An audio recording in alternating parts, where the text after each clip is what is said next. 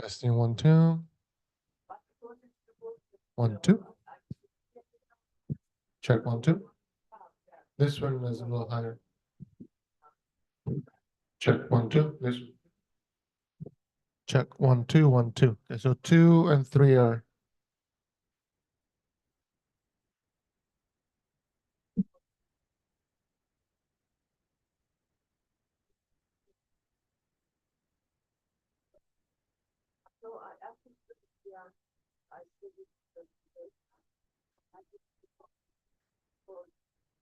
are the ones who say that that's the job.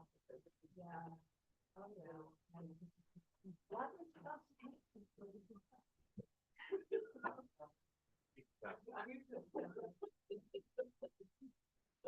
What kind of you think it?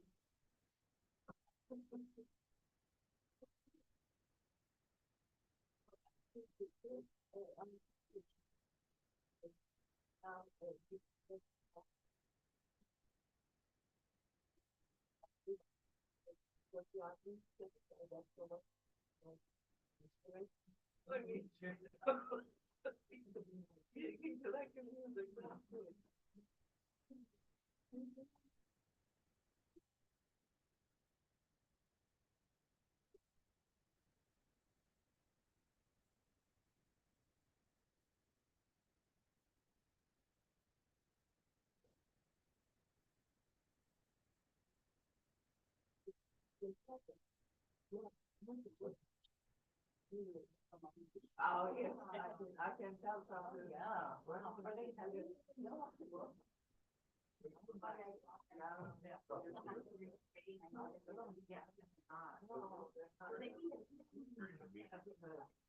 So my mother's rulers were Armenian, so I was told to when it comes to that, I was born in Mexico, so because of that, no,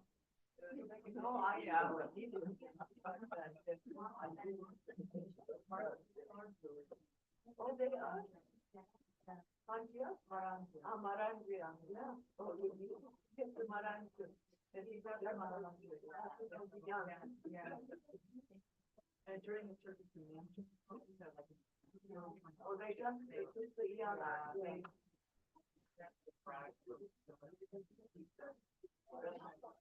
And Marangia.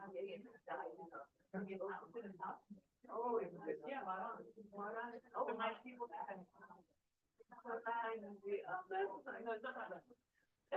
Why not? Why not?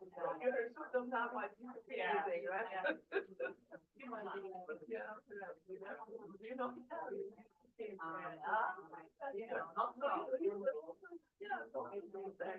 No, I thought like a more communicative personality.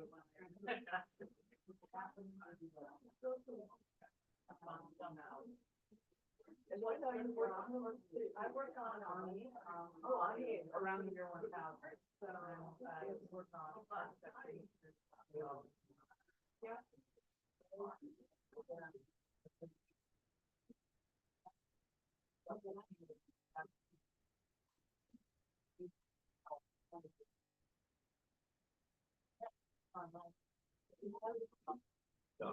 I have a lot of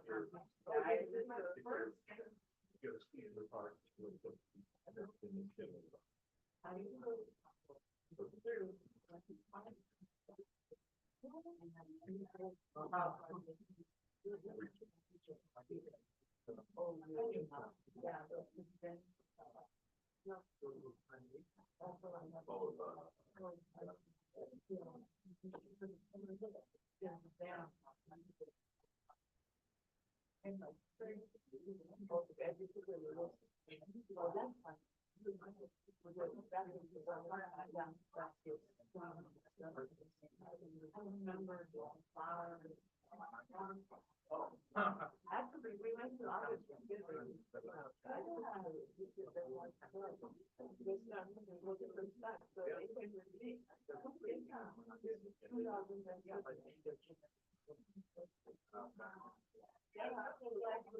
Yes, it was the first time. It was quite the when we went in August, August, and we loved it. And he said, I could retire here because in August you have waterfall literally outside of your house. I mean, there's yeah. So he said, oh, this is the perfect place to think and to run because yeah.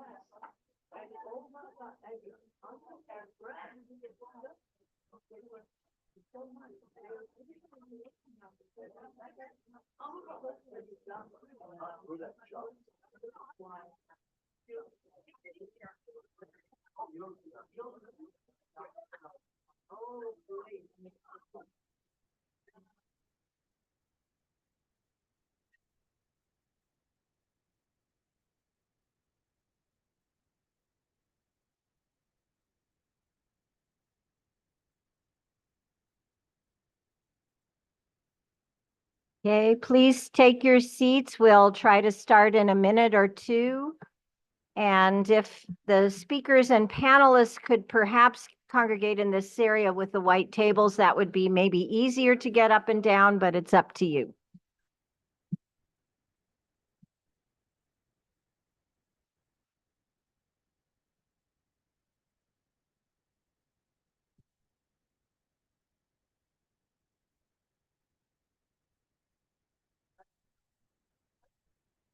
Are there still people outside? Maybe we need another round of encouragement. Oh, here they come.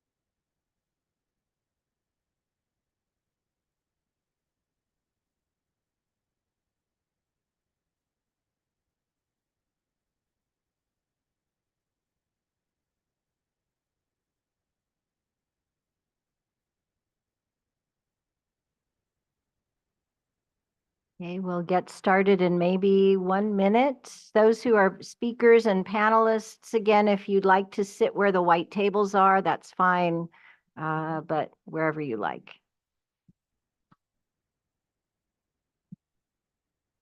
Vahe, are there people still in? Emptying them out to come here. Very good. Okay. Hasmig, let me know.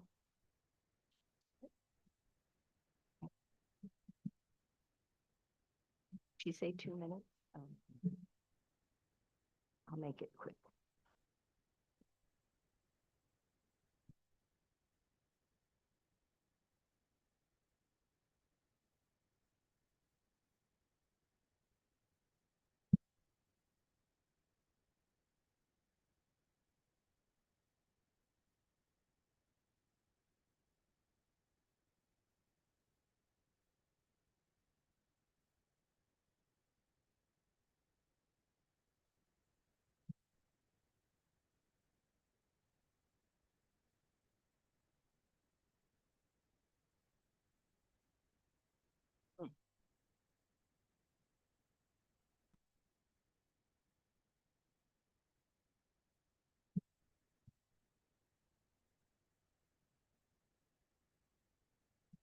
Maybe one more minute, we'll start.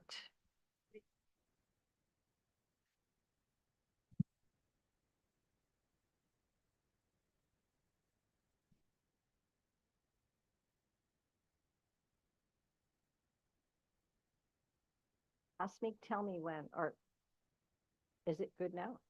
Okay. Padre Luis, good morning. Welcome to our very special event entitled Remembering Professor Richard G. Hovannisian, Looking Back and Moving Forward, a retrospective on the extraordinary work and life and impact of our beloved late UCLA professor, Richard Hovannisian, who served our university and our worldwide Armenian community for over 50 years, in fact, well over 60 years, as you see in the bio that we've provided for you. This is an event that is designed not only to honor Professor Hovannisian's memory and legacy, but also to reflect on his impact and how each one of us, irrespective of our fields or backgrounds, or even how well we knew Richard and our connections to him, can be inspired by his vision and how we can continue in our own way his efforts on behalf of the Armenian people. So I welcome you all to this special event in memory of a very special man. My name is Professor Ann Karagosian, and it is my honor as the inaugural director of the UCLA Promise Armenian Institute to host this important symposium. We are honored to have a very large number of speakers and panelists in our symposium, some coming from many parts of the United States and even the globe to participate today. All of our participants had a connection with Professor Hovannisian in various ways and in various contexts and time periods. And I believe they will help us to appreciate even more the extraordinary range of contributions made by our dear Richard throughout his life and career. So we all look forward to a very stimulating day with a series of short talks from speakers, as well as panels and panelist comments, with several videos and even a wonderful musical offering from just before lunch from our UCLA Armenian Music Program. Before we start, I am very happy to acknowledge the long list of co-sponsors for this important symposium, which include the UCLA Center for Near Eastern Studies, the Promise Institute for Human Rights at the UCLA Law School, the Fowler Museum at UCLA, the UCLA Richard Hovannisian Endowed Chair in Modern Armenian History, the UCLA Nadekatsi Chair in Armenian Studies, the UCLA Armenian Music Program, the UCLA Luskin Center for History and Policy, the National Association for Armenian Studies and Research, the Ararat Eskidjan Museum, the Society for Armenian Studies, the UC Irvine Center for Armenian Studies, the Cal State University Fresno Armenian Studies Program, the USC Institute of Armenian Studies, and the USC Shoah Foundation. Most of the leaders of these entities, these organizations, are with us today, and they will be participating in the program. But I would also like to acknowledge the presence of some who are with us today, who are here in our audience. I'll call out Mr. Al Kabraloff, representing the Armenian Educational Foundation, which funded the original Hovannisian Endowed Chair at UCLA many decades ago. So thank you all for being with us today. And I would also like to acknowledge the very helpful, somewhat informal committee that worked with us in planning this event. In fact, ever since last summer when Richard passed away, these include, and all of them are here today, Mark Mamagonian of Nasser, Christina Maranchi of Harvard, Bedros Dermatosian of the University of Nebraska, Hudi Berberian of UC Irvine, Barlo Dermagerditchian of Cal State Fresno, and Taner Akçam, Sebu Aslanyan, and Peter Cowie of UCLA. So thank you to all of you for your helpful ideas and assistance in this endeavor.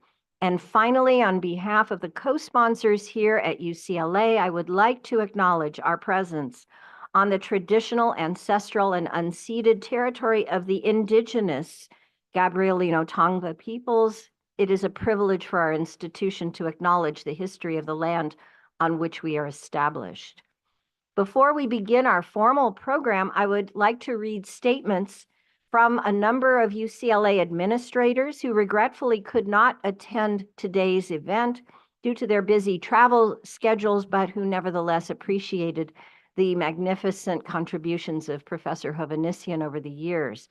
So first, from UCLA's Chancellor, Gene Block.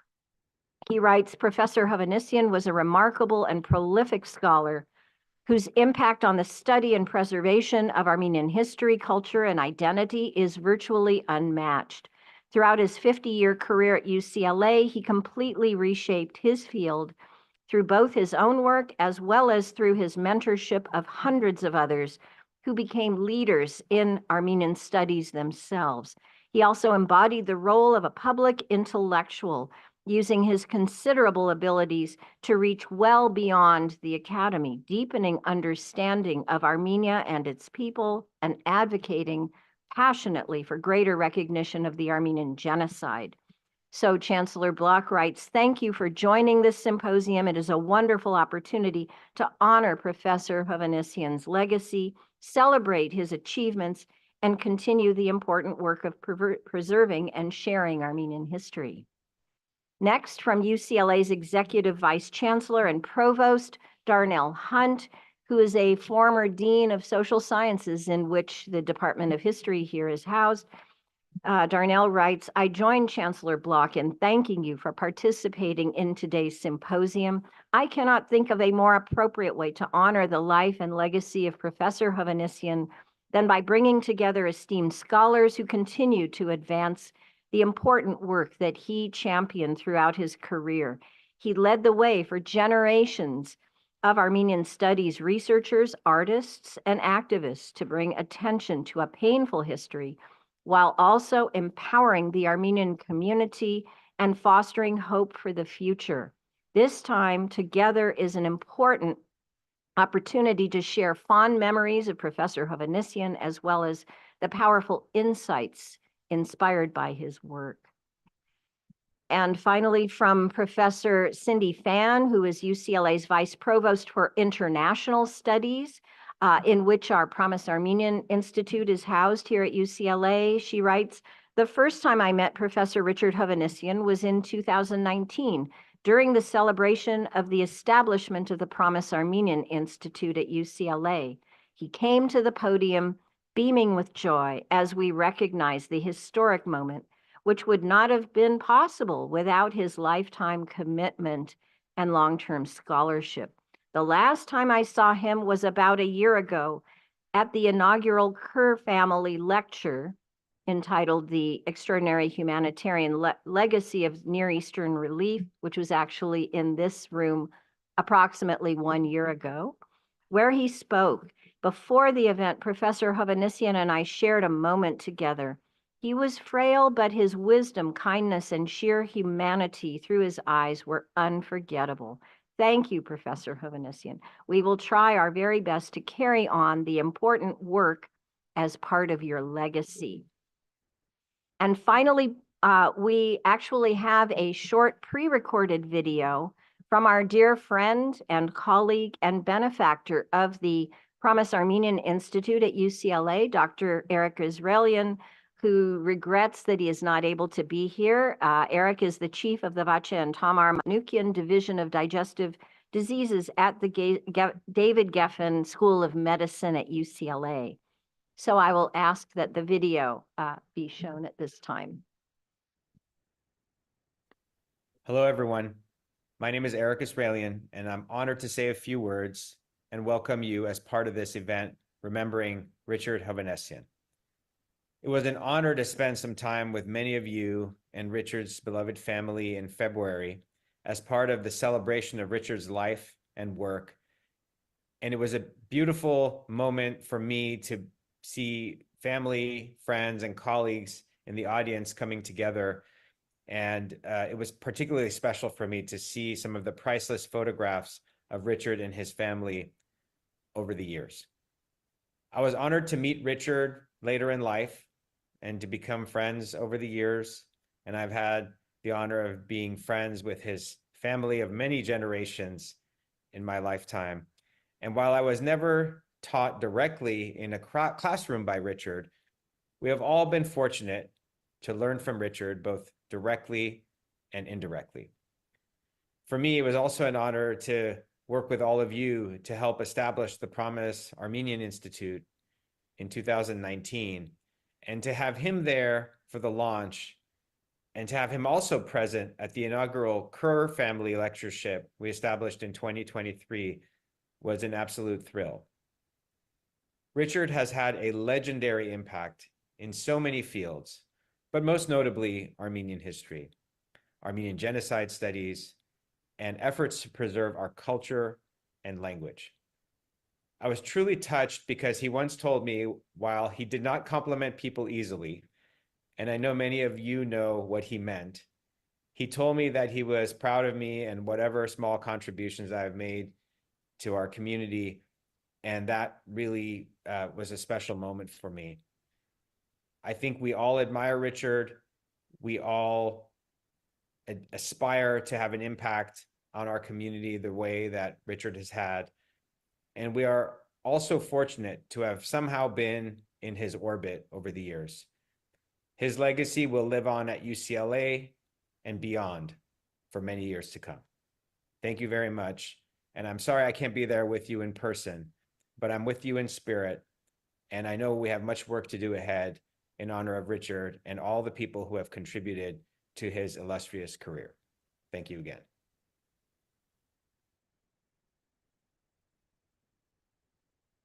Thank you. We are very grateful to Eric for all of his contributions to our institute and to UCLA. So now it gives me great pleasure to introduce Professor Sebu Aslanian, who currently holds the Richard Hovannisian Endowed Professorship in Modern Armenian History at UCLA. Sebu is also the inaugural director of our Armenian Studies Center within the UCLA Promise Armenian Institute, and he will offer also some welcoming remarks. So Sebu, I will invite you to come to the podium.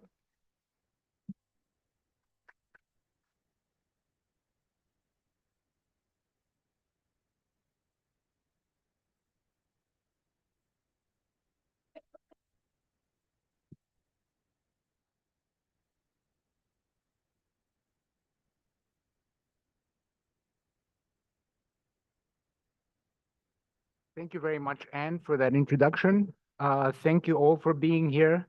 I'd like to thank you all, of course, for gathering here to celebrate the magnificent accomplishments of the late Professor Hovannisian.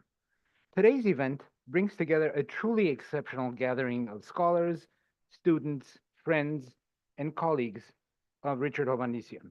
That we have such an embarrassment of riches, it's a good thing, is a testament to the exceptional skill and dedication of my esteemed colleague, Dr. Anne Karagosian and Hasmik Baghdasaryan. I can only heartily express my thanks and admiration for the work that you have done, and I'm sure I speak on behalf of all of us here today. Professor Hovannisian was a formidable scholar and a path-breaking innovator in the field of Armenian history, and the first holder of the Armenian Educational Foundation's Chair of Modern Armenian History at UCLA. In recognition of his towering accomplishments, the chair was renamed in his honor upon his retirement in 2011, following a storied 50-year career here at UCLA. Dr. Hovannisian was a mentor to several generations of scholars and a recipient of numerous awards and prizes, including a Guggenheim Fellowship. As the first holder of the chair, I am profoundly indebted to his vital contributions to the teaching and researching of Armenian history and for establishing the field of modern Armenian studies in North America on a firm foundation, a legacy that I'm sure will be carried in the future generations. Professor Hovannisian was not only a monumental figure in Armenian studies, but he was also a true pioneer in genocide studies in North America, a field that hardly existed before the early 1970s and owes an enormous debt to his contributions. His role as an indefatigable champion for the recognition of the Armenian Genocide will be remembered as one among the many meaningful and profound contributions that he has made. Like many scholars of Armenian history, Professor Hovannisian's dedication sprang from a deep desire to alleviate the incalculable losses and ineffable trauma caused by the Armenian Genocide of 1915 to 1918, during which, of course, much of the Armenian population in the Ottoman Empire was systematically exterminated. With the passing of our friend, mentor, colleague, last July, the whole of the Armenian Studies family suffered an irreparable loss and will be forever in Professor Hovannisian's debt for the many sacrifices that he made to build the scholarly foundation of modern Armenian history, a truly remarkable feat, especially since he did so at a time when there was no one else working in this area and he had no shoulders to stand on. So thank you.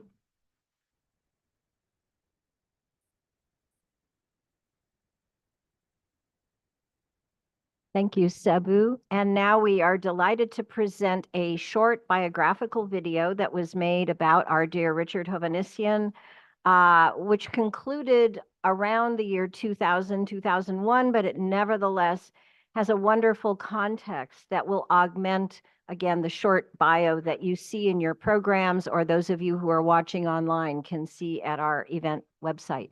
So I will ask now that that video be shown. And after the video, we will hear reflections on dear Richard's life by his grandson, one of his many grandsons, Garin Hovannisian, a well-known writer, filmmaker, and producer. So after the film, you can just come up.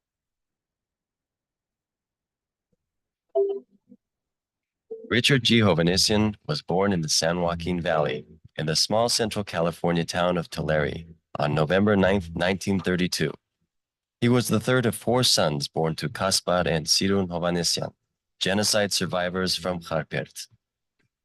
Richard and his brothers, John, Ralph, and Vernon, spent their childhood on the family farm, harvesting crops, working the soil, and in little Richard's case, often stealing time to help his mother or read a book.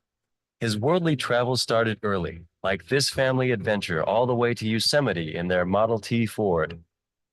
From Wilson Elementary and Cherry Avenue Junior High to Tulare Union High School, Richard was a model All-American student and a thespian too. Still, when graduating from high school as class valedictorian, young Richard was frustrated. For all those years, no matter how much he searched, he couldn't find any reference to Armenia in either his classes or his school books. His college years took him to the big city, Fresno, California. There, while a student at Fresno State College, Richard got involved in many international clubs on campus and was a member of the Model United Nations team, along with Martiter Kochalozyan, the girl he'd later marry. At that time, they could only dream of having an independent Armenia represented in the United Nations. Fresno also brought him closer to other things Armenian, like the Armenian Youth Federation, where he made lifelong friends and drove cross-country from Fresno to the East Coast for annual conventions. He finished his undergraduate education at the University of California, Berkeley in 1954 with a Bachelor of Arts in History.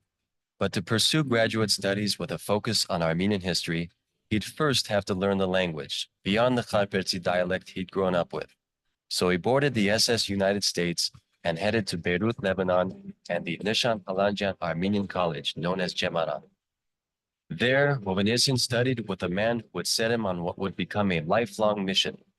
Under the wings of Simon Varatsian, the last prime minister of the first independent Armenian Republic, Hovannisian learned the Armenian language and history. The more he learned, the more he searched. 1956, Hovannisian spent the year on a solo journey around the world, seeking out Armenian history and life. He visited near and far eastern countries and communities in his quest for living history in perspective. Upon his return to California, Hovannisian joined the U.S. Army for 2 years. But he never strayed from the academic path, and while serving his country at Fort Ord and the Presidio in San Francisco, he started studying for his master's degree at University of California, Berkeley. At the same time, in 1957, Richard married Vartiter Kocholozia. She was one of only 2 women in her class at the University of California, San Francisco Medical School. In 1958, he received his master's degree in history and she her medical degree. They returned to Fresno, where Richard began teaching Armenian language and history, while Vartiter embarked on her internship and residency at Fresno General Hospital. Soon after, in 1959, came Rafi, the first of 4 children. A call to join the history faculty at UCLA brought the young family to Los Angeles in 1962. The 60s were a busy time. 3 more children, Armen, Ani, and Garo. And while teaching at UCLA, Hovannisian was also an associate professor of history at Mount St. Mary's College. And so in the early 60s, Hovannisian started shaping the Armenian history curriculum at UCLA. He developed the undergraduate courses and initiated the PhD program in Armenian history. His own PhD was in Russian and Near Eastern history, which he earned at UCLA in 1966, because there was no such program yet offered in Armenian history. Hovannisian's dissertation traced Armenia's road to independence from 1914 to 1918. That dissertation, published as Armenia on the Road to Independence, was the launching pad for a masterful 4-volume series dedicated to the First Armenian Republic of 1918 to 1921. The books that Hovannisian expected would take a few years to publish took more than 30 years to complete, requiring decades of research in the world's archives and many late nights of reading, writing, and revising in his office. At UCLA, while building the Armenian history curriculum from ground up, Professor Hovannisian was also the Associate Director of the Near Eastern Studies Center for more than 20 years. Among his most important undertakings at UCLA was the introduction of the Armenian Oral History program. This pioneering effort yielded more than 700 detailed recorded interviews with genocide survivors, virtually all of whom are gone today, but whose eyewitness accounts are documented forever. 1986 marked a turning point at UCLA. The Armenian Educational Foundation endowed a chair in Modern Armenian History, ensuring that Armenian history would be taught in perpetuity at the university. The Bob and Nora Morvel and Kaspar and Sirun Hovannisian fellowships were also established to support graduate students of the AEF chair. After an extensive international search, Professor Hovannisian was named the first holder of the chair in Modern Armenian History.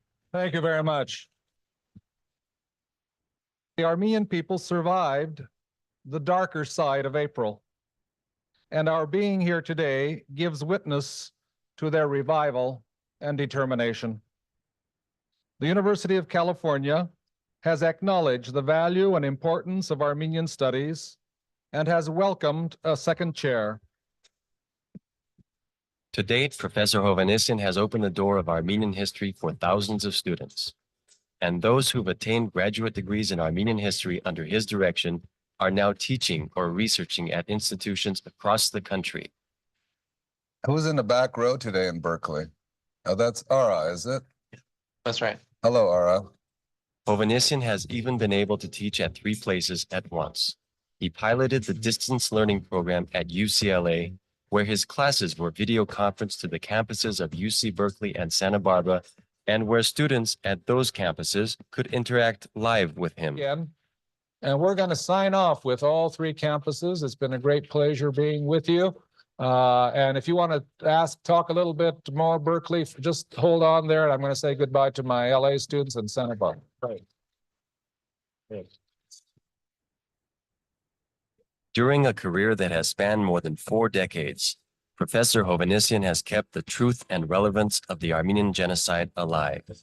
Through thousands of lectures, conferences, classes, publications, and media appearances, he has managed to raise consciousness about mass violence, its roots and consequences. The historic lands of Armenia, the lands of Van, of Mush, of Sasun, of Erzurum, of Sepastia, of Kharpert, these lands were swept clean of a people that had lived there since the first millennia BC. Hovannisian's participation in several films, documentaries, and TV shows has also helped educate international audiences about Armenia, the Caucasus, and the Armenian Genocide. The genocide for the Armenians is民族大虐殺、ジェノサイドは、アルメニア人にとって Equally consuming and determined has been his effort to gain world recognition of the genocide and to tear down the wall of denial. Don't get me up here to argue with someone whether or not a genocide took place. I mean, it took place. Let's talk about why it took place. It is within this framework that Professor Hovannisian is involved with Facing History and Ourselves. Through this organization, he participates in seminars nationwide to share with middle and high school teachers effective ways to incorporate the Armenian experience into world history and human rights curricula. He was also instrumental in creating the Armenian chapter in the model curriculum on human rights and genocide. That curriculum is today available to all California schools. Professor Hovannisian's research and scholarly activities have taken him to more than 40 countries on 6 continents. One of life's most compelling moments came in Syria, where he came face to face with a desert he had read and taught about almost all of his life. There in the blistering heat of Deir Zor, where thousands marched to their death, came a grave discovery, a hill in the village of Margade, made entirely of Armenian bones. Other countries Professor Hovannisian has done fieldwork in include France, Israel, Germany, the United Kingdom, Your Excellencies, members of the Diplomatic Corps, noble lords, members of the House of Commons, ladies and gentlemen. Egypt, India, China, Japan, the former USSR, Armenia 42 times, and Turkey. In the year 2000, despite the obstacles, Professor Hovannisian addressed academicians and students about the genocide at Bogazici University, formerly Robert College in Istanbul. Despite his nonstop schedule, he does manage occasionally to take a breather on some of his outings, like this one at Australia's Great Barrier Reef. Professor Hovannisian is the founder and 3-time president of the Society for Armenian Studies. He also represented California on the Western Interstate Commission on Higher Education for 16 years. Hovannisian serves on the board of directors of 9 scholarly and civic organizations and on 5 editorial boards. The professor's awards and honors are innumerable. He was honored by His Holiness Karakin I with a Medal of St. Mesrop Mashtots for his advancement of Armenian studies. In 1990, he was elected to the Armenian Academy of Sciences, becoming the first social scientist living abroad to be so honored. He has received honorary doctorates from Yerevan and Artsakh state universities, and in 1998 was bestowed with a Movses Forenatsi Medal by the Republic of Armenia. Hovannisian has published more than 22 books and 50 scholarly articles, and according to his children, has filled their home with mountains of material that he and Vartite read, write, translate, and edit during every spare moment. In recent years, Hovannisian has initiated a popular conference series on historic Armenian cities and provinces, ranging from Van and Erzurum to Mush and Ani. The weekend-long conferences draw capacity crowds to UCLA. With each conference, Hovannisian brings many noted scholars from around the globe to address specific topics of interest. Through it all, Professor Richard and Dr. Vartite Hovannisian haven't lost sight of life's greatest blessings. Garin, Daron, Van, Datev, Shushi, Sevan, Edi, Armen, Vahan, Sofin, and yet another on the way provide the smiles and inspiration needed to carry on. True fulfillment comes to those whose life's work and purpose live on in those who follow. So it is for Richard Hovannisian, who on March 2nd, 1992, watched proudly as his son Rafi, Foreign Minister of the Republic of Armenia, raised the tricolor of the newly independent republic at the United Nations in New York City. Մենք Հայաստանի դերերն ու զարաներն ենք։ Այսօր Հայաստանը մեզանով գաբրե եւ մենք ենք, որ քովիկալով, մեկ փրունց գազմելով, որ պիտի երաշխավորենք, որ մեր երակույնը մշտական եւ հավերժ մնա այս շենքի առջև։ Professor Hovannisian dedicated his first book, to a generation whose ideals continue to inspire. With the banner flying high, we dedicate this to a man whose ideals continue to inspire, a national treasure, Professor Richard Hovannisian.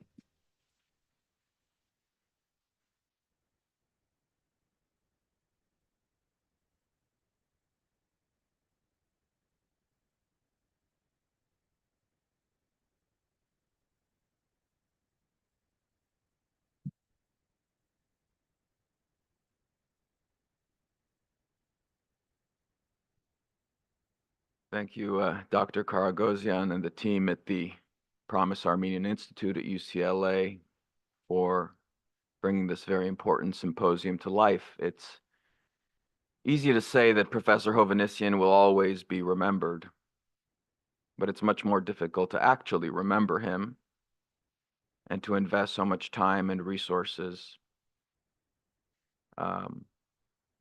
into bringing memory to life. So I thank you, and I thank you all on behalf of the Hovannisian family for sharing in today's remembrance and tribute.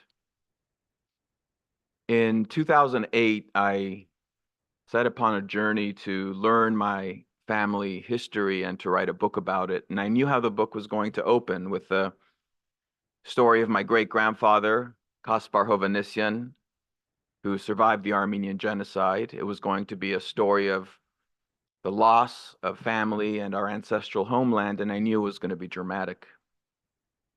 I knew how the story was going to conclude, too, with the story of my father, an Armenian-American-born lawyer, Rafi Hovannisian, who would repatriate to Armenia in Soviet times and fight for independence and become Armenia's first foreign minister.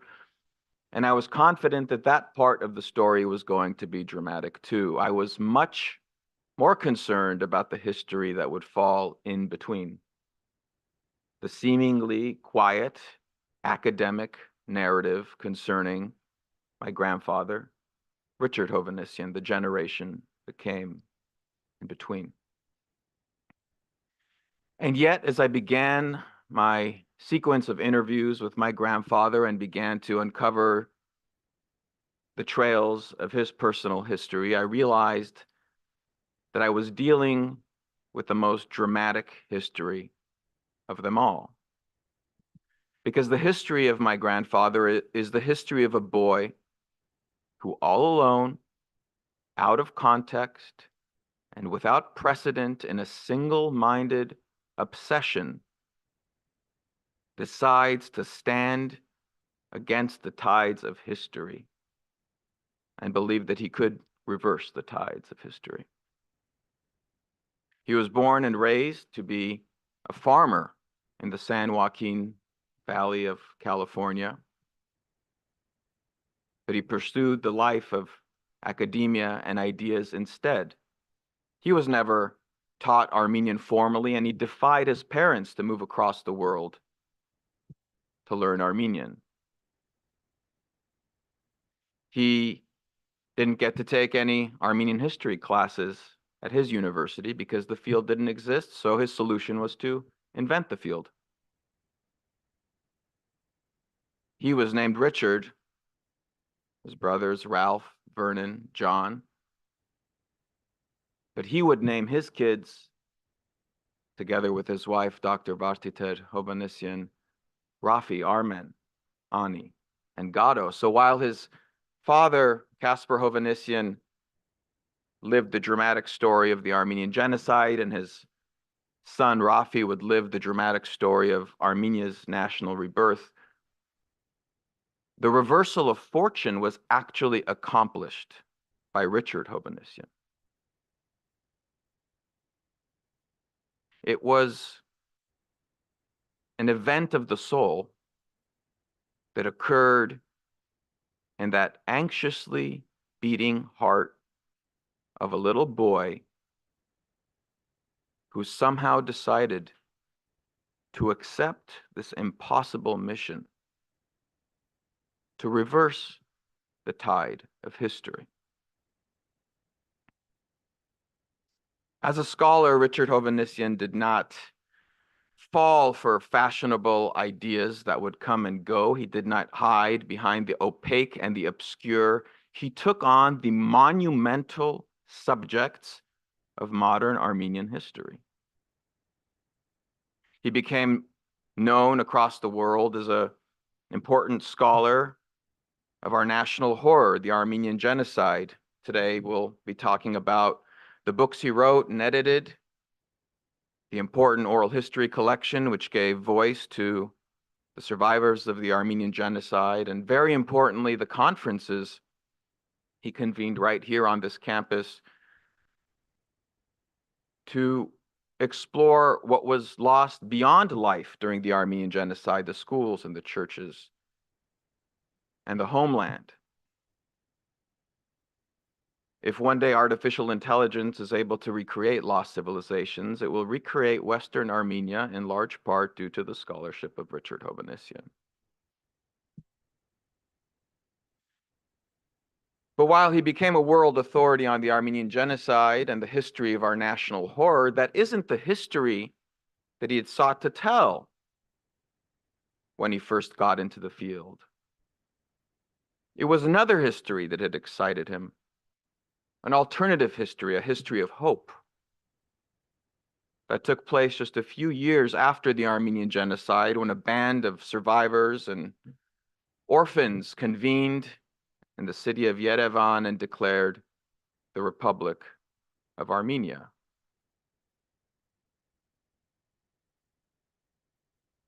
Decades of research and writing resulted in the work of his life, Richard Hovannisian's 4-volume masterpiece, The Republic of Armenia, which is a parable, a premonition, and an account of our national rebirth.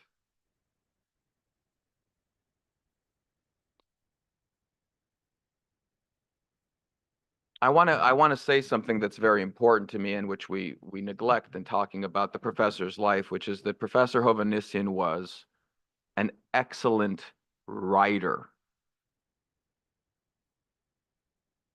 It took a master storyteller to set the stage of history and to bring and show how the forces and ideas of history clashed upon these small Armenian people and their small Armenian nation. And it took a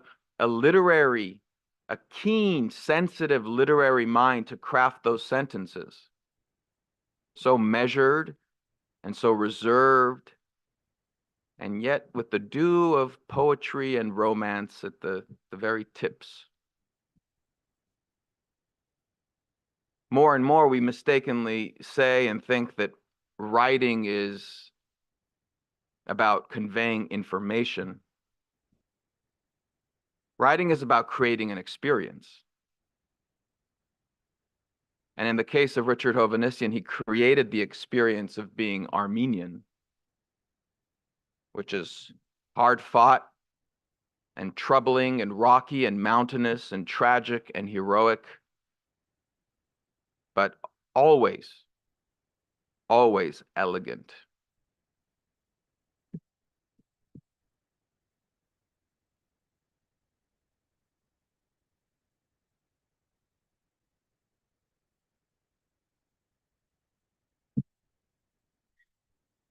Professor Hovannisian didn't just sit on the histories he wrote either, as many of you know. He packed those books and many others, including the one I ended up writing, into carry-on suitcases and traveled the world with them. He believed that history isn't just to be written, it has to be fought for and marketed, sold. At the grandest academic conferences and the smallest of community halls, he became our history's grand ambassador.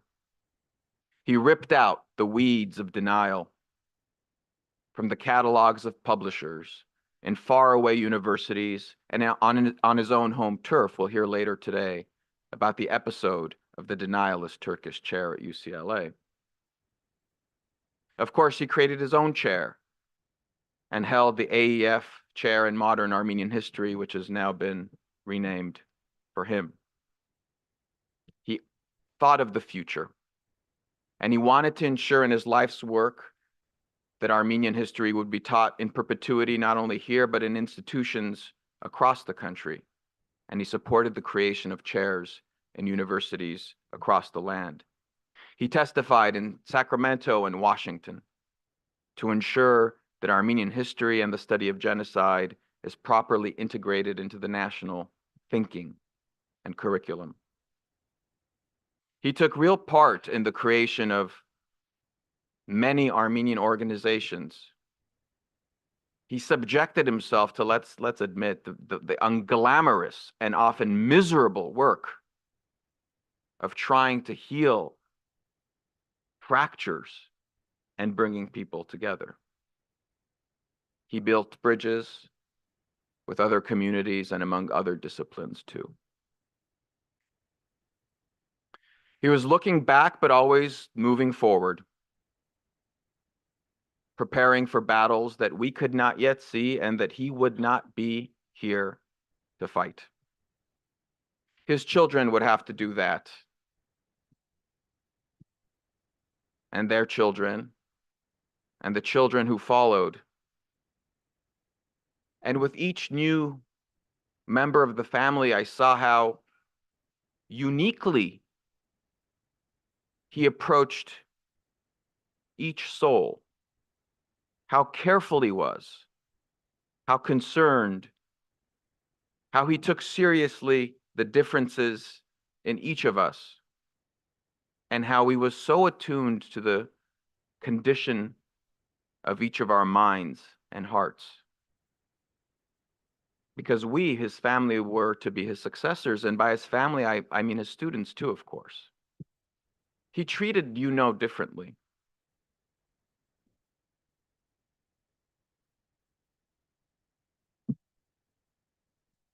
Many of his students, the thousands of them, he educated and inspired.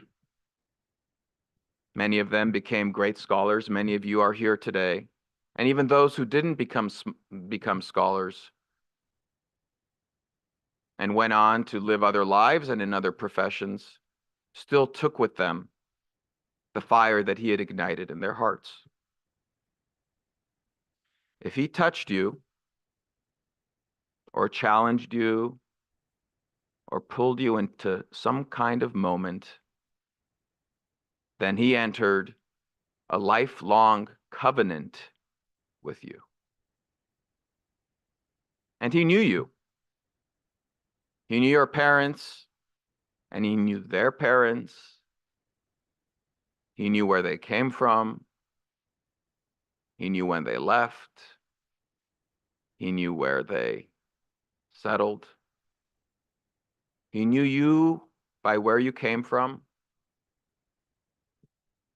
And he knew it where it was that you were going and how you were going to fit in. In the treasury of his mind, I think the greatest treasure was that hidden map that connects all of us. And I'm grateful that at least for today, that map isn't hidden.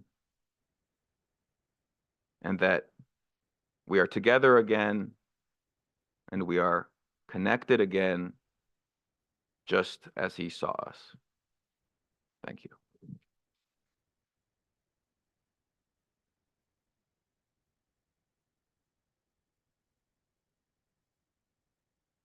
Thank you so much, Gaden, for that amazing commentary and very eloquent tribute to your grandfather. So we are ready now to begin our first session of the day. This one is on the subject of Professor Hovannisian's contributions to Armenian genocide research, specifically pertaining to historical documentation, efforts by him and others in refuting genocide denial, as well as efforts for official recognition by governments, including the US government. So our speakers today will reflect on Professor Hovannisian's contributions in the subject that is listed, but also perhaps offer some personal reflections on his impact on their lives. So our first speaker in this session is our own Dr. Taner Akçam, who is our inaugural director of the Armenian Genocide Research Program within the UCLA Promise Armenian Institute. So Taner, please come to the podium.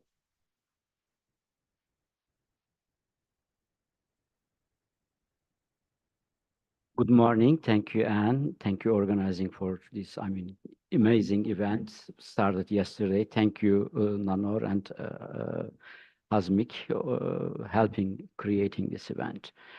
It's really a great honor for me to speak on Richard Hovannisian's contribution to Armenian genocide research. And I think my PowerPoint should be there, I hope.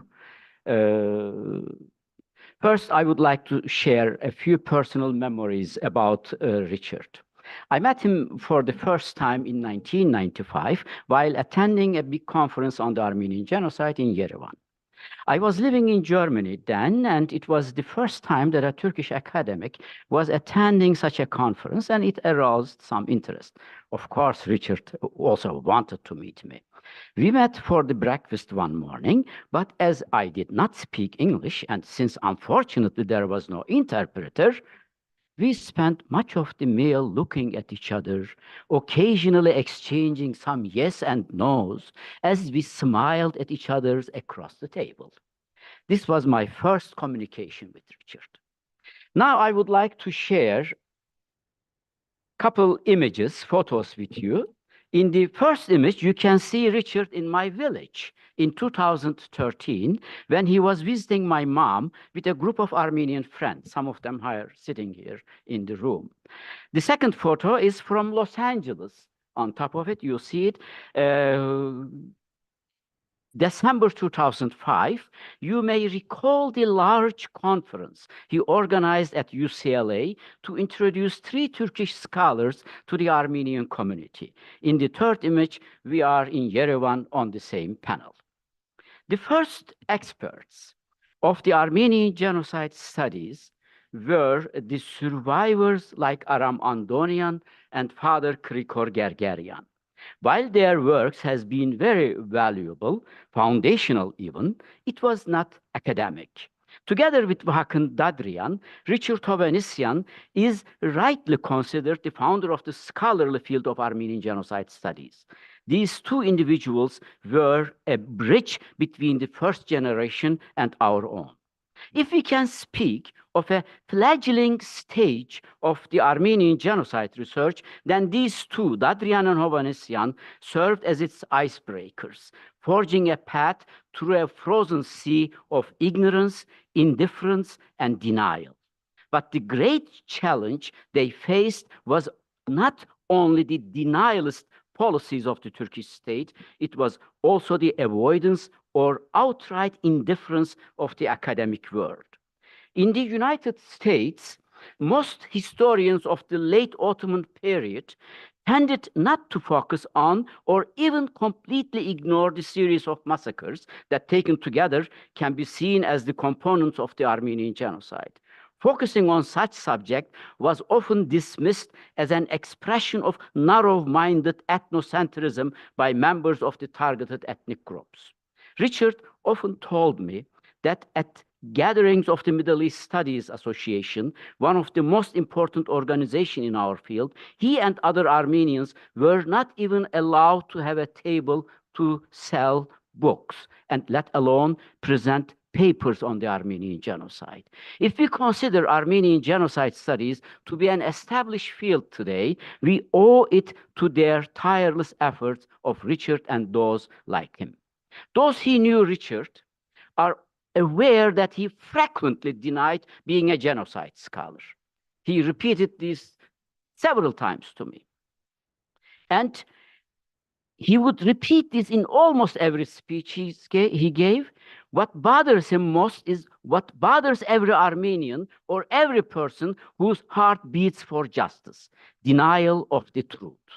The denial of the Armenian genocide was his greatest regret, and not only because he was Armenian or justice seeker, he was also upset because it prevented him from practicing his profession as a historian. Yet, despite his adamant denial, he was and remained one of the principal founders of the Armenian Genocide studies. Let's take a look his publications. Here are the image of only 5 books. It omits countless other books and articles that deal with the Armenian genocide. These 5 books, which he edited, contains a total of 75 articles, each one dealing with a different aspect of Armenian genocide. There is hardly an academic field that isn't covered in these works: history, law, philosophy, literature, art, music, film, education, memory studies, comparative genocide studies, and transitional justice are just some of these fields. He was well informed of the works in all these fields. In his latest book on the subject, he divided the content according to these titles. At this point, I would like to take a closer look. 3 of the book that to show the enormity of his contribution. The first one, published in 1986, The Armenian Genocide in Perspective. It is of historical importance. It brought together papers presented at 1982 Tel Aviv conference, which is considered the springboard of Armenian genocide studies. The book was first in many ways. His article, Richard's article, Armenian Genocide and the Patterns of Denialism, is still the main reference article for those dealing with Turkish denialism. I use in my classes every year. Robert Melson's article, Provocation and Nationalism, has become a classic in our field. That Richard included a second article on oral history and the Armenian genocide should be considered revolutionary for its time. In 1992, he published the collection, The Armenian Genocide, History, Politics, Ethics. Each paper in this book has also subsequently become a classic in our field. James Reed's Total War, Robert Melson's Revolution and Genocide, Richard's own Altruism during Armenian Genocide are just few examples. Ioannis Hosiotis' pioneering article, Armenian Genocide and the Greeks, directly treats the relationship between different ethnic groups during the genocide, a topic that other scholars only begin to contend with after 2010s. In his foreword, Richard deals at length with the concept of security. To my surprise, I discovered when I reread them, he dealt with the concept of security and its relationship with genocide and denial. Those who know the field, this shows how far-sightedness and his vision for the future. As you know, today, security studies and genocide studies are at the cutting edge. It's simply not possible to go through all his books here, but it must be highlighted the extent to which Richard has not only encouraged and brought together people from a wide range of disciplines to write about Armenian genocide, but also made a major contribution to the field through his own work on denialism and oral history.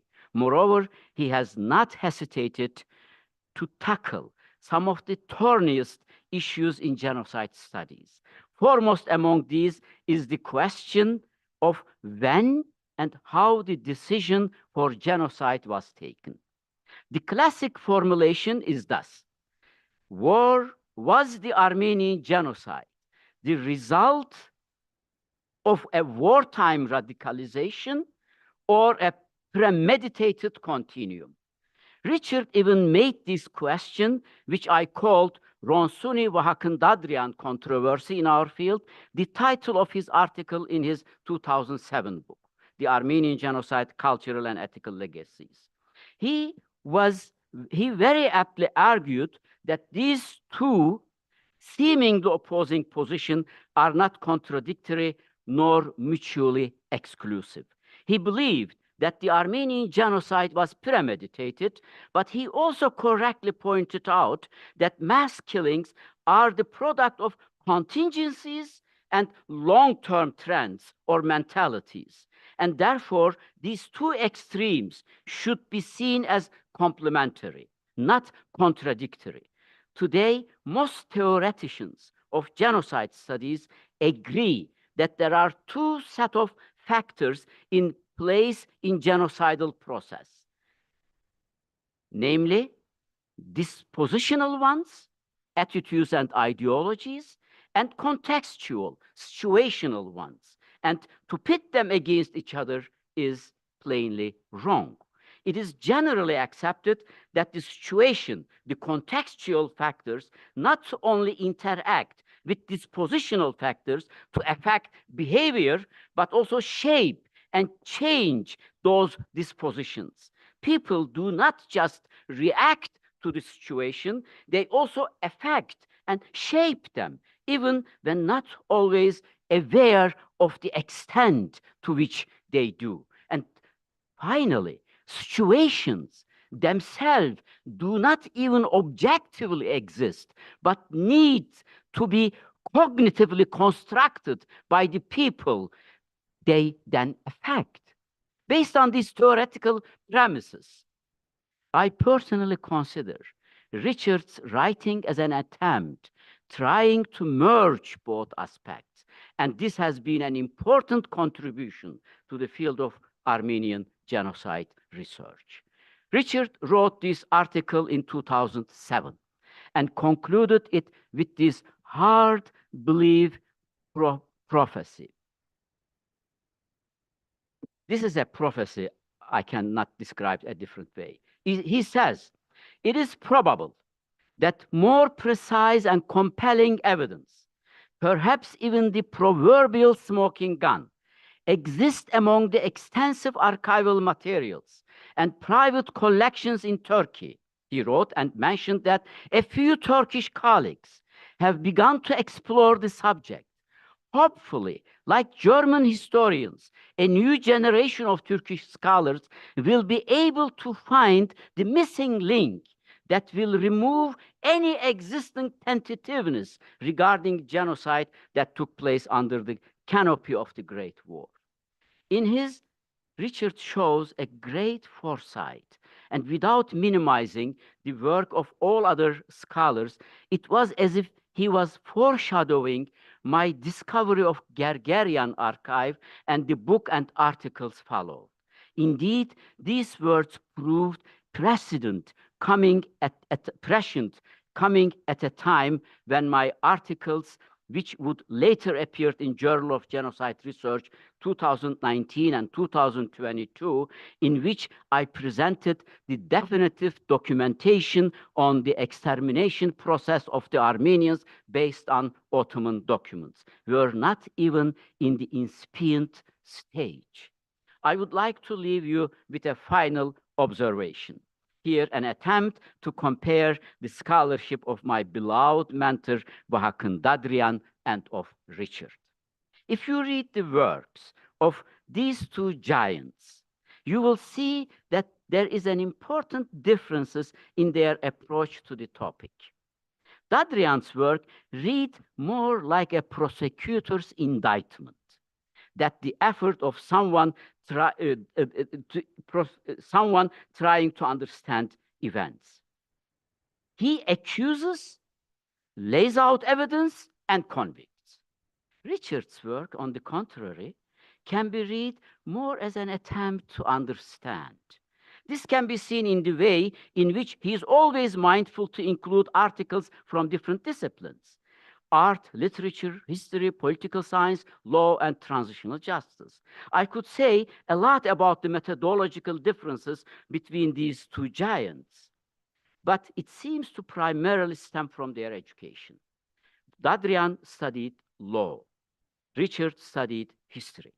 Law is the science of judging in the name of justice, whereas in history, understanding is favored over judgment.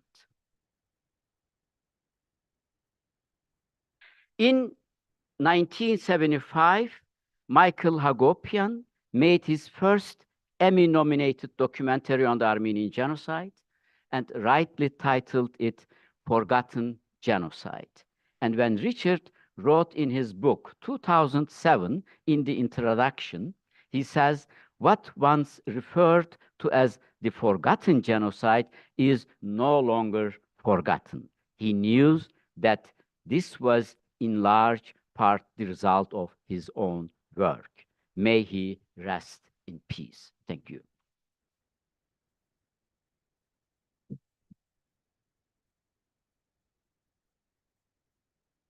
Thank you so much, Taner. And next in this session, we will hear from Dr. Bedros Dermatosian, who is Professor of Modern Middle East History in the Department of History at the University of Nebraska, Lincoln. So I will ask Bedros to come to the podium, after which we will have our panelists here.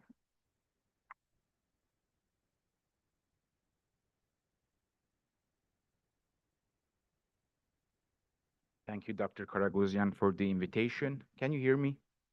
All right.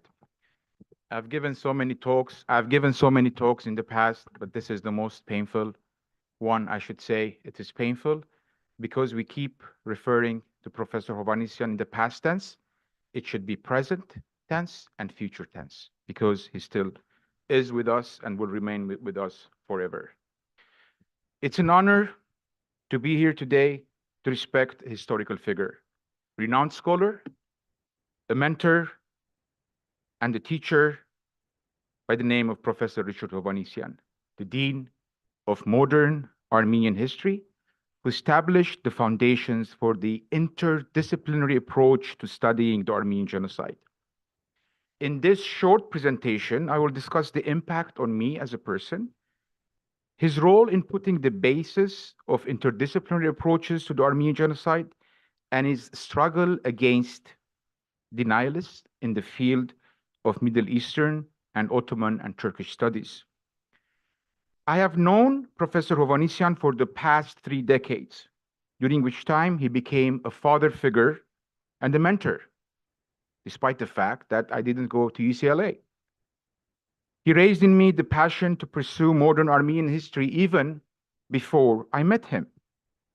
I remember that in the early 90s, during my undergraduate years at the Hebrew University of Jerusalem, I spent hours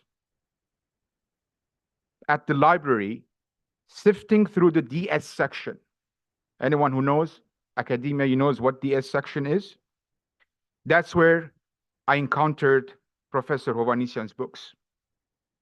His books inspired a young undergraduate who grew up in the Muslim quarter of the old city of Jerusalem and lit in him the torch of pursuing modern Armenian history. From the Muslim quarter to Columbia University, and from MIT to the University of Nebraska, Lincoln, Professor Hovannisian has closely followed my career path. He stood by my side at the darkest moment in my life, and some of you know what I'm talking about. Before I moved to Nebraska, he and Dr. Vartiter flew to Omaha, took a car, drove to the University of Nebraska, Lincoln, met the chair, checked my office to make sure that I was in safe hands. Even I found about this after a few weeks. They both wanted to make sure that I was in a good place. Being elected to the Executive Council was a great honor. He encouraged me to run to the SAS. He appointed me as the secretary. Back then was a great thing to become the secretary under Professor Hovannisian. And it was like, major position. And eventually I became the vice president and served 2 terms as the president of the Society for Armenian Studies. He was not, as I said, only a mentor, but also a father figure. It was because of him that I met my better half, Dr. RPC Ayan. While my parents were not able to come to my wedding due to health problems. He spoke during the wedding on behalf of my parents. After finishing 4 volumes dedicated to the Republic of Armenia, Professor Hovannisian dedicated his research and career battling denial of the Armenian Genocide, resurrecting the history of the Armenian towns and villages of the Armenian provinces of the Ottoman Empire, and writing textbooks on modern Armenian history. As a scholar of the Armenian Genocide, he has contributed more to the discipline than others in the field. He edited multiple volumes on different facets of the Armenian Genocide, including historical, literary, and artistic perspective. Yet the question is, what drove Professor Hovannisian to dedicate his time and efforts to exploring the field of Armenian genocide? In one of his essays, he says, and I quote, "It was the Turkish government's campaign of denial that pushed me into the arena of the Armenian genocide studies through what may be called the back door. I had not chosen this depressing subject. It was the reprehensible action of a government to wipe clean the slate of history, just as its predecessor had wiped clean an entire people, that aroused in me a sense of moral indignation and a commitment to engage in the struggle of memory against forgetting despite the highly unfavorable odds." End quote. Thus, Hovannisian concentrated on exploring different facets of the Armenian genocide. He and his peers were acting in a different time, where denial of the Armenian genocide was considered as the norm. Along with his colleagues, he resisted the stifling voices of Armenian voices within Middle Eastern and Ottoman studies, which had relegated Armenian studies to a second-class status. He fought for the relevance of Armenian studies within these fields and tirelessly fought against the efforts to marginalize Armenian issues and the denial of the Armenian genocide. He was not only fighting the denialist propaganda propagated by prominent figures in the field of Ottoman and Middle Eastern studies, but also that of Turkish state that poured millions of dollars into Western academia to obfuscate the historical veracity of the Armenian genocide. Middle Eastern Studies Association, MESA, and the Ottoman and Turkish Studies Association were complicit in the past with denialist venture. Even today, there are major denialists within these associations. For example, in the first decades of its inception, MESA failed to address and condemn the campaign of denial of the Armenian genocide launched by consecutive Turkish governments in the US academic sphere. This was a well-orchestrated campaign in which many prominent Middle Eastern and Ottoman Turkish studies scholars took an active role. Over half century, Professor Hovannisian brought together more than 70 scholars to contribute to his edited volumes on the Armenian genocide. Professor Hovannisian was not obsessed with the smoking gun. How many times do we need to prove that what happened to the Armenians was a genocide? We don't need a document to prove that. The process itself indicates that it was a genocide. These volumes demonstrate the multifaceted and interdisciplinary approaches to the Armenian genocide, including but not limited to philosophy, literature, art, music, history, historiography, denial, education, politics, and law.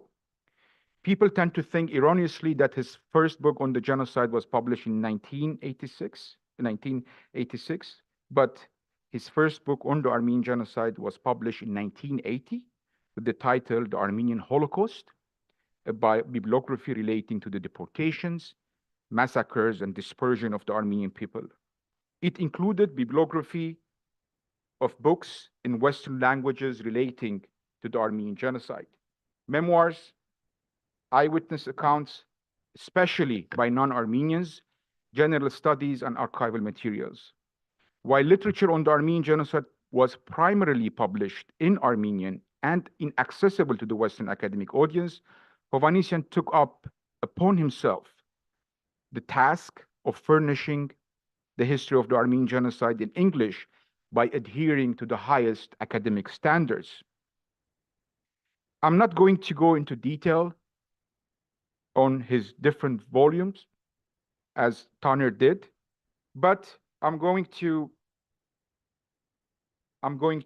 conclude, because it would be redundant to go over these volumes again. And my conclusion is the following. While historical events and transformations play an important role in history, in shaping history, historical agents also shape the history of their nations, communities, and states.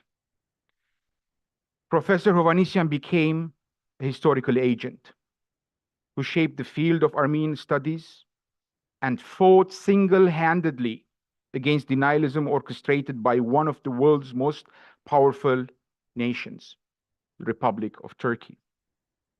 While he has physically passed away, his perseverance, contributions to the field, and scholarship should stand as an ultimate model to every young scholar who strives to walk in his footsteps. Thank you very much.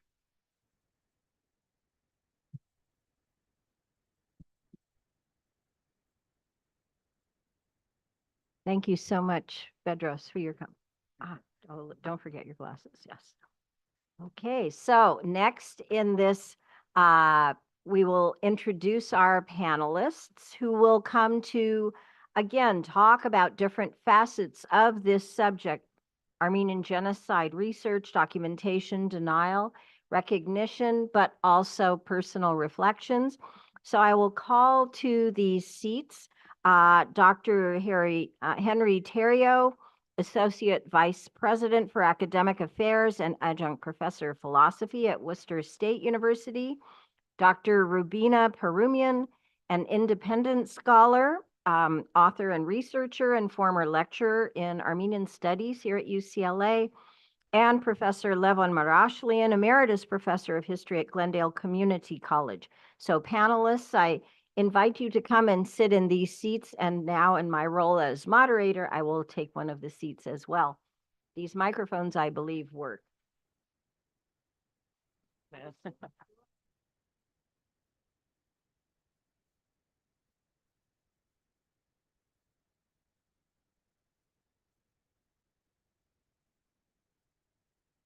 Is it live now? Very good. I think they're all live. All right. So for our first panelists, we have heard from Tanner and from Bedros about Professor Richard Hovannisian's long-term contributions, not only to enhancing the study and documentation of the Armenian Genocide, moving it more prominently to the public eye, but also his efforts to push back at and refute denial of the Armenian Genocide. Perhaps each of you could offer your own perspectives on his contributions and how it had perhaps a lasting impact on the field, as well as perhaps you personally. So maybe we'll start with Henry and move to Rubina and then Levon. Thanks so much. Is it on? Okay. Oh, there we go. All right. Not that I can't shout, but it's good to have a mic. As is evident from what we heard last night and have heard so far today, we could spend weeks and months detailing all of the contributions Richard Hovannisian made as a scholar, an Armenian, and as a human being, and still have much more to say. In my 6 minutes, hopefully, I can, of course, add only a tiny bit more. Richard Hovannisian's brilliance was not simply in the remarkable histories he produced, but in his innovative reframing of historical scholarship itself to engage the complex issues that are raised when one conceives history from a minority perspective, from an outsider's position, and produces the history of a group the very existence of which, let alone the existence of scholarship about it, was in question throughout that history and remains so as one constructs accounts of that history. I will focus on just two aspects of that reframing. First, much of the discussion last night and today has detailed Richard's tremendous impact on Armenian studies and Armenian students. Yet his impact went far beyond that and continues to impact far beyond that. While he would say, and Taner alluded to this, he would say he was not a historian of the 1915 Armenian Genocide. The reality is that he contributed immensely to scholarship. And what is so special is that his work was recognized from the very beginning of the development of the field of comparative genocide studies by non-Armenian scholars as essential to that emerging field. Before figures such as Vahakin Dadrian, Taner Akjam, and many others made their incredible impacts, for these non-Armenian scholars, and rightly so, Richard was the expert on the Armenian Genocide and was able to bridge the divide between viewing it as an event within the history of Armenians from ancient time to present and its core position within the history of genocide as a whole human issue as first conceived by Raphael Lemkin. More than anyone else, Richard brought the Armenian Genocide to the community of non-Armenian scholars. Indeed, it is not just that he was the representative of scholarship on the Armenian Genocide to the first founders of this field, people such as Israel Charney and Roger Smith, and in the International Association of Genocide Scholars they created, but that his significant presence from the beginning had an important role in shaping that field. More than any other scholar engaged in the Armenian Genocide, he made study of the case central to that field. Indeed, because of his efforts more than anything else, in the 21st century, along with the Rwanda genocide and the Holocaust, the Armenian Genocide has become a referent case by which insights on the Armenian Genocide in the literature on such things as ideological factors in genocide, the role of structural hierarchies, complex political dynamics between future perpetrators and victims, the centrality of mass violence against women and girls in genocide, and especially denial, are applied to a range of other cases. Take a moment to think about how different that is today, where the Armenian Genocide is central to scholarship around the world, from when Richard first couldn't find references to Armenian history in any sources he was looking for. The way Armenian scholars once saw the Holocaust as a standard of measure of the Armenian case, now scholars of other genocides view the Armenian Genocide. Not only did Richard produce excellent scholarship on the 1915 genocide, but he advocated persuasively for a special role in comparative genocide studies for it. As one example, he famously emphasized that the Armenian Genocide is one of the rare instances of genocide executed through all 5 of the methods definitive of genocide in the UN Convention. Of special importance in this regard is his landmark 1998 chapter on Remembrance and Denial. Denial of the Armenian Genocide in comparison with Holocaust denial. His great innovation was to move beyond comparing the Holocaust and the Armenian Genocide, or more to the point, trying to show similarities of the Armenian Genocide to the Holocaust in order to more firmly establish the veracity of the Armenian Genocide, to a comparison of their denials. This was game-changing.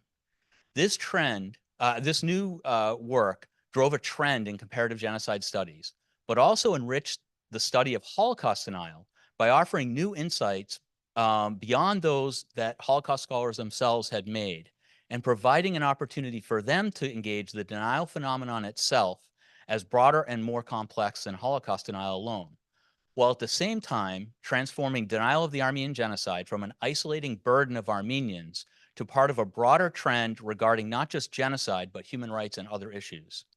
That one brief chapter by Richard was the impetus for me to the most central focal area of my scholarship over my entire career, looking at denial as a pervasive general phenomenon in the late modern era. The second contribution by Richard impacted me and so many others in a very practical way. Those of us in academia know well, only too well, that the norm for a prominent scholar in any field is self-focus and the desire to develop adherents, echoers, and even acolytes and disciples as a way of demonstrating that scholar's importance. Richard's profound difference in this regard has been perhaps the most important factor in the development of Armenian genocide studies and Armenian studies more broadly. At a career point where many celebrated scholars rest on their past accomplishments and consolidate their statuses, Richard introduced a fundamental innovation into how Armenian genocide studies developed that should be a model for all fields. He used his unquestionable position as a major figure in US and international academic circles, not to impose his views on others, not to feed his ego, not to derive benefits for himself, but quite the opposite, to create spaces for literally hundreds of emerging scholars. Perhaps influenced by his geographical location in LA, he became a great talent scout for Armenian genocide studies and Armenian studies more broadly. He began running major conferences, which we've heard about, and editing collections, which we've also heard about. And through those conferences and collections, fostered a comprehensive interdisciplinary scholarship on the Armenian genocide that defines what that scholarship is at its best. Going back through those conference programs and collections, you see scholar after scholar for whom Richard opened the door.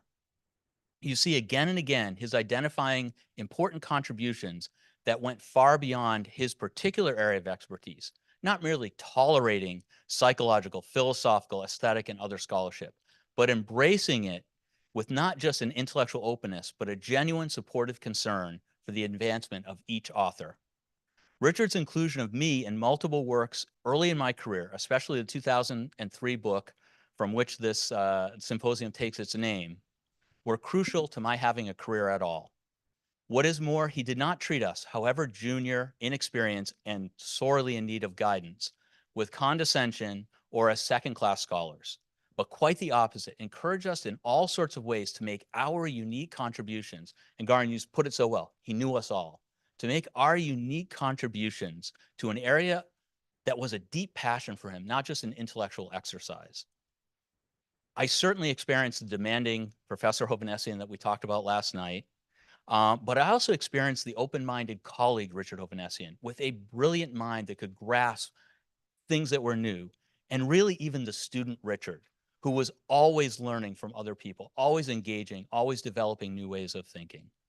It is no exaggeration to say that his efforts in this regard, more than any other factor, built the human structure of Armenian genocide studies. I never took a course with Richard, and how I wish I could have, but have long felt very much his student and mentee. Richard, it is impossible for me to express how much gratitude I feel for what you did for me and so many others, and thus I think the future of Armenia. Thank you. Thank you so much. Next, we'll hear from Dr. Rubina Parimian. It should be on when you start. Is it on? Yes. Okay. It was a struggle for me to squeeze what I wanted to say about Richard Hovannisian in 5 to 6 minutes. Fortunately, I had the opportunity last night to talk about the impact that he had, the role that he played in my academic life. So I will just read through what I thought was my perspective of Professor Hovannisian's career. I would characterize Richard Hovannisian as a unique combination, a rare synthesis of an outstanding scholar of Armenian studies, a trailblazer, and a staunch activist, an unyielding crusader of high thought. He often used to say, as we heard before, that he is not a genocide scholar, and his expertise is in another area of Armenian history. But he did more than any other genocide scholar would do to disseminate awareness of the Armenian genocide, knowledge about the Armenian genocide, fight for its recognition, world recognition, and against denialism. He did not lock himself in an ivory tower, as the metaphor goes for some scholars, but opened to the community. He dedicated his precious time to the community affairs, starting from that complicated process, the entire process of lobbying, constructing, testifying in courts, and finally erecting the Armenian Genocide Memorial atop Bicknell Park against very heavy, very strong Turkish opposition. He lobbied in Sacramento for the inclusion of teaching of the Armenian genocide in public schools, as he did in New York City's Department of Education and Massachusetts Board of Education, State Board of Education. He helped initiate the organization of the Armenian scholars, the Society for Armenian Scholars, to fight the Turkish hegemony in the Middle Eastern Studies Association, the home of Turkish denial of Armenian genocide. He reached far and near, testifying in United States and in international courts, like the Permanent People's Tribunal in Paris, in governmental media, governmental platforms, and in media, to advocate, to promote the truth of the Armenian genocide, the indisputable truth about the Armenian genocide. He even testified for the sons of. Hold the mic up. Yeah, he testified in defense of the sons of the genocide survivors. You remember the LA5? That some of whom had taken justice in their hands and acted the way not acceptable for today's civilized society. His focus was the inherited trauma of the genocide they experienced and the ever-sharpening memory of it, the ever-sharpening frustration, the psychological effect that was caused by the ongoing flagrant Turkish denialism. He rallied forces to expose the lies of denialists and the leaders of Turkish denialism in academia, such as Stanford Shah, Hitlari, Justin McCarthy, and others. In one of our conversations, and there were many during my academic cooperations with him, he shared my concern about the nuances of denialism, explaining and contextualizing and historicizing to the extent that it might lead to rational explanation and even to veiled justification. He was concerned. He was worried about, and I'm quoting his words exactly, the inherent dangers. He was concerned about the inherent dangers and very real potential of exploitation of seemingly scholarly contextualization. But unfortunately, he was one of the few who could define, who could identify these nuances. It has been 45 years now since the day that I started my studies at Near Eastern Languages and Cultures department at UCLA.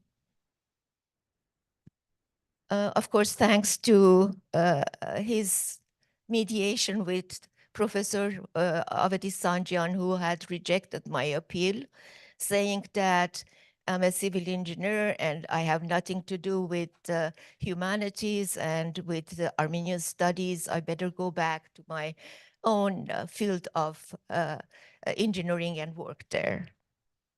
And I owe everything that I did. And I tried my best. I did everything I could what I produced, I owe it to Professor Hovannisian for opening my path into this area, into this field, being my guide, as everybody witnesses, as everybody mentions that. I repeat that too. He was my guide. He was my role model. He was my mentor. Thank you. Thank you. Thank you, Rubina. And next we'll hear from Levon.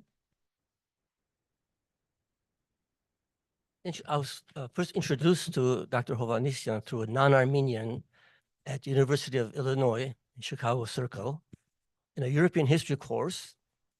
We had to do a paper, and I chose the Eastern Question. And the professor said, Eastern Question, Eastern Question. I know everything about the Eastern Question. You're not going to teach me anything, and you'll get a C, maybe B+ if you're lucky. He said, why don't you do something about the Armenian question? And I said, what's that? This in the early 70s in Chicago. I was disconnected from Armenian life. I said, no, I want to do the Eastern question. Why? He said, because it's big, everybody knows about it. Yes, I said. He said, well, you won't get a good grade. If you're lucky, you'll get a B. But he said, I know nothing about the Armenian question. And in the Eastern question, I noticed Armenian question sometimes comes up, but I know nothing about it. If you do a paper on the Armenian question, you might get an A. I said, okay, I'll do anything for an A. Okay, so and through that, and he knew, and he wasn't Armenian, he had heard of Hovannisian. So through that circuitous way, I learned about him. And when I got my BA at University of Illinois, I decided to come to LA to meet him. And I came out, I saw him for the first time in 1974. And I beat you by a little. What was your? By 5 years. By 5 years, 1974. And I applied. It was very helpful with admissions and everything. He was always supportive, and not just with me, all the students. He was supportive not just academically, but also he knew the nooks and crannies of finding financial aid for his students. He'd pull strings here, he'd turn this here. He said, "Come over here. I just found out about something." In my case, I did not need financial aid too much, because I had the GI Bill, and I was also working as a mechanic. But he was very good at just helping students in many ways. Well, I began studying under him, and I forgot whether it was a paper or a report or test I wrote. And the first one, and he wrote this on the bottom. He marks up all over the place. He destroys it. At the bottom, he wrote, adequate, but not inspired. Boy. Wow, it hurts. But it pushed me to try harder. And let me go to oral history, the oral history project. He initiated it, he designed it. And I, with other students, we did so many oral history interviews. And one of the projects was to bring us to Fresno. And I forgot the year. I forgot what year it was. He said there are a lot of people in Fresno, so he took me and a few other students who had already done good oral history interviews. So we went up to Fresno in my 1965 green Chevy van as a group. And what he did is he had already prepared all the survivors. He had already prepared. He signed him to me. He had arranged everything in great detail. And he chose me to interview his mother, Sirun, and in her home. was a especially moving experience experience for me. And we did so many interviews in a short period of time. His research his research is it's a seminal research with long-lasting impact to what he does, what he produced, and through his many students. Let me go to Mesa. It was mentioned before. Professor Hovannisian stressed and encouraged his students, mostly his graduate students, to go to Mesa conferences, where, as it was already mentioned, we were not very welcome. There were so many panels organized by, not by Armenians, organized by Turkish scholars and others, Middle Eastern specialists, and obviously they were not, the Armenian question, the genocide, was either never mentioned or mentioned, through the side in a negative way. And what Hovannisian did is he organized himself and he encouraged others to organize panels on the Armenian genocide, specifically using the term Armenian genocide, which wasn't a popular thing in those days. I'm talking about the 1980s and 1990s. It wasn't popular at that time. And on something personal, always with him was Vartiter. And she was like a mother hen watching over him personally, getting him ready to go. One time I remember they were packing, said, Dikran Shabigit Mimornar. Every detail, she would help him academically with his research, with his writing, translation, but also she was like a mother hen, just taking care of him in a way, reminding him of everything. And at the Mesa conferences, she was always there supporting. She wasn't a scholar herself, but she was always around, and she had this small camera. She would take pictures all over the place. Now, for young people over there, you say, why would she take a camera? Doesn't she have a smartphone? In those days, no smartphone, folks. So she had this little camera, and she'd go around. So I'm going to drop this. Click, click, click, taking mostly pictures of her husband and others. And she was like almost like I don't know how to describe it. There's so much to say about him, but perhaps his biggest, one of the most important things he did, was mentioned already, the Turkish chair was going to be organized at UCLA. It was 1997. I think it was 96, 97, became quite a controversy. And it was going to be funded by the Turkish government, I think $1.5 million, $1.5 million. And it was going to pass. It was all universities like to get big money like that. So it was a done deal, basically. But what he did is, first he encouraged his students and the UCLA Armenian Student Association to do whatever they could, preparing writings and things in the Bruin paper, in other papers and so forth, demonstrations, lobbying, all kinds of activity. I wrote something in the Glenelg News Press about it. We spread the word, but ultimately that means nothing. The bottom line is it's an internal department decision. And the only people who have a say on this is not even the whole university, the history department. And it came to a point where there was a final, after all the efforts he made, there was, I can find the date someplace, December 5, 1997. After all the work he did with his colleagues, there was a final meeting in Bunch Hall, 6th floor, Bunch Hall, a final meeting.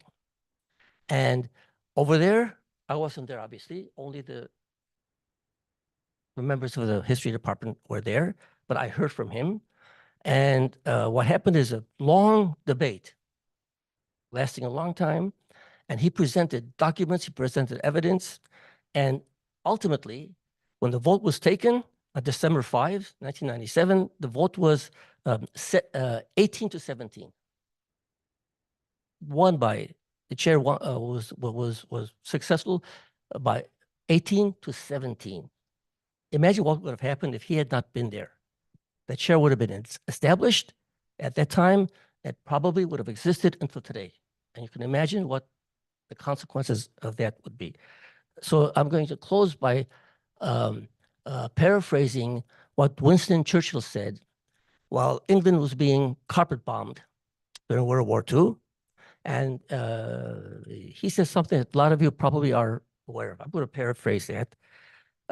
Should the legacy of the historian of the Republic of Armenia, who put the Republic of Armenia on the map, should his legacy last 1,000 years, that day in the history department will be his finest hour. Thank you very much. Thank you so much, Levon. And thanks to all of our panelists for your really insightful comments. So you can now return to your seats. Thank you so much. Amazing panel.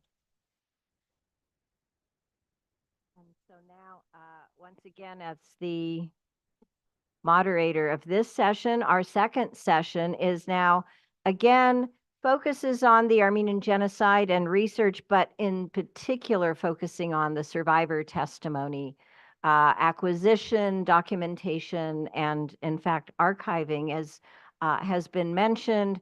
Richard Hovannisian and his students here at UCLA took over 1,000 Armenian Genocide survivor testimonies, and these are now fully archived and reside at the USC Shoah Foundation, one of our co-sponsors of this event.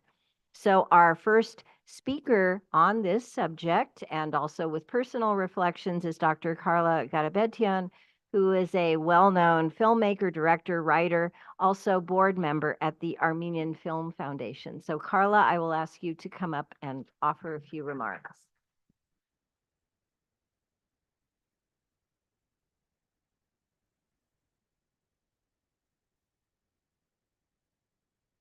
Well, thank you for asking me to take part in today. I'm very honored to be amongst this very esteemed group of scholars, colleagues, friends, family members. Thank you. What would he have thought of this day? All of us gathered here together, talking about him and his amazing legacy. I can imagine his response. Well, as long as something useful can come of it. Okay. Use my work as a catalyst to move forward. It's not about me, it's our collective goals. Now, my connection is that I work with Michael Hagopian at the Armenian Film Foundation, and Richard Hovannisian was interviewed multiple times for Michael's documentaries about the Armenian Genocide. I was there for some of those interviews. Richard was the academic touchstone. From 1975 all the way into the 2000s, Richard would pop up as an academic voice in those films. Richard and Michael, in fact, shared a mission, collecting survivor testimonies. Now, Michael's method was tailored to making documentaries. He would pre-interview the survivor to see how the survivor's story added to what we already know about the genocide. The interviews were targeted to elicit particular stories that filled in the gaps. Film was and still is very expensive, so those interviews were short and very much to the point. Now, Richard's method was the opposite. Richard did not want to limit the time because of expense. He wasn't making a film. He wanted the whole story, including the experience of the survivors' emigration. And so he decided to use audio tape as his format. Cheap and cheerful, no fuss. And rather than limiting the interviewers to just one person, he enlisted UCLA students to become part of a big Armenian Oral History Project. Manuk Hovannisian, who's here in the audience and who will be on the panel, he worked closely with Professor Hovannisian in his last years, working on the UCLA Survivor Collection. And sometimes he'd let me know what exciting testimony he had just come across. He knew I would understand his enthusiasm because I too had worked with testimony. And there's nothing like the moment when you hear an eyewitness account that reveals something we never knew before. In this case, Manuk said it was the survivor's experience of being in a camp, a transit camp, or what we might call a concentration camp. We didn't have an account from someone who had been in this particular camp, and Manuk was listening to a survivor actually talking about this place. Because you see, the genocide is still a gigantic jigsaw puzzle.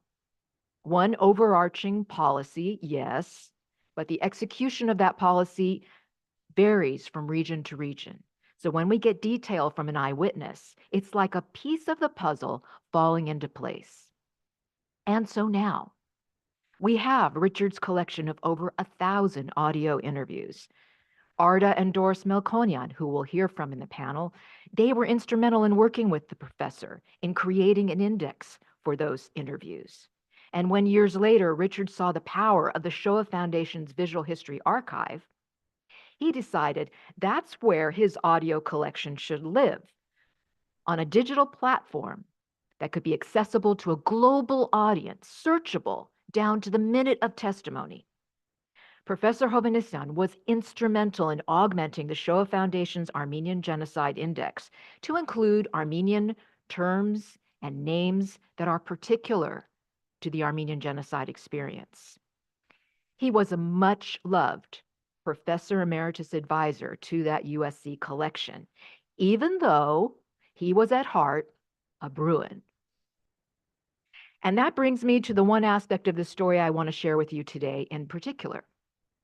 In December 2010, a digital copy of the Armenian Film Foundation's Genocide Survivor Collection was added to USC's Shoah Foundation. And Richard came onto the USC campus and saw how that archive worked. He was impressed. He said, "This is the Cadillac of archives." And shortly after that, he held a historic conference at UCLA called the Armenian Oral History Conference. Some of you may have attended that event, 2011. Now, there are an estimated 5,000 Armenian genocide survivor testimonies in different collections around the world. This was the first time representatives of those major collections gathered together in one place. Richard wanted all of us to share information about our collections, who was in them, how they could be digitized, preserved, archived for the future. It was Richard who instigated this because he knew there was no point in hoarding our interviews. The time had come for us to share. And that didn't mean handing them over or giving up ownership. No, it meant sharing metadata.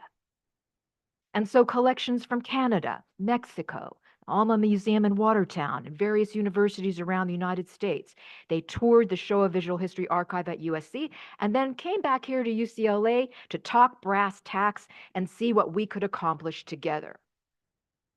As you've heard, Richard was inclusive. He believed in being interdisciplinary. I repeat, Richard was inclusive. He believed in building bridges between people and institutions. He believed that for us to move forward in Armenian studies, we had to think big. We always needed to be open to collaborate, share, and cooperate with each other. And that didn't mean he wasn't discerning about who he had relationships with.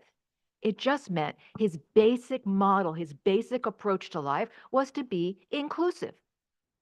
And part of that was understanding that the Armenian genocide period and its aftermath included other victim groups, like the Dersim Kurds. Professor Taner Akşam was the final speaker at that 2011 conference, describing the Dersim Oral History Project. covering the 1938 massacres of an estimated 30,000 to 50,000 Kurds by the Turkish army, a crime of humanity that followed in form and substance the footsteps of the Armenian Genocide. What did Richard want to happen as a result of this conference? He wanted a register of all survivors in these collections, the metadata, so that anyone looking for a family member or for a person connected to the Armenian Genocide, the name of a camp, for example, they could consult one source, one register. No voice would be lost.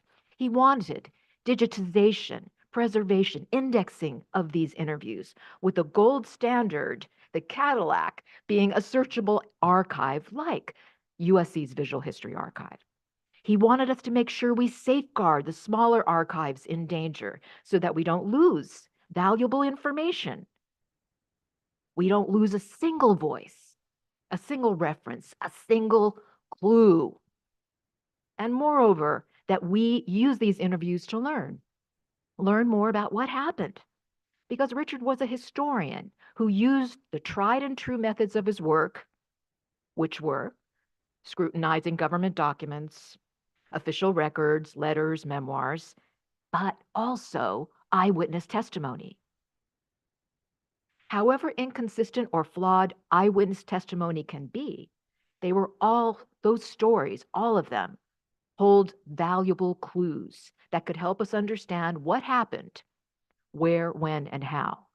Richard and all of the students he enlisted to interview the survivors, some of whom are here today, knew how important it was to save these accounts because they're a part of who we are. They are evidence. They are testimony to our identity, history, and culture. They are evidence of our survival.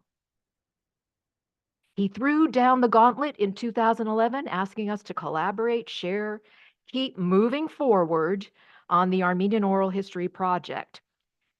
We haven't reached that goal yet. But I pledge to you, Richard, that I will try to keep to your goal of greater unity and collaboration.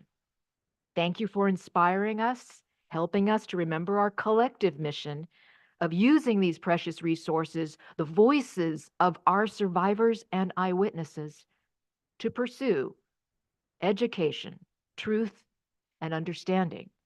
Because without truth, there cannot be understanding. Thank you.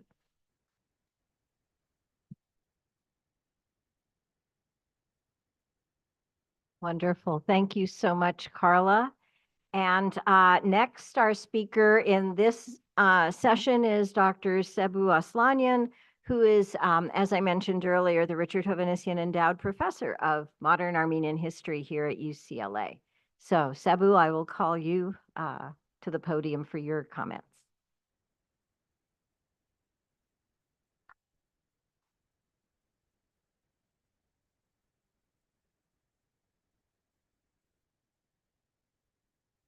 Thank you very much, Anne. Thank you all for being here.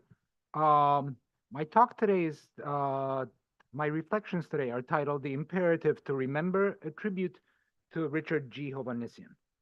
So as the first holder of the chair of Modern Armenian History named after the late professor, and as a professor of history here at UCLA, where Professor Hovannisian had a renowned career as an educator and mentor for half a century, I consider myself fortunate to be here to celebrate his monumental accomplishments and to carry the torch of educating a new generation of Armenian students and scholars as best as possible. Today, I wish to focus on the human element in Professor Hovannisian's scholarship on the Historic Armenian Cities and Provinces series and his pioneering work on documenting the witness, a practice now at the forefront of genocide scholarship. In other words, I'm interested in touching on the question of what drove Professor Hovannisian to work so tirelessly and so productively for so long. It seems no secret to those who knew him that he was inspired by two extraordinary individuals. The first was his remarkable wife and Gyanki Unger, Dr. Vartiter Kocholosian Hovannisian of blessed memory. We heard about her last night and we have been hearing about her today as well. Beyond this formidable woman was another person whose shadow was long and foundational. I am referring here to the professor's father, Kaspar Hovannisian, whose place in the professor's life and work I only came to appreciate in novel ways only after the professor's passing last July. Soon after learning of Hovannisian's death while traveling abroad last summer, I acquired a copy of A Family of Shadows, a beautifully written family memoir by Hovannisian's grandson, our very own Garin Hovannisian, who is with us today. I gleaned much about the trauma and pain the young Kaspar Hovannisian and his mother Hernar Gavroyan endured during the cruel spring of 1915. In their natal town of Bazmashen, not far from Kharpert and Mezre. When the deportations began, 14-year-old Kaspar was separated from his pregnant mother. He never saw her again, save for his dreams as a bereaved survivor in Tulare, California, where he resettled after the Armenian Genocide.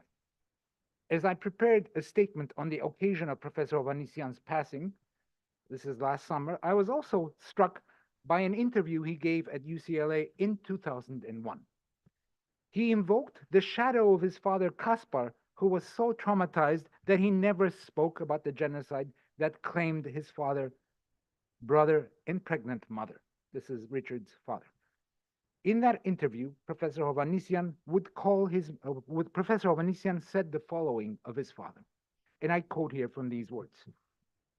He didn't talk much about it, but in his sleep, he would call for his mother. That's the way with the aftermath of genocides. It's not there, but it's always there. These lines that so vividly illustrate the ineffable power of and trauma of the genocide moved me profoundly. Suddenly, I began to see Professor Hovannisian's prolific body of scholarship, including the 15 volumes of the Historic Armenian Cities and Provinces, and many of his publications on the genocide, especially the over 1,000 recorded interviews with genocide survivors that now forms a foundational part of the Shoah Foundation's Richard G. Hovannisian Armenian Genocide Oral History collection, entirely in a new light. As one of the very first professionally trained historians working in modern Armenian history in North America, Professor Hovannisian's body of scholarship was not only a truly magnificent feat in its own right, but was also a cry of the first generation descendant of genocide survivors. In crucial ways, Hovannisian enlarged upon the work of scholars and survivors of 1915, such as Arshak Alboyadjan, Aram Andonian, who has been mentioned already by our colleague Taner Akçam, Hagop Siruni, and many others. Like them, but in a highly professionalized manner, Professor Hovannisian's scholarship was a response and an attempt to heal the wounds felt by his father, wounds inflicted with the destruction of an entire generation of Armenian fathers, mothers, and children, all taken violently from this world. If psychoanalysts and scholars of trauma have anything to teach us, it is that everybody responds differently to inherited trauma and to the long shadow of mass extermination. Some cannot respond and thus remain crippled, silent, and mute. Others resort to activism, while a very few others are able to fuse scholarly gifts with engaged activism to fill the void left by genocidal trauma and rescue what remains from the erosion of the past, of history. Professor Hovannisian was one of these rare individuals. And in this context, his scholarship and his response to his father's silence reminds one of the celebrated passage in the work of the great Aram Andonian. And so in concluding my homage to Professor Hovannisian, I'd like to quote from Andonian's fundamental work, the Medz Vojir, the Great Crime, and end with an invocation from the celebrated Jewish historian Yosef Haim Yerushalmi of Columbia University as well.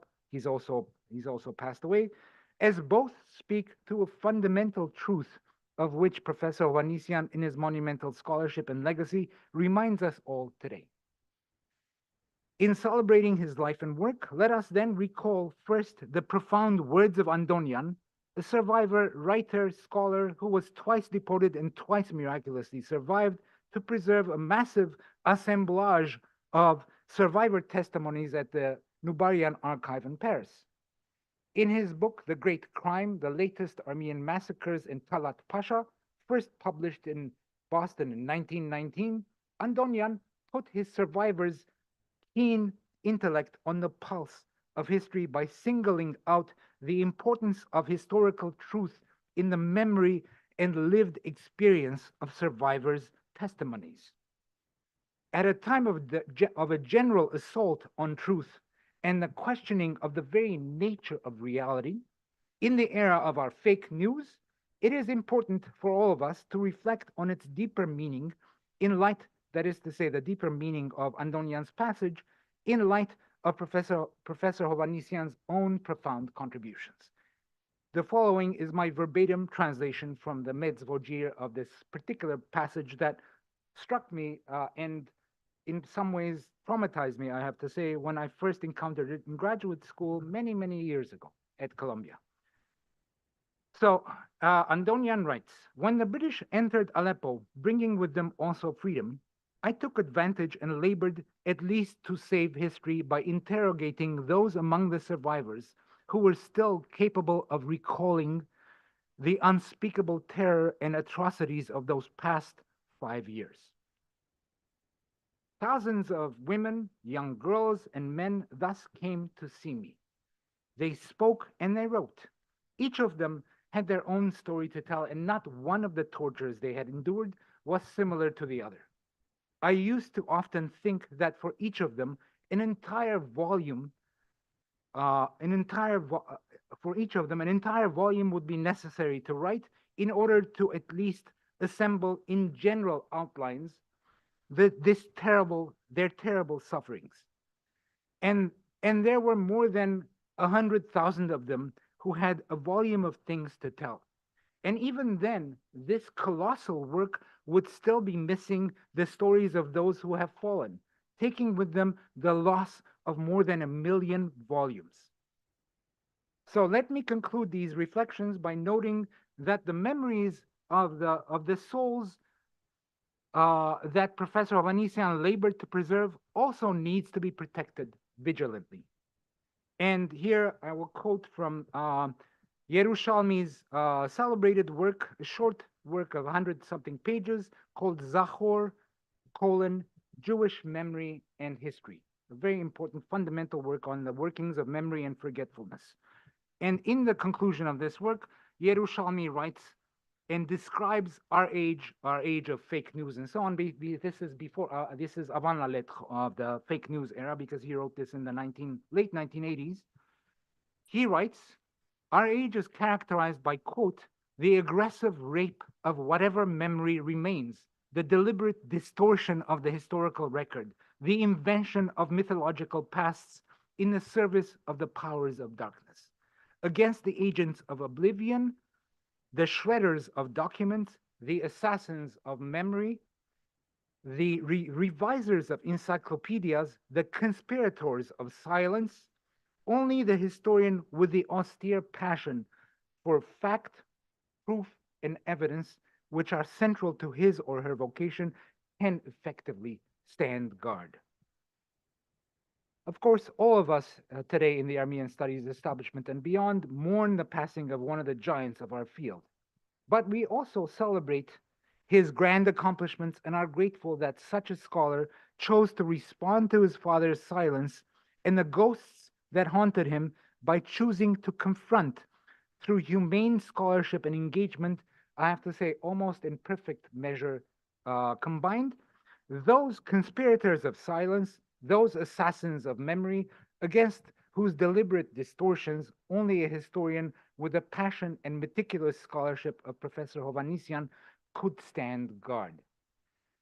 So, թող հողը թեթև նստի Professor Hovannisianին վրա եւ թող իր երջանիկ հիշադակը իր սիրողներուն եւ ընտանիքին ընդմիշտ մխիթարանքով Mkhitaarankov եւ Spopankov Barure.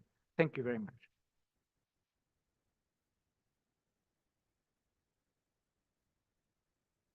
Thank you very much, Sebu. And now I will invite our panelists for this portion of our program to come forward. We have, unfortunately, Tamar Mashigin cannot join us today, but we have Manuk Avedikian, who worked with Richard closely at the USC Shoah Archive and currently is the project manager of California history through the Armenian Experience at USC in the USC Institute of Armenian Studies.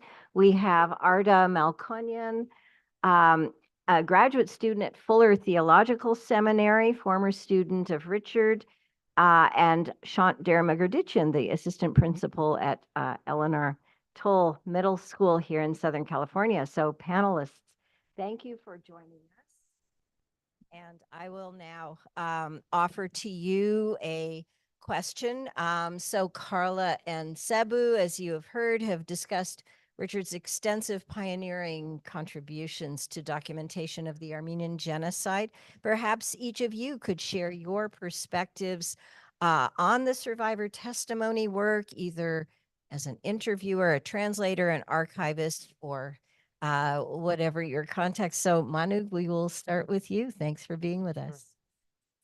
I mean, I come at the very end in terms of time. I mean, you guys were working on the project much earlier. I hope to make this a mix of a speech and some reflections. I realize it's mostly I'm hoping that we can memorialize his life through his actions and through our experiences with him. I worked on his oral history archive, and at the Shoah Foundation, I helped manage it. But before that archive, he was a consultant on the Armenian Film Foundation documentary film archive, where we worked very closely.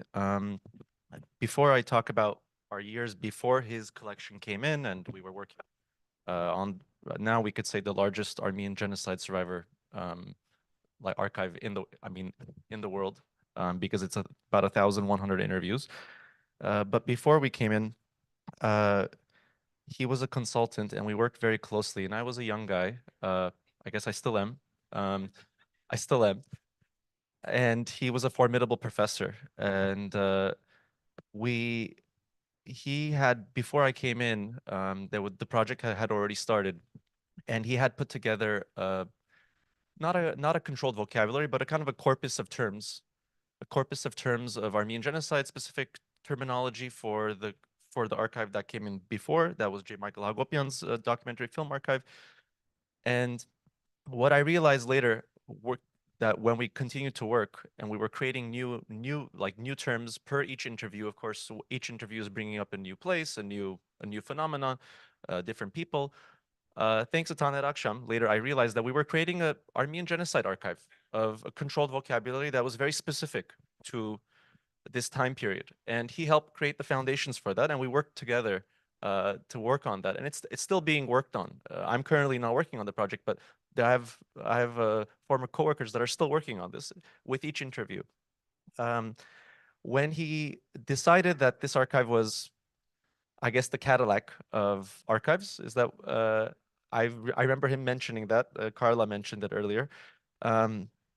He came in and we went to his office in Bunch Hall, and seeing some of the organization that he did and how the Melkonian sisters had also worked on. I remember there was boxes that were specifically what you guys had touched. He was very well organized. He had a catalog. He had 4 different layers of copies. So each interview had about 4 copies, if I'm not mistaken, some 3, some 5, but mostly he was very well organized in that sense. Most interviews had release forms, all the documentation was there, transcripts, which were of very good quality. He had sent them to Armenia. It was probably the best quality material he had. And the translations, which his students did in the later years, maybe not always the best quality, but regardless, they were up to the 700s, 800s. This is no small feat. This person was able to leverage all of his resources and get something done. He even digitized them. He had his students work on that. when we tried to really fine tune the catalog, I remember calling him every so often and saying, you know, like the professor was the name that I would, and he was never I was never a student, but of course that's his title. And I would always call him and I would mention, hey, by the way, we have 50 more interviews that you were unaware of. Oh, we have another 30, we have another 100. And the number went up to 1,100. He thought it was about 800 something. We found extra interviews, sometimes by just sheer luck. He had never cataloged this interview. This family reached out, hey, where's my grandpa's interview? Here's the audio tape, here's the MP3. And we had no idea of that interview. Some were stolen in people's cars, so that interview was long gone. Some interviewer left it in the car for about a week longer than they should have. It's long gone. But regardless, he was really happy every time that his archive would just get bigger and bigger. and it was this amazing, it was a very cool experience, especially talking to him and seeing how happy he would get. I would always call him when I was unaware of or unsure of a person's family tie or spelling of a name or something. And as his grandson, like the Guardian mentioned earlier, he knew everyone's family history and where they were from, who they were related to, who the grandpa was. And sometimes, because I'm also an LA Armenian, and the majority of this collection is Southern California Armenians and many from Fresno. It's really a California, like the collection of genocide survivors. And me being an LA Armenian, sometimes, I would be a match, a small match, but hey, this is my friend's grandmother, or this is Romanian Armenian, etc. It was a great relationship that we ended up forming. And eventually, before, in the early years, maybe my second year of working with him, while he was a consultant in his collection and I was not working on his archive, I remember, again, here I am, a young guy. He's a formidable professor. We're still getting to know each other, but we have general respect. I had passed his test much earlier. He had given me some geography questions, and I passed it. And I was okay. I was in the good books. But we had a deadline to edit some translations, about 200 or so Armenian translations to English, and we were editing them. And I had to go on my honeymoon. And we had a deadline, and he said, please go have fun. And while I was on my honeymoon, he was editing these translations. And I'm thinking, this guy is a very honest, very, there was no hierarchy of, there was a lack, that hierarchy didn't exist in our relationship, which I was very fortunate for. Of course, I came back and the work was done. I mean, I didn't even ask him to do it, but he did it. I wanted to, that incident made a big impact on me, and he ended up calling me his friend, his son.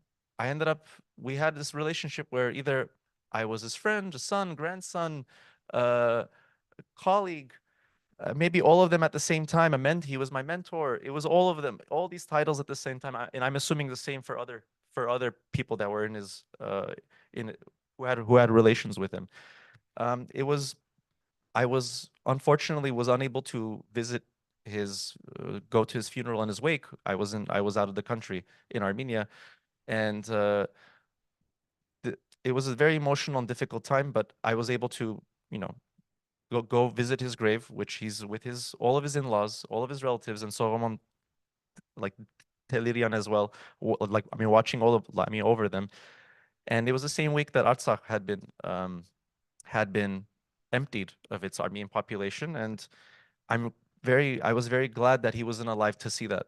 And it would have been extra emotional. I remember during the 2020 war, it was a very difficult time, of course, for pretty much every Armenian.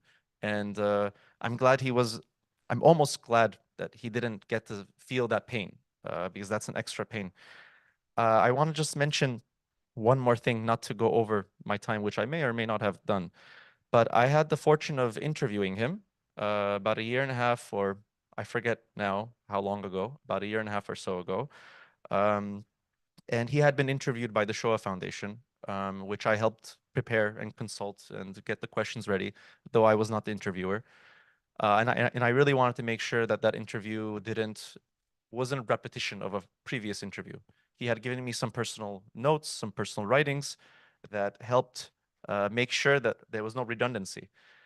I went to his home. He was living with his daughter at the time, and my colleague, then boss Shushan, like the Garabetyan, and I interviewed him. And one thing that left a mark on me during that interview was that how much he emphasized his Armenian American identity, his Central Valley identity. In his later years, he kept talking about his youth. I think this is what happens when one gets older. You always go back to your youth. But the emphasis, he called Armenian Americans, as he rightfully claimed, built the infrastructure of this community here in the States. And before the 1970s immigrant waves that so many of us were part of. And he was not only part of that community, but he ended up being a bridge towards that community, towards his wife's DPs, the displaced persons, towards the new immigrants. He was a bridge towards many, like the communities. And not only a bridge, but he was the foundation. He not only came from the generation of those that built the foundations, but he was the foundation as well for so many things in our Armenian life here. I just want to leave with that, Mark. Thank you. Thank you, Manu. Arda, we'll hear from you next. As has been mentioned, Professor Hovannisian was a pioneer in the field of Armenian genocide survivor testimonies, and he had the foresight and he recognized the importance of collecting and documenting the experiences of the survivors before they perished. I want to talk a little bit about the Armenian Genocide oral history class at UCLA. He developed the class in the 1970s, and it was taught for many years in different phases. So when I say different phases, I'm referring to the different forms of oral history. Oral history has several forms. There's the interview, there's the recording of the interview, the interviewer's transcription, and then the interpretation of the interview data. In the case of the Armenian Genocide survivor testimonies, there was one additional phase, and that was the translation from Armenian to English. So my sister Doris and I got involved in the project after the interviews had been collected and transcribed. So we took the class, and we also did the grueling 100 pages of translation that was required. And those of you who've taken his class know what I mean by grueling. Many of us will say we've never worked so hard in our lives. And then after we completed the class, he asked us to become his teaching assistants for the class. So we did that for a few years. And after all the interviews had been translated and there was no more work for students to do, there still was a lot of work to do as far as editing and correcting the transcriptions. So Professor Hovannisian found funding for us and asked us to continue as his research assistants. We spent countless hours in his office in the Bunch Hall, 6th floor, and we worked with these testimonies intimately. And over the course of 5 years, we've read and corrected about 500 testimonies. About half the collection before you found more. A few points I want to make as far as my interaction with Professor Hovannisian and with this collection.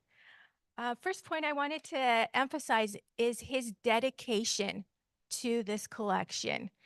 As Levon Marashnian said, he would take students to Fresno on the weekends and drop them off at survivors' homes, give them time to interview them, and then at a designated time, he would collect all of them and bring them back. So this was just a labor of love on his part, such dedication to making sure that these testimonies were recorded and preserved.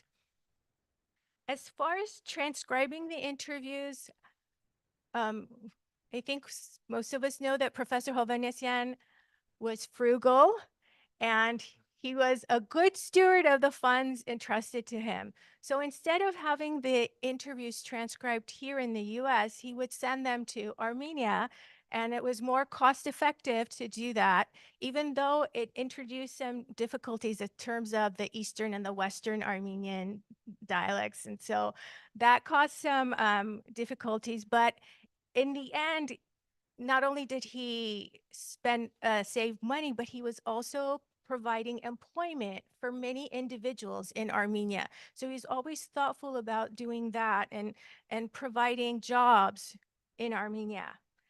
The final phase involved the translation, and that's when so many of his students in this room were involved translating the transcriptions. The second point I want to emphasize is the value he placed on survivors and their experiences. As has been mentioned, he knew these survivors. He knew their stories. He knew their families. He was interested in their experiences. For Hovannisian, the survivors were not subjects or informants, as we often refer to in research. These were individuals whose lives had been tragically disrupted. And he knew he cared about what these individuals had experienced. And he viewed them as human beings and respected their courage and their perseverance. The third point I want to emphasize about Professor Hovannisian in regards to this collection was that he was always willing to learn. As Henry said, the student Richard, that he was always willing to learn, and he had the humility to learn from students, from graduate students. When we were working on the testimonies, Doris and I were being trained as social research methodologists. And we often wanted to bring in the theories that we were learning and the concepts and the approaches. And initially, we were a little hesitant because here was this giant of a scholar. We were intimidated to bring up these ideas. And initially, we hesitatingly mentioned some of the theories that we had learned about and how we could use that and apply it to this collection. And we were surprised that he was so receptive and welcoming of our ideas. And he welcomed our contribution. And he recognized that other disciplines had important things to offer to better this collection that he could use for, in interpreting and analyzing this collection. So it really impressed me that he was willing to listen to us and learn from others. Lastly, I want to mention that he cared about us. He wanted to make sure that our experience was beneficial to us as individuals and as scholars. He wanted to make sure that we were learning and growing as we worked on the testimonies. So we would often have conversations about the testimonies, and we would discuss the theoretical, ethical, methodological challenges encountered in oral history research and how some of those challenges can be managed. We also talked about how the value of oral history and how it helps us understand the experiences of individuals, and that it enriches and at the same time complicates our understanding. And he would explain to us that what we are reading is not just what happened, but it's what happened in terms of how the individual remembers it and how the meaning is shaped by the psychological and the social circumstances of recall. Not only did he care about us learning, but he wanted his undergraduate students to have a more meaningful experience. So often he would invite survivors to come to class and speak to his class. And that way the students would connect with the survivor and it would make the text more meaningful and come to life for them. He did all this because he cared. He cared for all of us.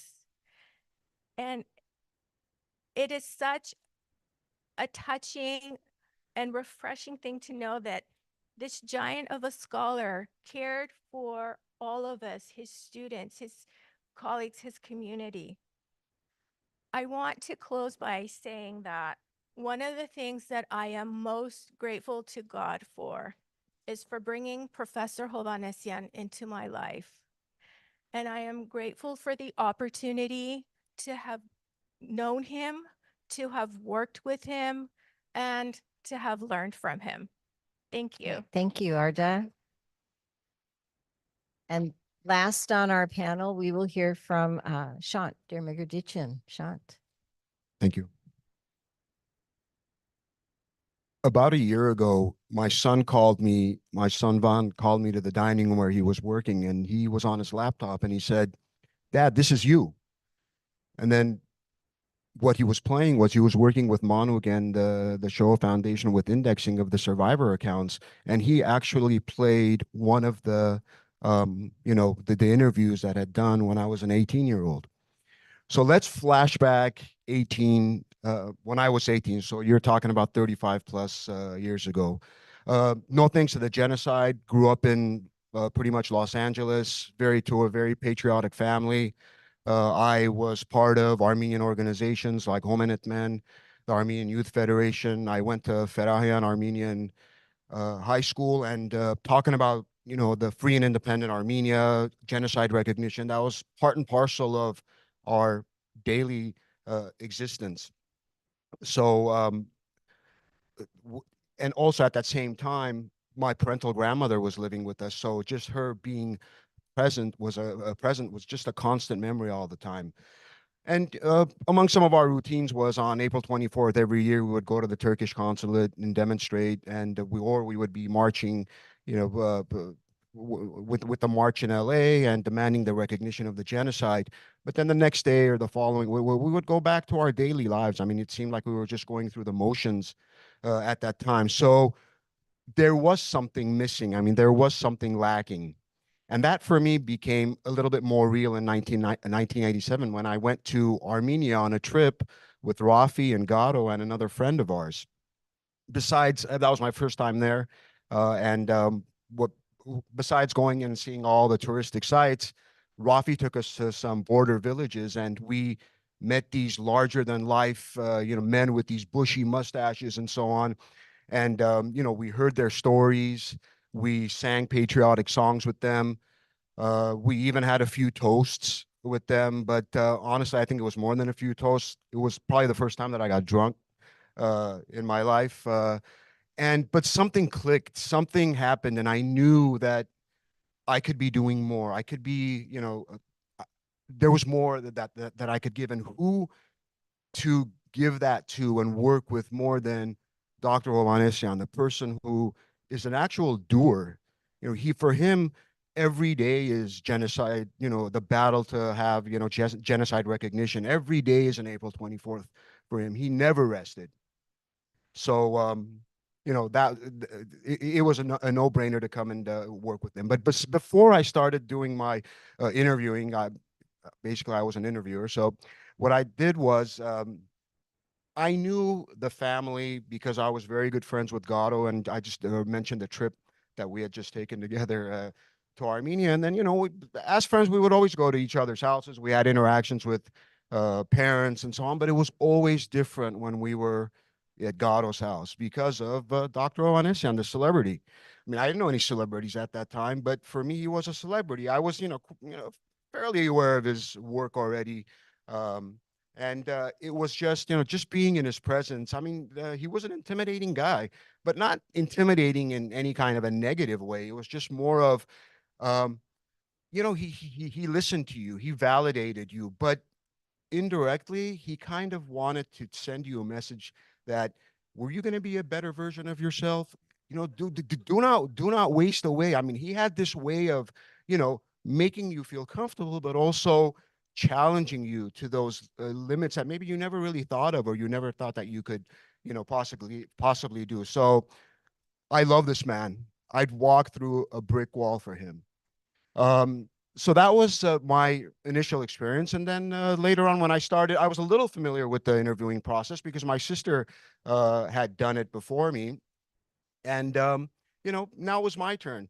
For me, when I first started, it was more of I'm exacting revenge. Oh, you're gonna silence, the voices of our people. No, I'm not on my watch. I'm gonna be somebody who's gonna be documenting, and that's the way I thought when I was 17 and 18. So it was all about that in the beginning, and then trying to get ready for the interviews. You need to make sure that you knew where you were going. At that time, we had to consult a Thomas guide. There was really no Google Maps or anything of that nature. Making sure that I had my notepad, my pencils, my paper. The cassettes. The extra ones too, because you never knew how long these interviews were going to take. And then I practiced those questions over and over again because I really, really didn't want to disappoint Dr. Hovannisian. Up until that point, it still seemed like it was about me. What was I going to get out of this? But that really quickly changed as soon as you walk up to the door, you ring the doorbell, and then it was usually somebody else who would who would answer the door, usually a son or daughter, or a grandchild, or just someone in the family, and to escort you to where the interview was going to take place. And as I was walking through, the living area and so on, I couldn't help but see, pictures on the mantles, family portraits, rugs, tapestries, knickknacks, all just various mementos of things that were lost. I mean, those were the only things that they were preserved. And it's, it starts sinking in. And as soon as you go and you meet the survivor, I mean, my initial reaction was I totally felt irrelevant compared to these people. And I felt like this big. They were just, you look at them, the first thing you notice is their eyes and the wrinkles on their faces, and you see the pain and you feel it, you feel it on your skin. Because all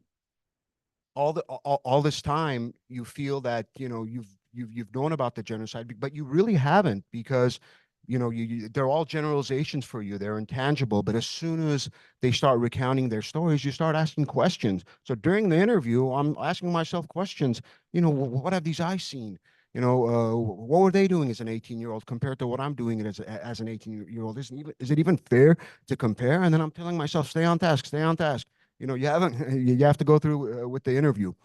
So as these happen, the more you talk about to the survivors, the more I realized I thought I knew a lot, but I didn't really know a lot, because every single one of those stories, is a story. It's not, we know Armenian genocide, that's what we know. We know of certain accounts, but when they start telling their stories, and then you learn about Arakel, who hit a Fedai, or Kevork, who, rode off to the neighboring village to forewarn of an onslaught that was coming. I mean, it just becomes real, and it really, really sinks in. And then at some point they begin to cry, because it's devastating for them to kind of relive all of these experiences. And I mean, it's just an emotional roller coaster that you're going through as an interviewer. You're first sad and compassionate, then you're angry, and then you're hopeful, because you feel that they're still around, and we're still around, and we persist, we rebuilt, and we continued. And I believe it was Stalin who once said, one death is a tragedy and a million is a statistic. And I think Dr. Hovannisian's entire life was dedicated to that, to make sure that we weren't a statistic. It was every single person's account was a tragedy. Every single person had a story. Every single person really, really mattered. And when you look at it, they just didn't annihilate the Armenian people, but they annihilated us as Erzurumcis, as Zeytuncis, as Vanetsis, because each one of those villages and each one of the villages, they had their own culture, their own tradition, their own dialect, their own history. So when you look at it that way, that 1.5 million number, I mean, even seems like a greater number than, what it is. So just in closing, the interviewing process was an incredible experience for me, an eye-opening experience. I grew up really fast. And, I made connections with the survivors, and, that just those interactions and that privilege that I had to do the interviews really brought out the best in me. And that was what Dr. Hovannisian had instilled in me from day one, and every single interaction I had with him. I'm going to miss him. Thank you. Thanks to all of our panelists. What a meaningful set of comments you've made. So you can be seated. As you may have noticed, we are running a tad bit late, but I would like to now offer a 10-minute break for our audience in person and also on YouTube. So let us say actually less than that. Let's say at 11:50 Pacific time, we will return to this room for our next set of sessions, which will be moderated by Dr. Christine Olshansky. Let me also mention, for those of you who are standing, we have plenty of seats here in the front and also sprinkled in our audience. So please try to take a seat. Thank you.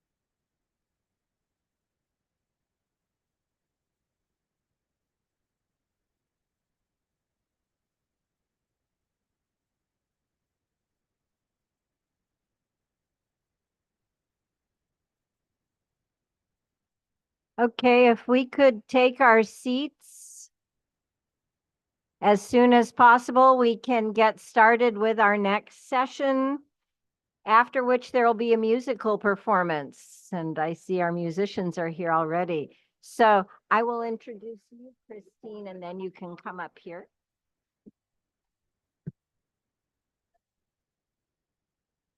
So,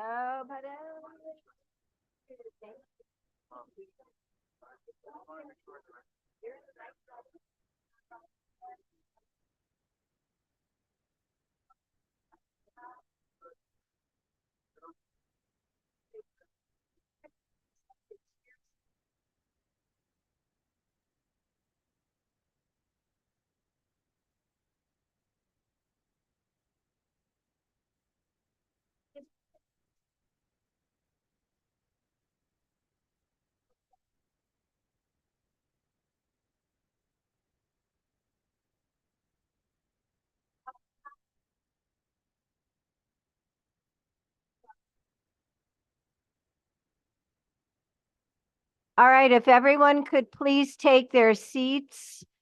I can actually loan my whistle to anyone who would like to blow it in the in the lobby, but we'd like to get started with our next session.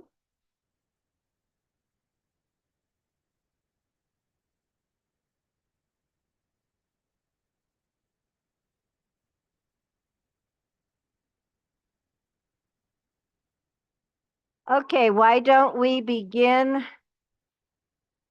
Shushan, maybe I could ask you to tell people in the lobby to please come and take their seats. Those who might not have had a seat up above, we have plenty down here where the white tables are located. I'm sorry. Just hard. I knew it would be hard to hold, you know. I think that's gonna help. And actually, Jidar will do his, you'll do his video first, and then Anish. This is only 3. And I think Ron, Anish, how long is your dad presentation? Oh, I had told him 10. I told him 10. Okay, so hopefully it'll a little bit, if you can or whatever, but yeah, I think we should be okay nevertheless. Okay. Yeah. I was telling all the speakers 10 minutes. So yeah, I mean, hopefully it'll add up. After I introduce, did I? Someone will just. Yes, yes. Where is Hasmi? So after she speaks briefly, you will have them, or you can just say, and can we have the video for Dr. Hovannisian? And then you'll. Yeah, I know. Okay.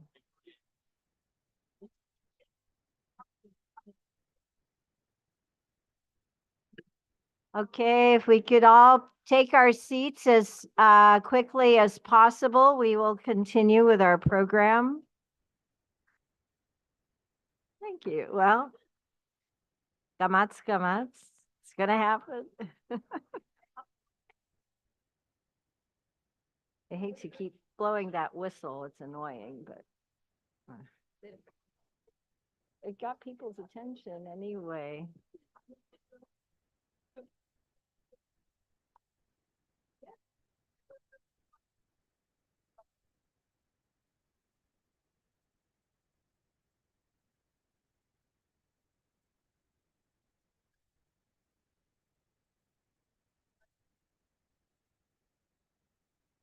I don't know if we're going to be able to do this.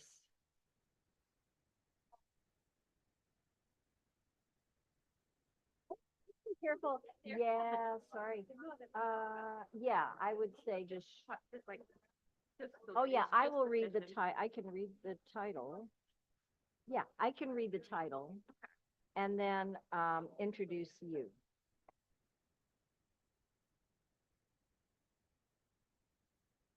Okay, why don't we get started? Those who are in the auditorium, please take your seats. I hope that those in the lobby will join us very soon.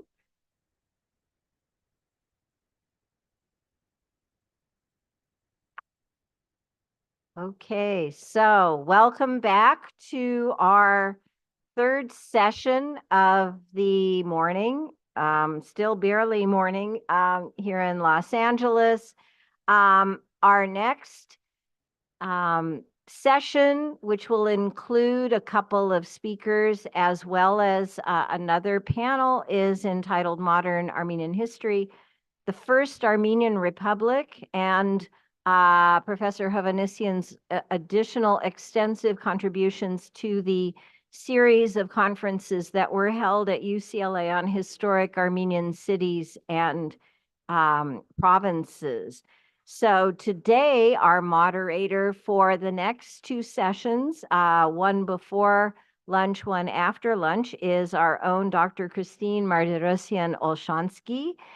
Christine is the director of UCLA's research program in Armenian archaeology at the Kotsin Institute for Archaeology here on our campus. So Christine, I will now turn the program over to you. And once again, I hope more people will come back into the room very soon. Thanks. Thank you, Anne.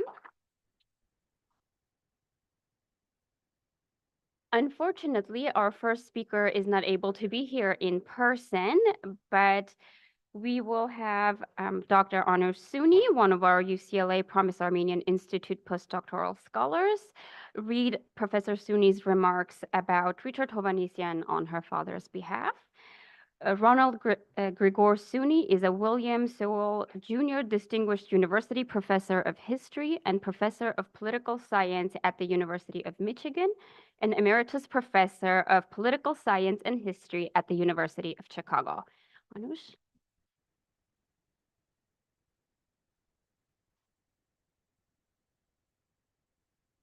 Thank you so much. It's an honor and a privilege for me to be here today. I'm so sorry that my father isn't able to be here. He was really looking forward to being here to celebrate Professor Hovannisian's life and work. They were longtime friends and colleagues. Unfortunately, he became ill yesterday morning, and so instead of flying here, he's recuperating in Michigan, but he sends his greetings to all of you. For me, being here is also personally very special because Professor Hovannisian was a big figure in my life for longer than I can remember. He was a friend of the family from before I was born, so I don't remember the first time that I met Professor Hovannisian. He was retired when I started my graduate studies here at UCLA, but he was always an important member of the community.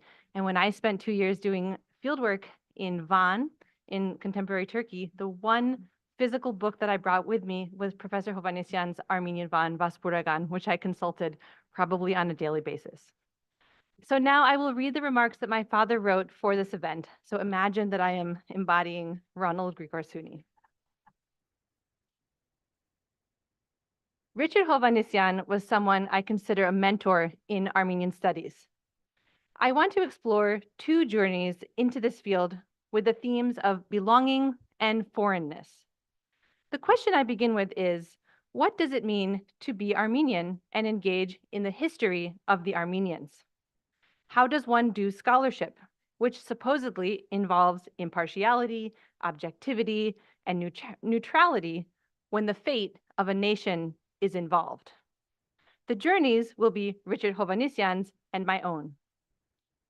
It was Richard Hovannisian who first brought me into the Armenian fold by inviting me to give a talk on Armenians in the Tsarist Empire for his conference at UCLA on Images of the Armenians.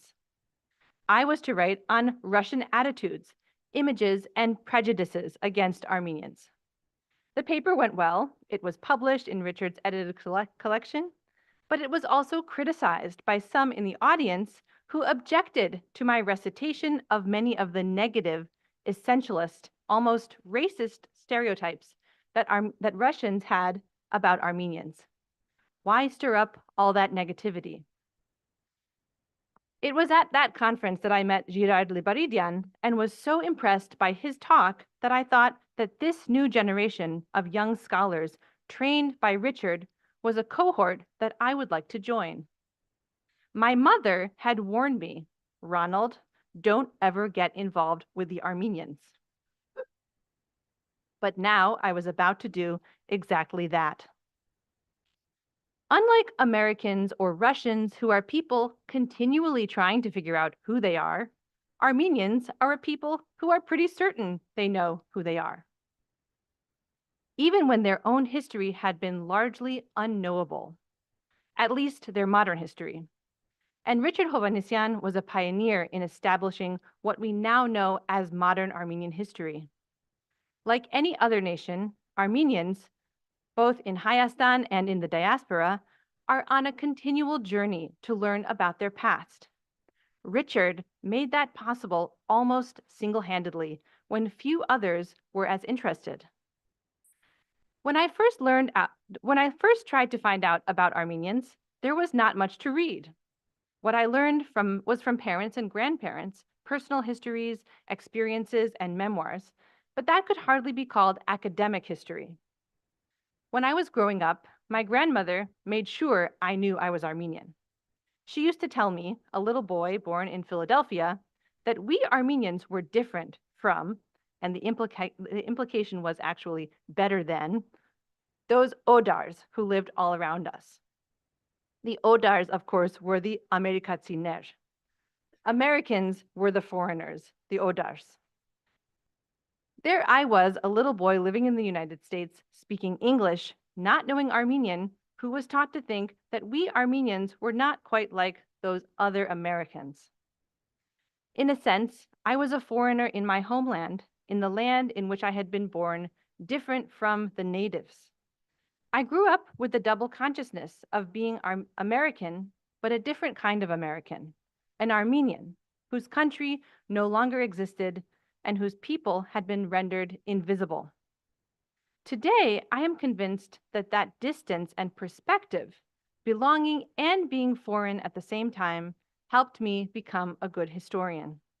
I have never rooted for the home team, not the United States, nor Armenia.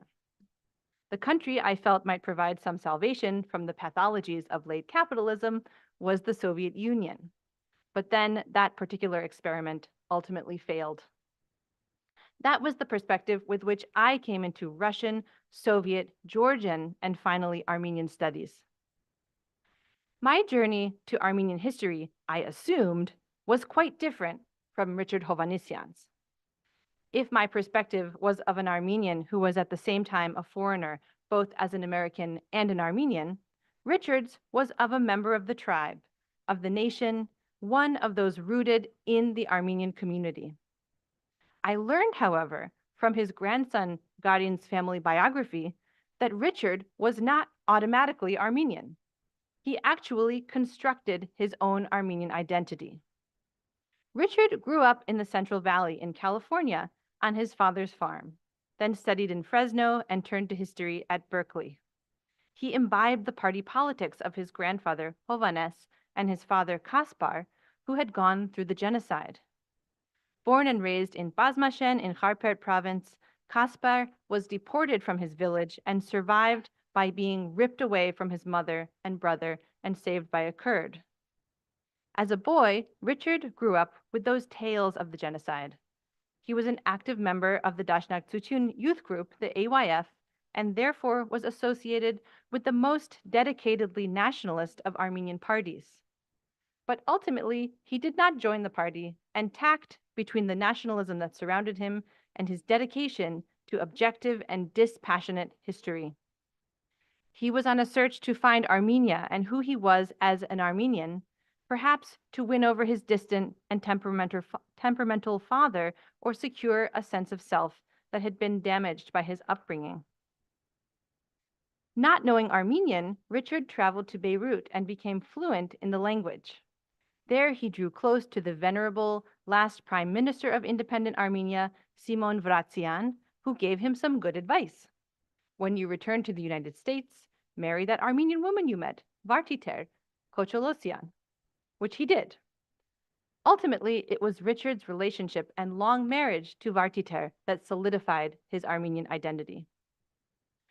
It is hard to imagine Richard without Vartiter, so let me start with an encounter that I had with the indomitable Vartiter Kocholosian Hovannisian, someone I truly treasured.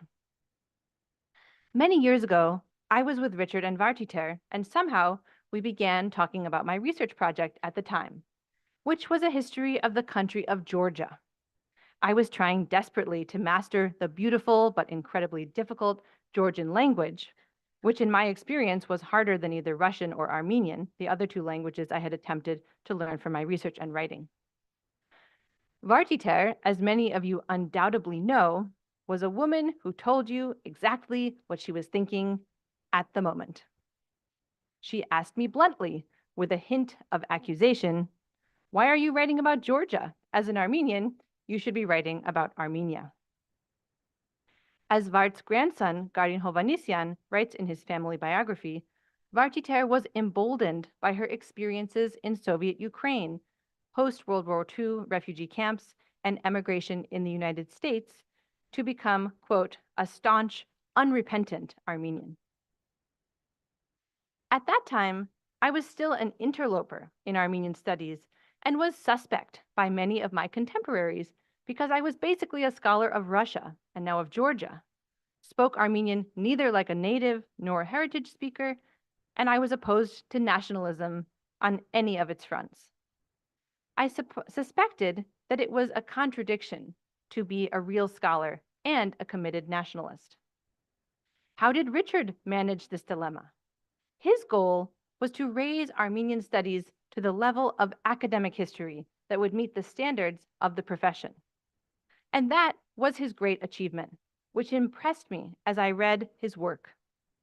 But he also wrote history with another purpose as well, to bring Armenia and Armenians to the attention of the world, to erase the erasure, to remind people of what had been forgotten, a genocide, an independent republic, towns and villages that had existed for thousands of years, but now had been obliterated or were being eliminated. His history was a history of recovery. His work was a patriotic obligation. Armenian scholarship at the time that Richard was writing his dissertation, was at a turning point, but had not yet turned. And Richard was the leading figure in taking modern Armenian history, an underpopulated field, from unfiltered nationalism and Armenian partisan politics towards something more objective, evidence-based, and archivally informed, with a certain distancing from nationalist emotions. His 4, really 5-volume history of the First Armenian Republic was a monument to how he conceived of history. It was a labor of love, which few other scholars would have undertaken, and few Armenians have actually read. I read all of it and reviewed much of it. He worked on the history of the Republic for over 3 decades. Truly a life's work, this reconstruction of a lost state's lost story was the result of prodigious labor in archives in half a dozen countries, sustained by a patriotic engagement tempered by the highest standards of scholarly detachment. For all its detail and range of observation, the text is always clear and precise. The writing is fluid and inviting. From the councils of the great powers to the bloody massacres of Marash and Karabakh, Richard made sense of the complexities of a small state's struggle to survive in a hostile constellation of forces. Given the heft of these volumes, he seems to have believed, like his medieval predecessor, Moses Hovannisian, that though the Armenians, quote, are a small country and very restricted in numbers, weak in power and often subject to another's rule, yet many manly deeds have been performed in our land worthy of being recorded in writing, end quote. Every historian who takes up Armenian history writes in the shadow of the genocide, and Richard was among the first to take on the task of confronting the denialists. When he entered the field of genocide studies and brought 1915 to the attention of an indifferent world, forcing historians to think about the unthinkable, everything about the Armenian genocide, every hypothesis, interpretation, even fact or event, had been rendered controversial by paid propagandists, public relations firms hired by the Turkish government, who were then assisted by pseudo-scholars or even distinguished ones. The field of inquiry has thus been structured by denial and prevarication that forced those who would try to establish a more credible record and provide explanation to take up a combative stance. Richard was ready to fight. The politics of knowledge about genocide rendered the seldom realized ideals of dispassionate analysis nearly impossible there. All were engaged in a deadly struggle to establish an unbearable truth, that the Ottoman government had deliberately set out to annihilate masses of their subject peoples. Richard Hovannisian put the hidden story of the Armenian genocide on the agenda of modern Middle Eastern historians. Richard's history was a history from within and is Armenia-centric because he felt passionately the injustices that his people had suffered. He defended his affection for Armenians, but he did not allow it to mar his finest work. Richard's history, if I may make an important distinction, was patriotic rather than nationalistic. That is, it sought what is good in our history, but without avoiding the faults, missteps, and bad decisions that have proven disastrous.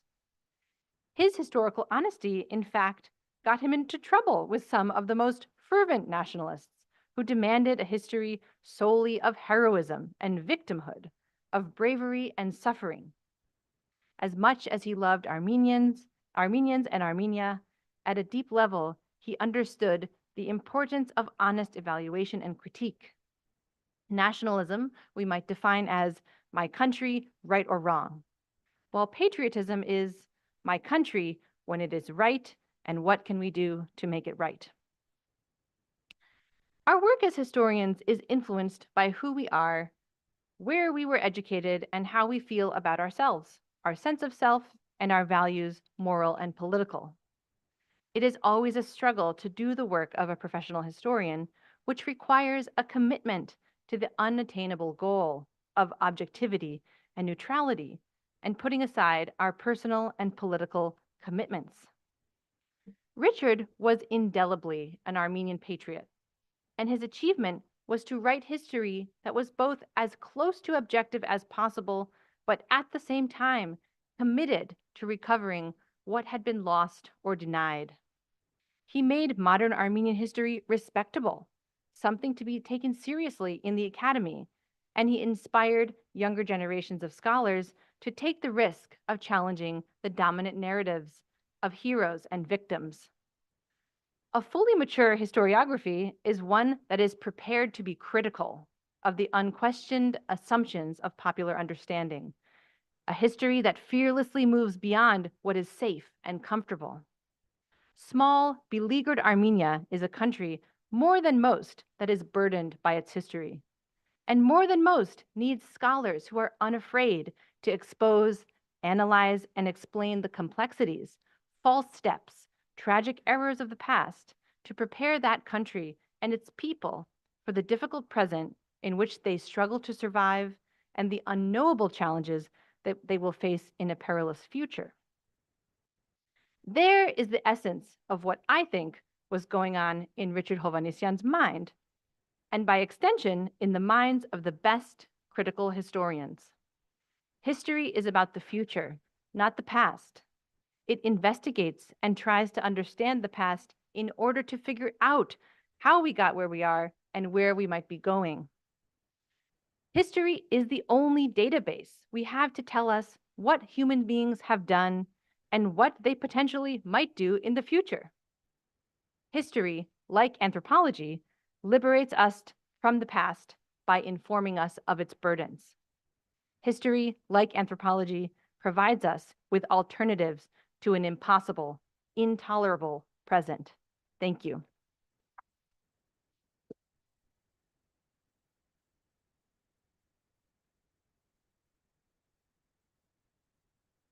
Thank you, Anush, and thank you, Dr. Ron. Our next speaker is Giray Liboridian, who has sent his remarks via a video. He is a retired diplomat and professor, former holder of Alex Manukyan Chair in Modern Armenian History at the University of Michigan, Ann Arbor. Hasmi, could you please play the video? Oh. Hello. Should I repeat it or could you hear me? Thank you for the opportunity to participate in this important event and to do so via this video message. Thinking about Richard Hovannisian, I've tried to formulate his multidimensional life in a few simple points. Not an easy task, as you can imagine. Let me try anyway. Richard was a pioneer in replacing the writing of Armenian history by well-meaning amateurs and semi-professionals with well-trained professionals. Richard was a pioneer in the legitimation of the study of modern Armenian history, when Armenian studies was for the most part interested in the ancient and medieval periods. He was instrumental in the study of the two most consequential events of modern Armenian history, the genocide and the establishment of a republic. Third, Richard taught a huge number of university students who learned about Armenian history from him, as well as an even larger number of community members throughout the US and many continents who benefited from his countless public lectures. Richard cared about the need to produce a new generation of scholars who cared for history as much as he did. And finally, Richard spent an enormous amount of energy institutionalizing the study, promotion, and professionalization of Armenian studies, as well as representing the Armenian community to the larger world by participating in the leadership of various organizations, institutions, and journals. To my knowledge, he was the main instigator, in fact, the inspiration for the founding of the now very vibrant Society for Armenian Studies, as well as the Armenian Assembly of America. I first met Richard in 1969, I believe. He was ready to publish his first volume of the Republic of Armenia, while I was, briefly, the editor of the Aspares newspaper in Los Angeles. He dropped by the newspaper office to ask if we could locate an official seal of the First Republic, a photo of which the publisher could use on the cover of the volume.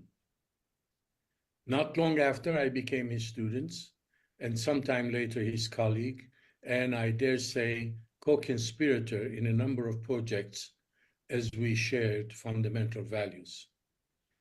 Beyond these simple notes, I think he and his family will understand if I do not try to find other more appropriate words to express my gratitude, our gratitude, to him and to his family for a lifetime of learning, teaching, and giving. Richard, at the end, was bigger than life.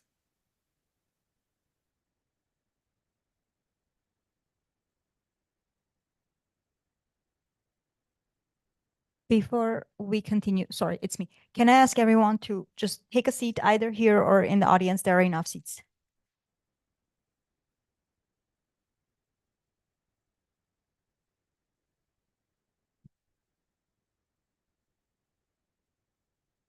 All right, next we will have a panel of speakers. All right, thank you. Our panelists are Armen Bayburtian, Professor of Practice of Political Science at the University of Massachusetts Amherst, and two-time Consul General of Armenia in Los Angeles. Fatma Muge Gucek, Professor of Sociology at University of Michigan, Ann Arbor, and Armen Dergurgerian, President Emeritus at American University of Armenia and Emeritus Taisei Professor of Civil Engineering at University of California, Berkeley.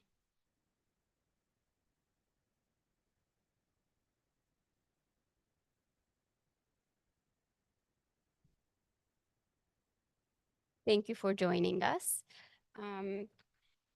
We have heard from Professor Ron Sunis and Professor Giray Libaritian about Richard's pioneering contribution to documenting the history of the Republic of Armenia, and later his groundbreaking series of conferences and books on historic Armenian provinces and cities. Perhaps you could offer your own perspectives on the lasting impact of his scholarly work and documentation of the historic towns and provinces for historians, for Armenians in the diaspora, as well as in perspectives and lessons for the present-day Republic of Armenia.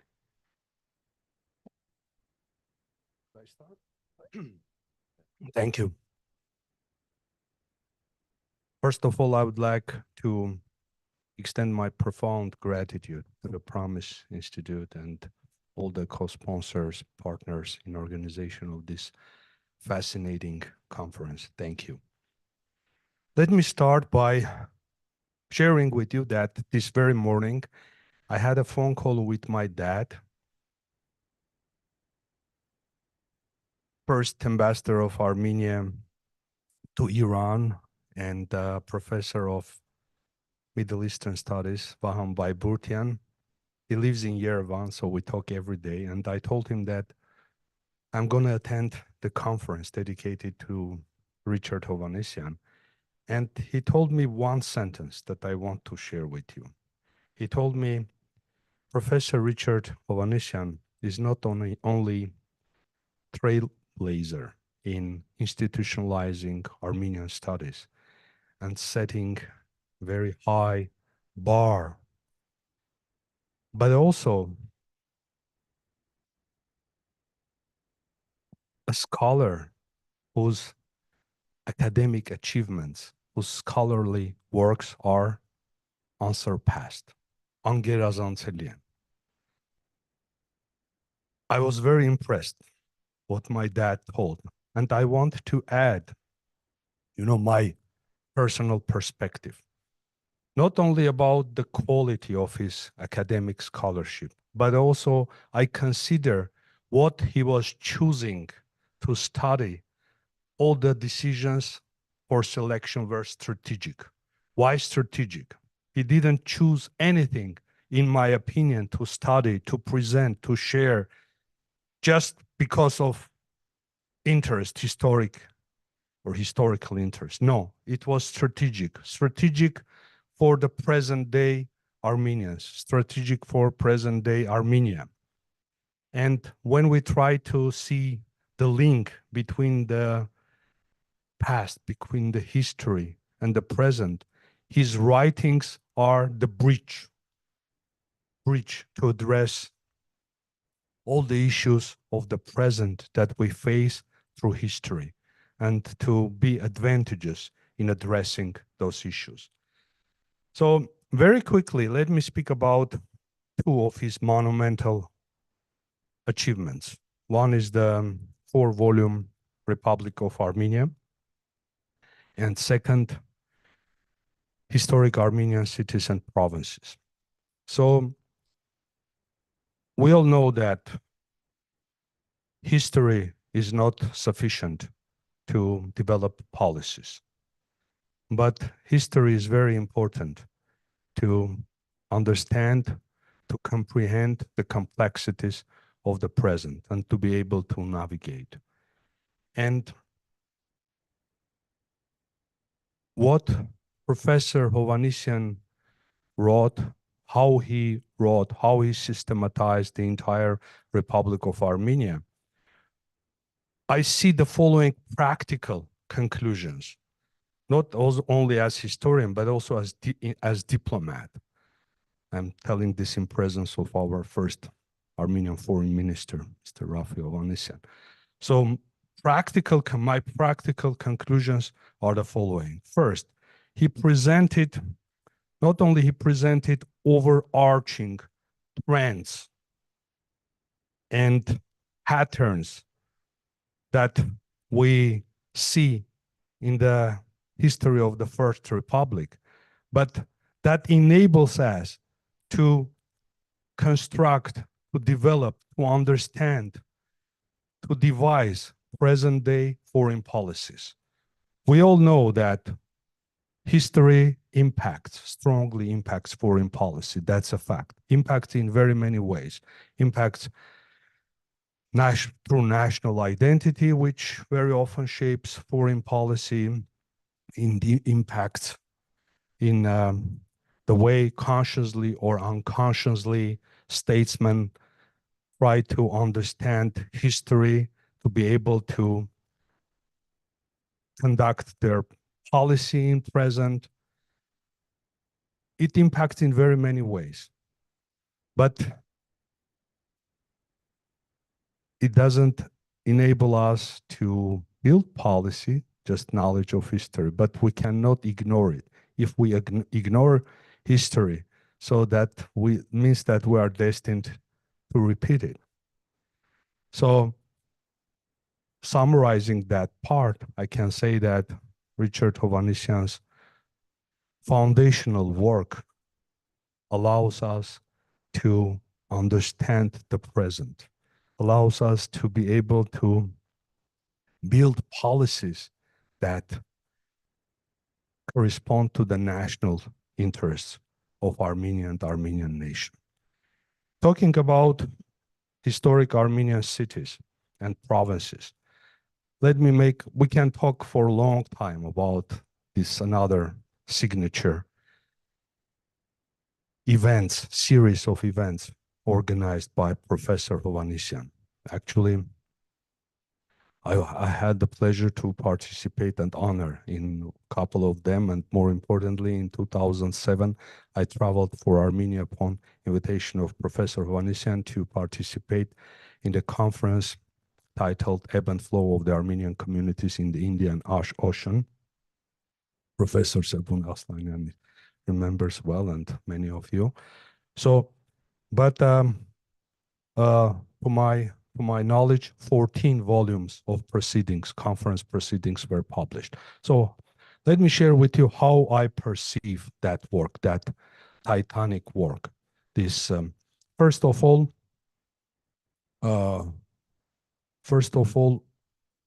it aims at bridging the gap between old generations and new generations. And we understand the need to bridge that gap, not only because of attaining knowledge about the past, about our provinces, about our historical roots. A person cannot live without knowing his or her roots, but also for the new generation to develop strong identity. That's very, very important. Another aspect that I can see very important, I'm going to be brief. So very important aspect that we all know that being located on the crossroads between Europe and Asia, and being subject to long terms and periods of foreign occupation. So we developed man-made and also natural defensive mechanisms for protection of our national identity and unique way of living. So not only Armenian culture, not only socioeconomic, religious structures to preserve our Armenianness, but also topography, terrain, landscape, our mountain ranges divided Armenia or isolated some regions of Armenia. And as a result, very many regions of Armenia. As a result, we developed local, domestic mechanisms of protection of Armenian identity. And these conferences and these volumes published aim, in my opinion, aim at understanding that, are putting together the entire mosaic of the nation with understanding of and loving every piece of that. Thank you very much. Let me stop here. And once again, thank you.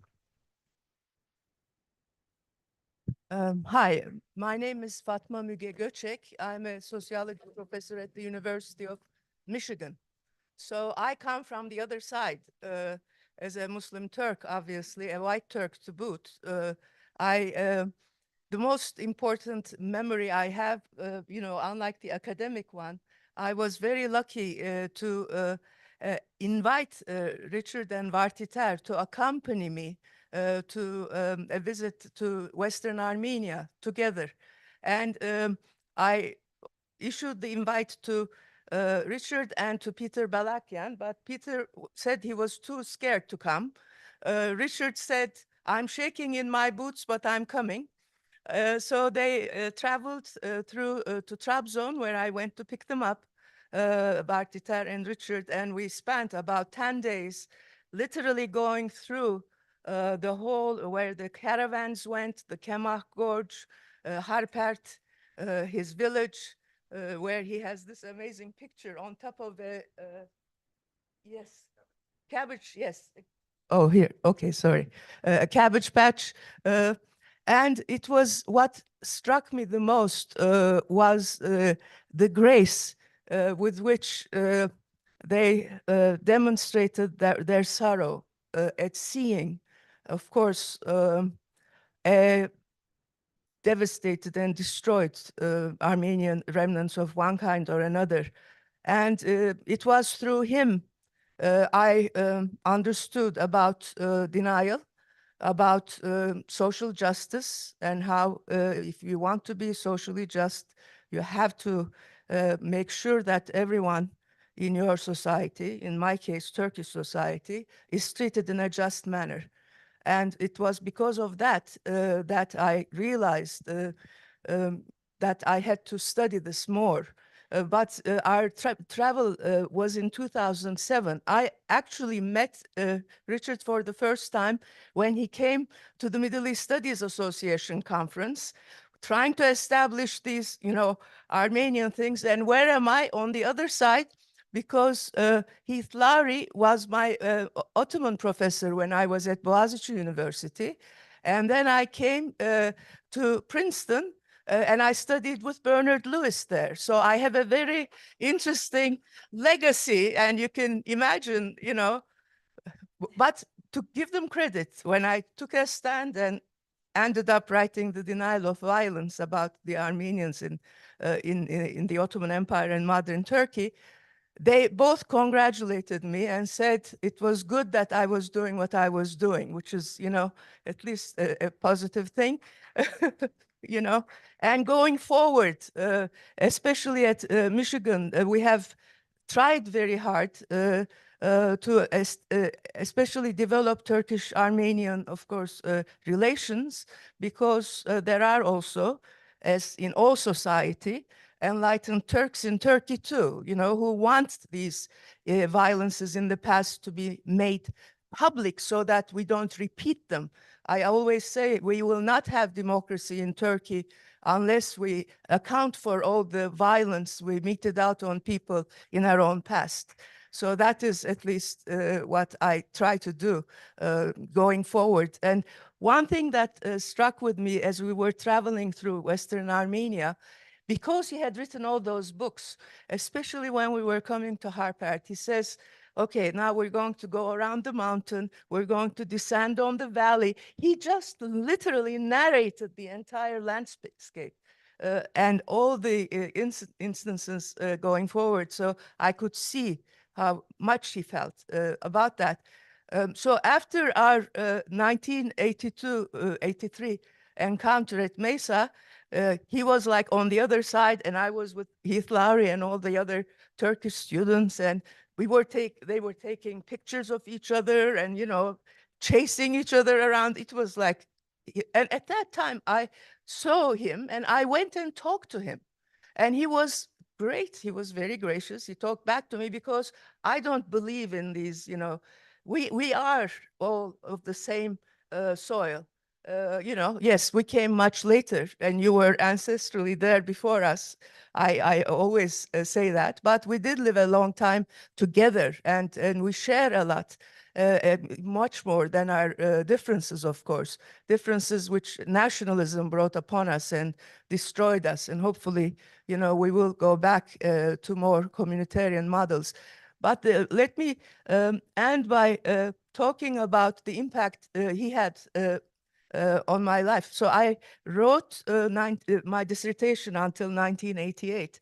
And during that time, I also started getting interested in things, Armenian, of course, because I already knew Ottoman language, Ottoman history. I studied, you know, with Lowry and with Inalcik and Lewis. So we're talking the whole Hall of Fame Turkish historian, but I'm a sociologist, so there's some deviance there, obviously. But I first wrote a piece for him for the Remembrance and Denial book. And that is when he truly understood what I was doing. And he started inviting me to conferences here. It was very interesting because we went to Glendale and the people are going around telling what's happening. And then I said who I was, and then there's this silence. And then he says, he turns to them and he says, yes, she's a Turk, and you're going to listen to her. And that was it. And then, you know, I delivered again a talk on stage, and he came up and he said, yes, she's going to talk and you're going to listen very quietly.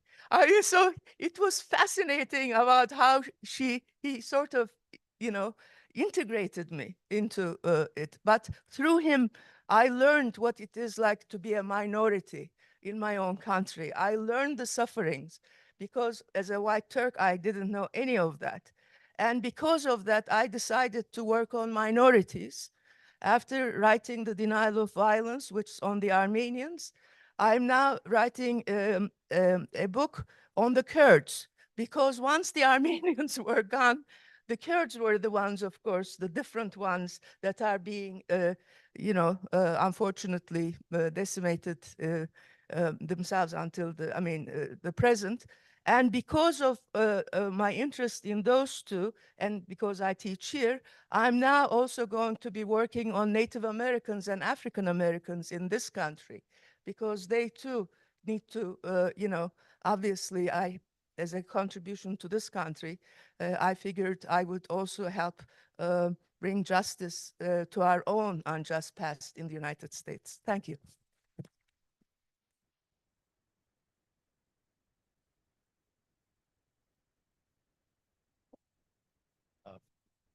First, I'm Armenian Kuragian. I feel honored. It's on. Just a little loud. Can you hear me? Yes. I feel honored to be here and be a participant in this momentous occasion. Thank you for the invitation. During my career as a professor at UC Berkeley and then as president of the American University of Armenia, I had the privilege of interacting with Professor Richard Hovannisian on a number of occasions. In the interest of time, I will highlight just a few of these interactions. I must add that as an engineering academic, I will refrain from characterizing Professor Hovannisian's role as a historian, that the experts have done this well and are doing, so I think I should stay within my own bounds. In 1995, after many years of community-wide effort, fundraising and negotiation with the university, we were finally able to establish the Armenian Studies program at University of California at Berkeley. As the chair of the advisory committee of that program, I deemed it befitting that Professor Richard Hovannisian be the inaugural visiting professor of that program. With the approval of the advisory committee, I invited Professor Hovannisian to teach the very first course on modern Armenian history in that program. We were fortunate that he agreed, even though the arrangement required a lot of back and forth travel between Los Angeles and Berkeley. He would travel to Berkeley each week and give lectures to an enthusiastic, I must say, very enthusiastic group of students and auditors. He also mentored several of these students for their future studies. In subsequent years, every year, I would call Richard and ask his advice on selecting the visiting professor next year for the program. Two momentous occasions of interaction with Professor Richard Hovannisian occurred during my presidency of the American University of Armenia. The first one took place on October 10, 2014, and when we had the opening of the collection of books he generously donated to the AUA AGBU Papazian Library. Professor Hovannisian donated his professional library of 1,338 books, which greatly enriched our library collection on the subjects of Armenian, Russian, Soviet, Near and Middle Eastern, ancient and medieval, Byzantine and modern European history and culture. On this occasion, we unveiled a plaque in his honor. On this occasion, we unveiled a plaque in his honor in the wing of the library that is dedicated to his collection. I want to make sure that our students knew who owned these books, who touched these books, and who read these books. I think it's important for them to know.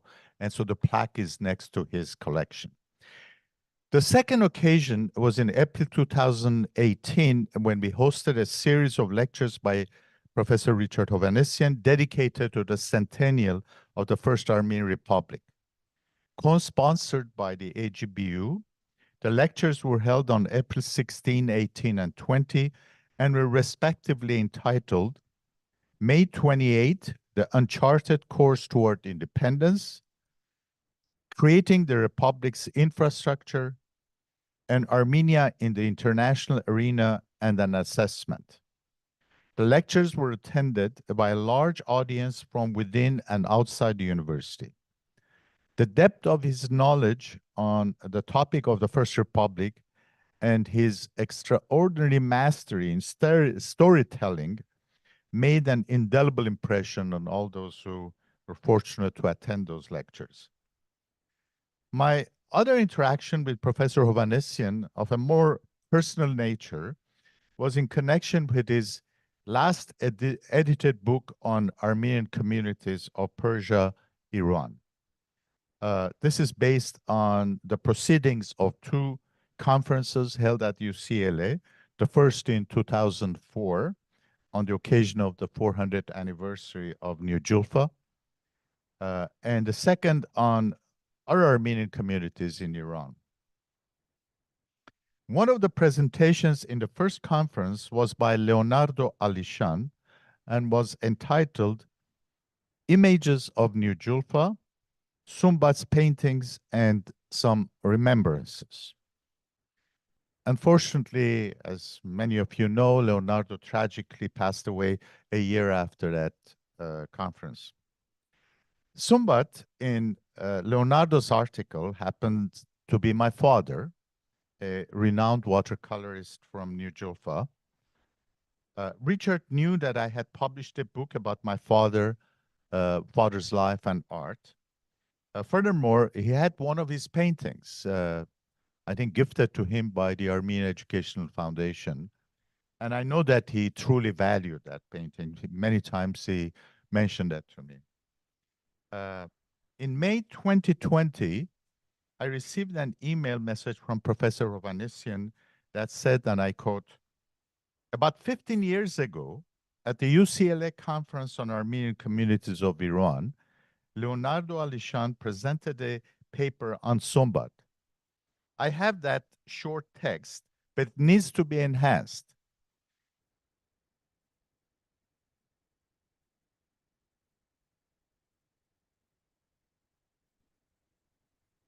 As you have done so much work on Sumbat, I'm writing to invite you to prepare a supplemental piece on Sumbat. End of quote.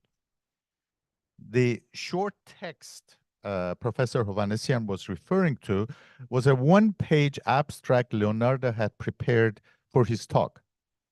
It just happened that Leonardo had asked me to project photographs of Sumbat's paintings during his presentation at the conference. For that reason, I happened to have Leonardo's handwritten text of the full 25-page article with notes on the margins telling me which paintings to show.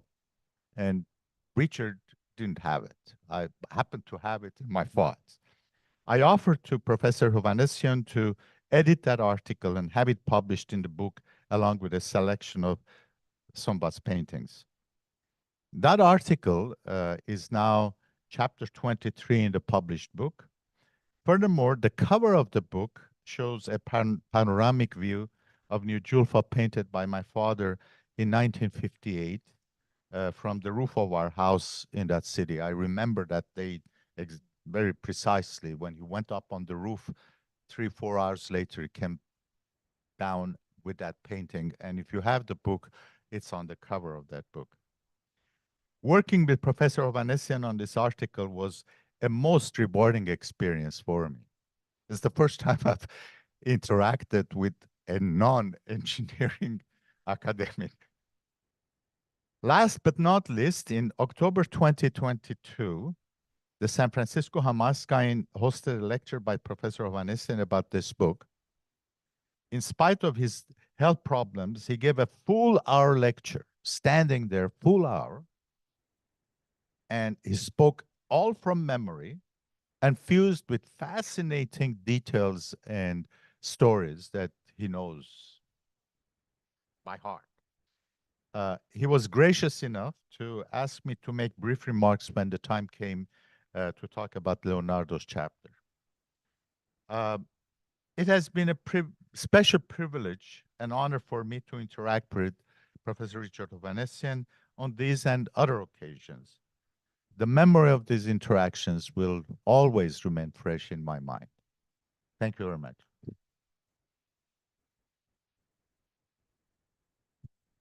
Thank you to our panelists. You can take your seats. And I think, Anne?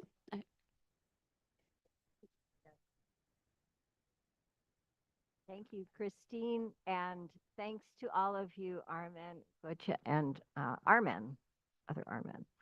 So next in our program actually is a musical performance that comes to us from our Armenian Music Program. I am absolutely delighted to introduce you to Professor Melissa Bilal. who is now the newly appointed Promise Chair in Armenian Music, Arts, and Culture at UCLA, our third endowed chair having to do with Armenia and Armenians, first being the Narakatsi chair, then the Hovannisian chair, and now we have a new chair in Armenian Music, Arts, and Culture. So Melissa, I will bring you to the podium to introduce our musicians. Thank you. Thank you, Anne. Prof says, hello, everyone. As Anne said, I'm Melissa Bilal, the Promise Chair in Armenian Music, Arts, and Culture. Apart from having the honor of being the inaugural holder of this important chair, which is the third Armenian chair at UCLA, as Anne said, one of which was founded by Professor Hovannisian himself, I'm also especially emotional today, remembering the day I met Professor Hovannisian some 23 years ago in Turkey, when he visited my hometown, Istanbul, Bolis, for a conference at my alma mater, Boğaziçi University. The conference was organized by the Oral History Association, and the fact that this important scholar, an Armenian scholar, was going to give a paper at this conference, a paper on the memory of the Armenian Genocide, as you know, denied by the Turkish government, successive Turkish governments, and the articulation of which criminalized by the state. This created excitement in my community of Bosahais and, of course, backlash in Turkey. And I remember that the relatively progressive Turkish Social History Foundation at the last minute withdrew its sponsorship from the conference. I remember going to see this giant, probably the first diasporan Armenian scholar I have ever met in person, with a group of other Armenian college students at Boğaziçi University. After attending his lecture, I had the honor to attend a concert with him on campus that same day, and it was a concert by Boğaziçi University Folklore Club. Some members were Armenians, and the club was performing songs in Armenian, Turkish, Kurdish, Laz, and other languages spoken in Turkey. After the concert, during which Professor Hovannisian was sitting next to me, we said goodbye, and he turned to me and said, "Hayutyunut chmornas." Don't forget your Armenianness. It sounded puzzling and strange, I have to say, back then, that the Spurkahai diaspora Armenian was telling a young Bosahai to hold on her identity, Armenian identity, or never deny her Armenianness. But his words stayed with me for decades and resonated in my mind. What I found strange back then, as a young Bosahai, makes a lot of sense today, as I stand here as the chair of Armenian Music and Culture. And it guides me in my work at UCLA as I teach young generations of diaspora Armenians music, oral history, and gender studies. Now I turn to music. I am also the director of the Armenian Music Program at UCLA. And when Annan Hasmik approached me with the idea of including music in this commemorative event, I thought of Richard Hovannisian's volumes dedicated to the history and cultural heritage of the various provinces of Western Armenia. Together with the master musicians you will hear in a bit, we decided to put together a program that reflects the importance of oral tradition, in this case songs and instrumental melodies, in terms of historical research, as primary sources for the historian, and how music research is an essential part of what Richard Hovannisian envisioned with those volumes. And in fact, I recall at least 2 music articles in these volumes. The program you will hear today covers repertoire from Daron, Van of Historic Armenia, all the way to Bardizak in the west. And it will also cover pieces that reflect the relationship, that emphasize the relationship between musical connections between Western and Eastern Armenia. You will hear a variety of genres, including lullabies. These songs either survived in the memories of the survivor generation and were passed on to us through oral transmission, or they come from the song collections of Gomidas Vartabet, his student Miran Tumajan, and Grigor Stuni, who is, of course, from Artsakh, but lived and collected songs in Western Armenia, mainly in Garin, because Grigor Stuni was a teacher in Garin's Erzurum Getronagan.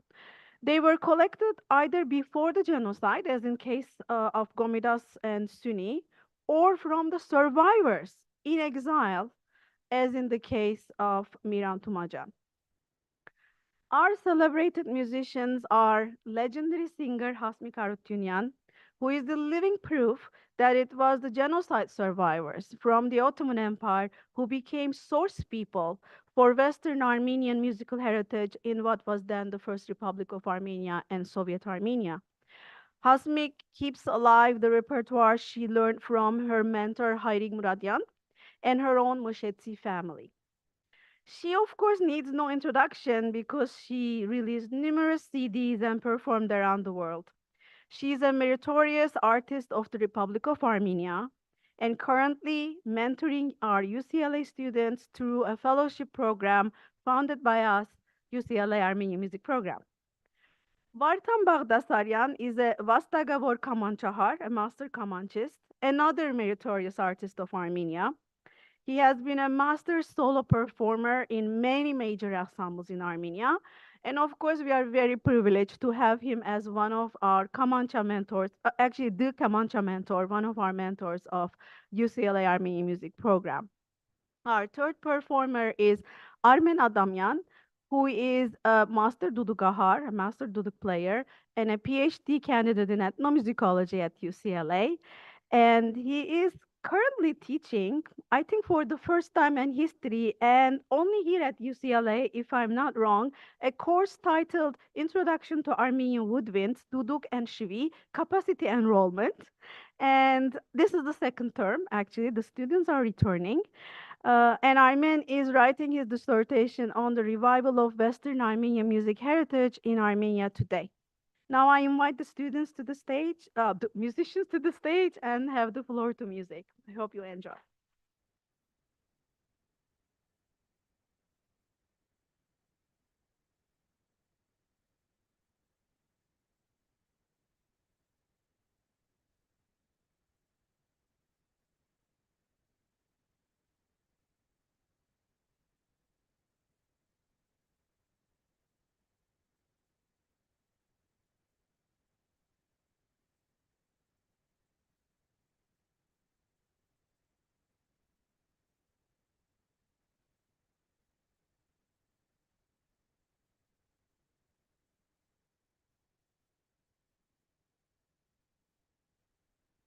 Thank you for having us.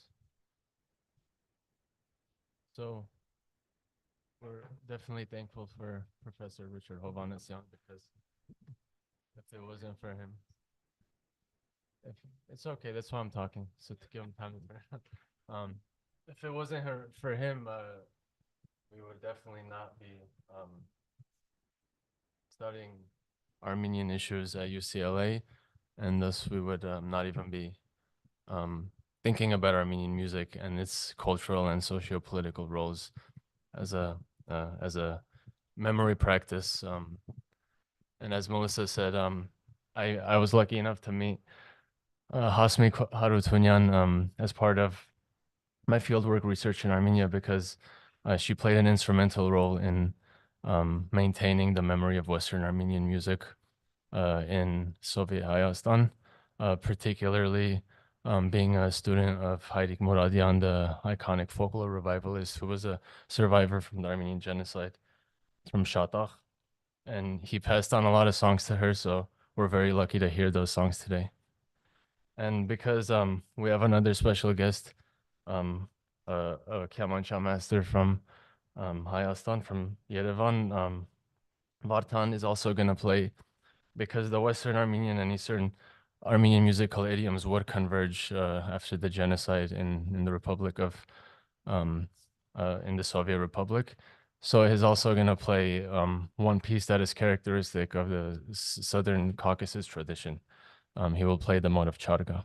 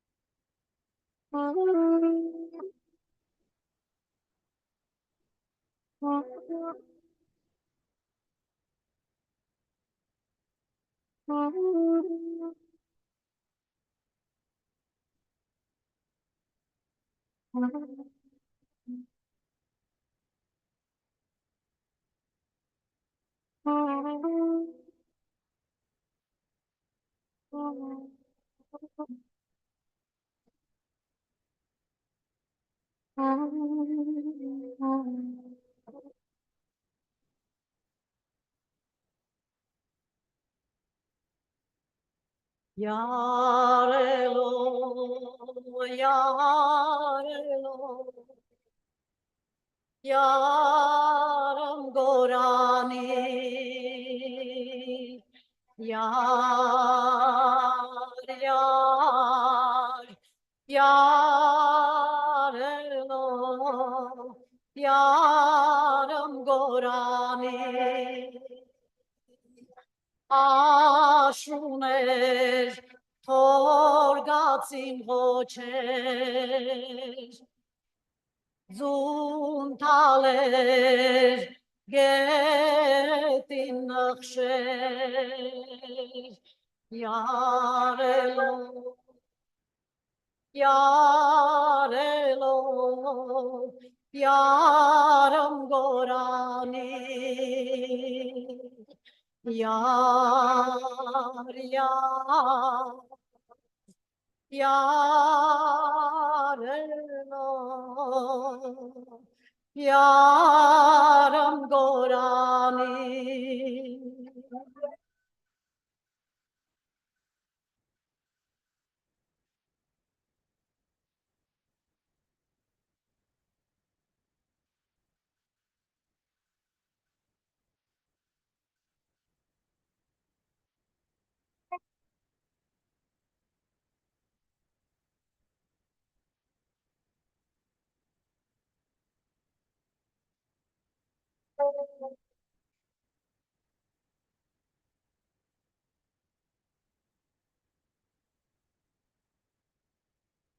Le, le, le, le, le, gorani, le, le, can gorani. Adam der maşutaş İnkarur geğer Adam der maşutaş Orot ki teğer Meğragedu Jurle Hivandi Teresh Shan Chigma Gashanches Kuverkim Deresh Yare Yarelo Yaram Go Yareha, yarelo, yaram gorani. Le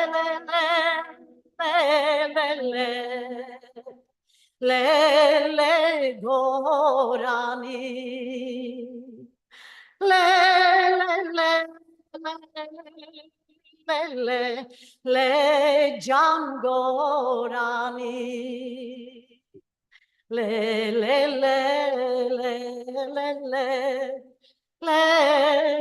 gorani.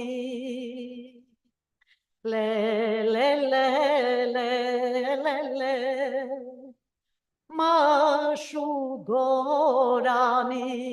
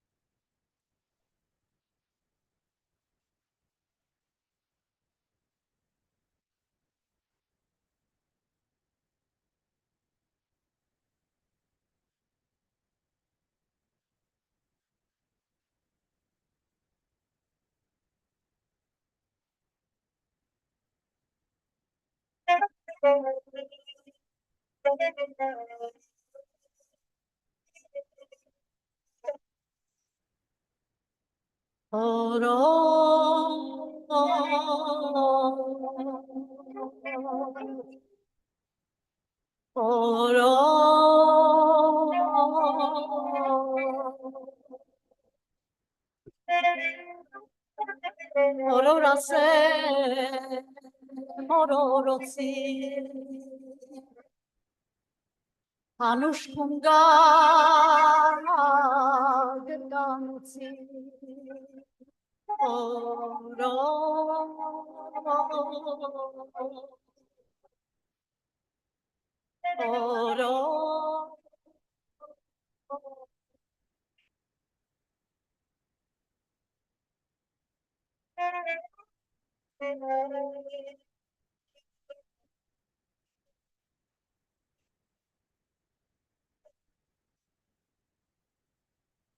Elesh sole in yara arvitakin kelesh sole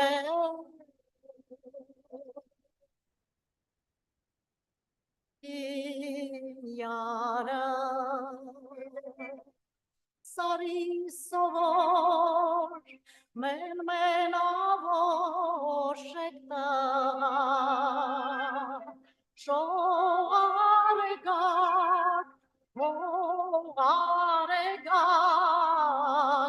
yekta ele sole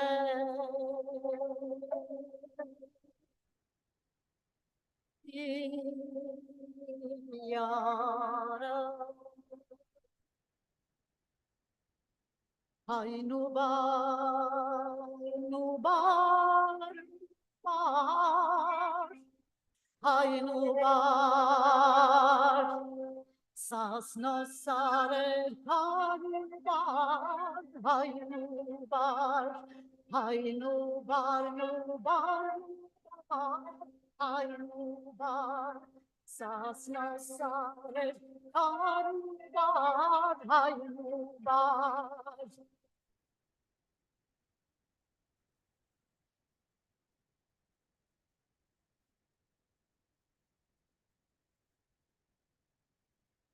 ay nubar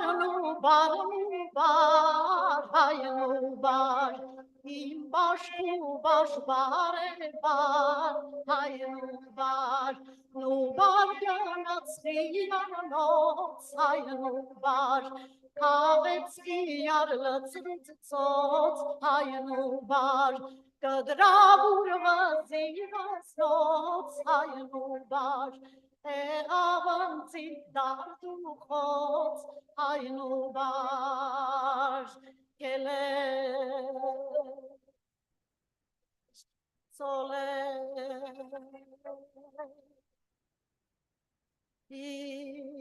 imiara kele sole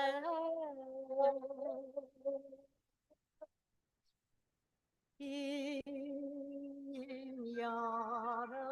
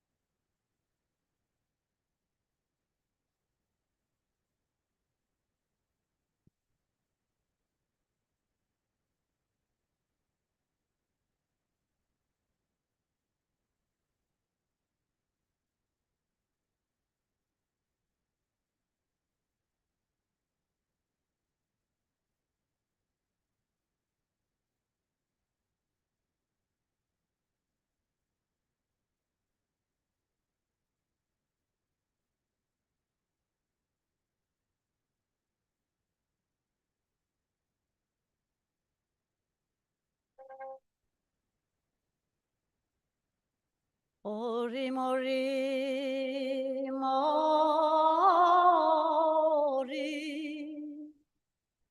Ororots dami Surpreștacnernal papandănim Gianicăs Ororororor Oror teroski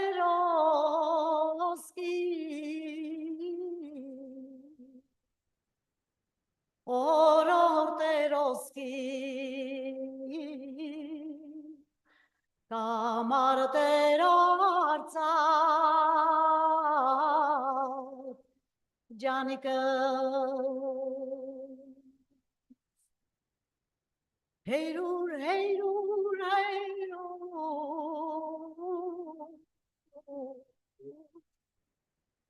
Heyrurase. Janicas, orori, moro, heyrur, heyrur, heyrur, heyrur, heyrur, heyrur,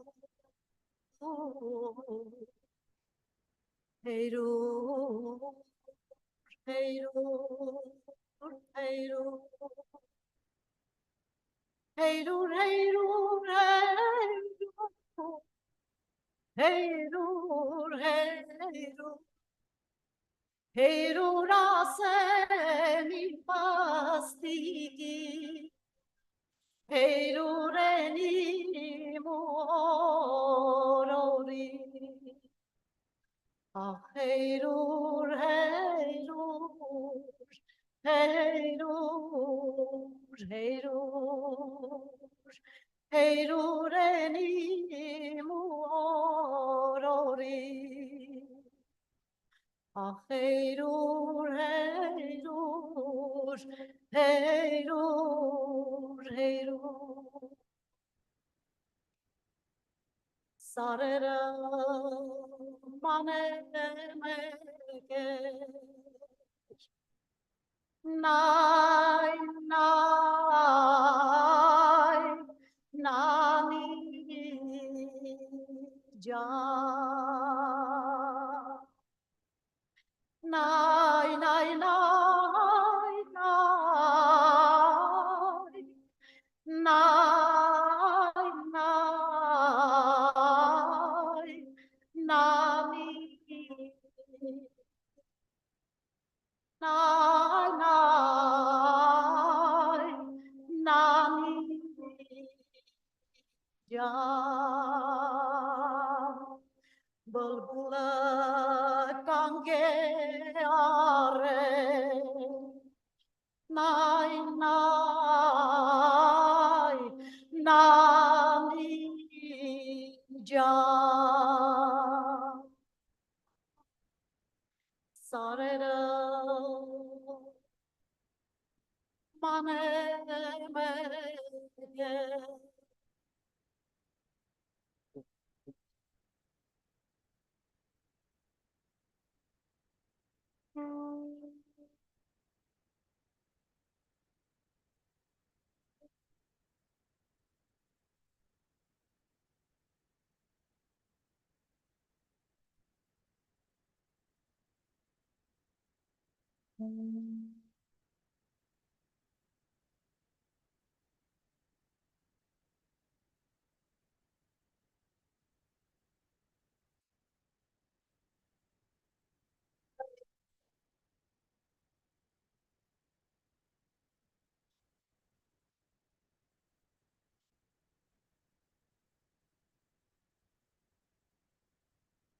Yarimo, yarimo,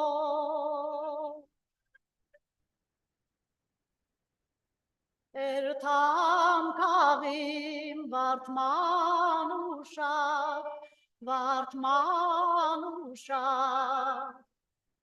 Yarimo, Yarimo, Berem danem, Kubartsitak, Kubartsitak, Yarimo, Yarimo, Yarimo, Yarimo.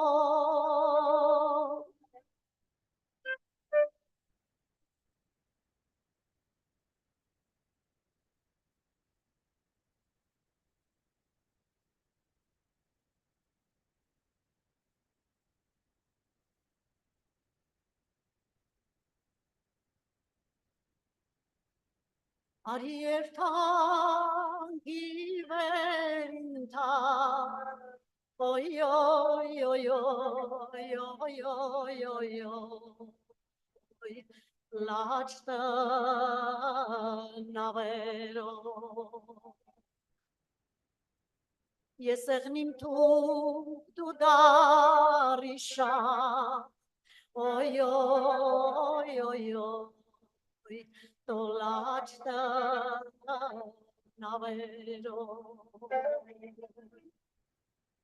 Ariertan sani sipan, oi oi oi oi oi oi oi, laçta navero. Sapiscaro tocusia, oi oi oi oi, tolaçta navero. Arierta sani vinyo, oi oi oi oi oi oi, laçta navero. Yesernim zug du darigo, oi oi oi oi, tolaçta navero.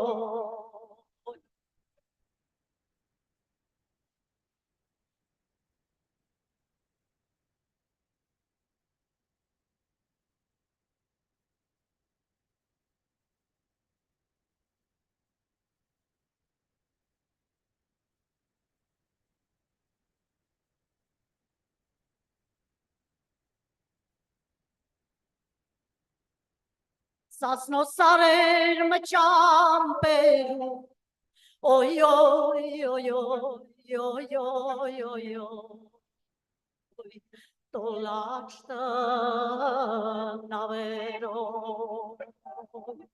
Sasno senker maçkareru, oi oi oi oi, laçta navero. Sasno zenker maçkareru, oi oi oi oi, tolaçta naver. Oh.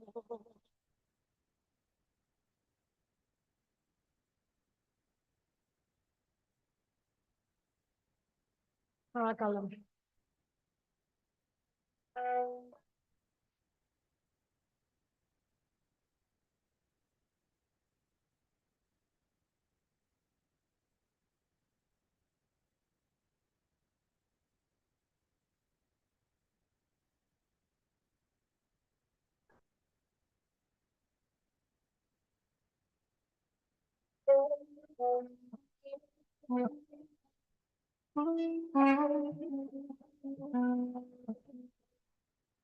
Maşogel nereye gel, maşogel nereye gel, meğurak meğurak gel, kapin yevrak gel, meğurak meğurak gel, kapin yevrak gel. Anay nay nay nay nay nay. Anay nay nay nay nay nay. Nay nay nay nay nay nay nay. Nay nay nay nay forotya. Nay nay nay nay nay nay nay. Nay nay nay nay forotya. Mashogene ars noteren get kalohe mere nam dove ars naram hakosho mere nam dove ars naram hakosho.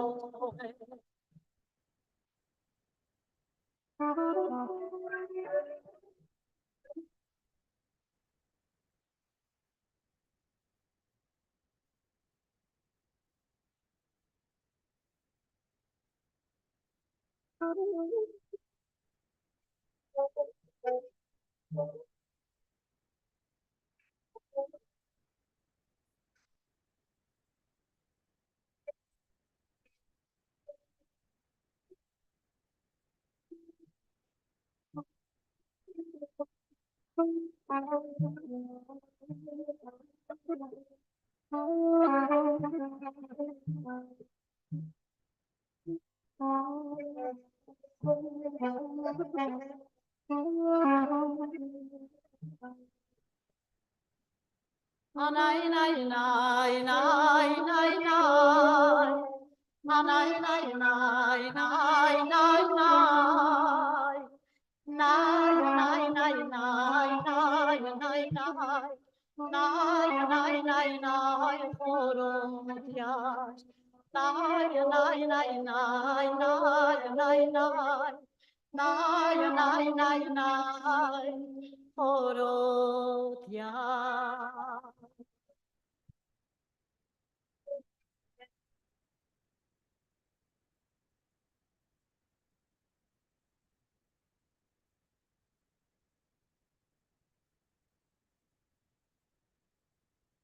Nakakalit.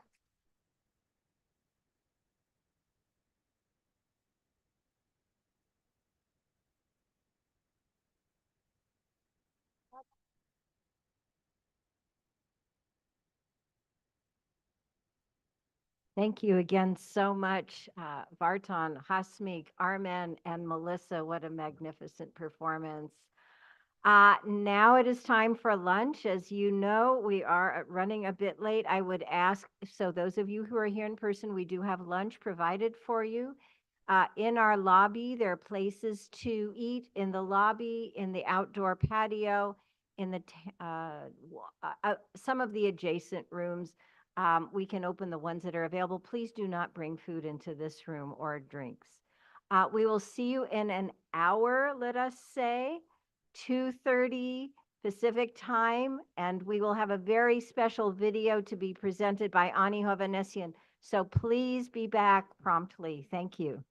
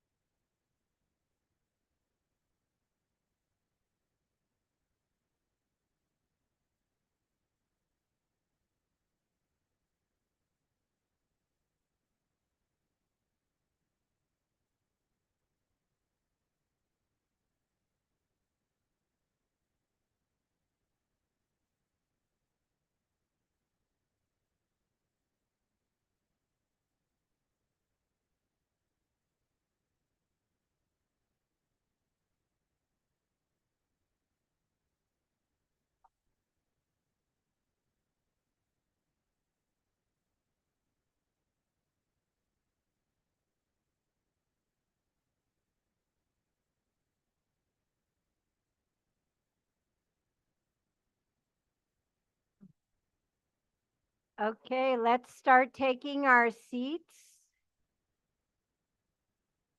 You do not want to miss 1 minute of the next video that is coming up. So please take your seats. Once again, we have plenty of seats here in the front if anyone dares to want to sit here, but otherwise, right now, lots of open seats.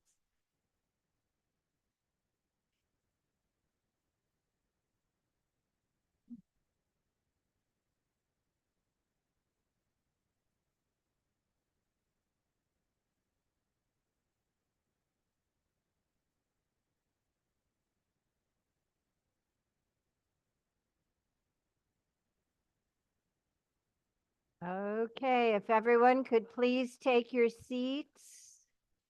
We will be starting. Nanor, maybe I could ask you to try to round up people in the lobby to come on in.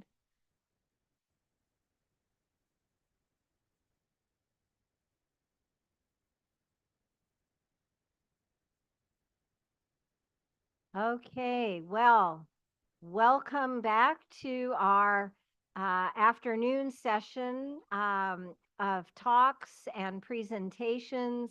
We are absolutely delighted to bring to you now a new retrospective video that has been created by our own Ani Hovannisian, who is a well-known filmmaker and documentarian, and of course, Richard's daughter. So let us welcome Ani to the podium.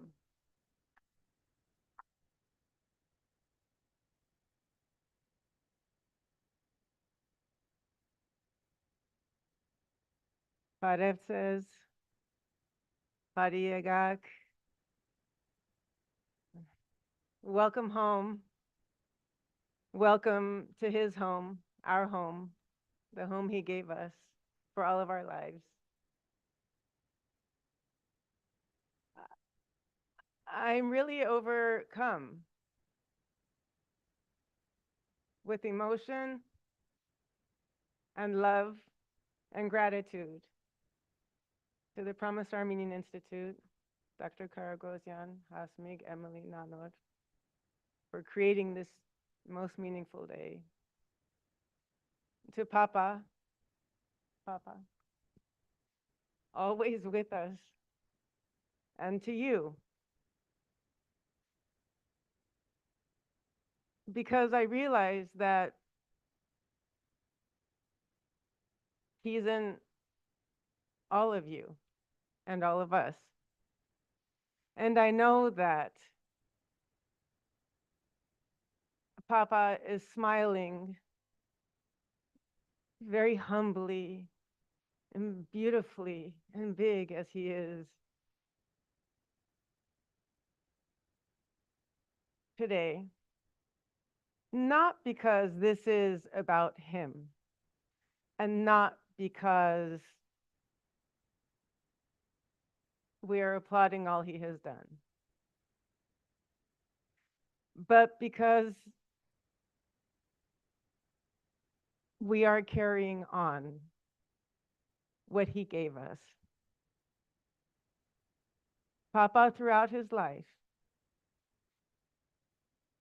picked up, gathered the pieces of our grand and glorious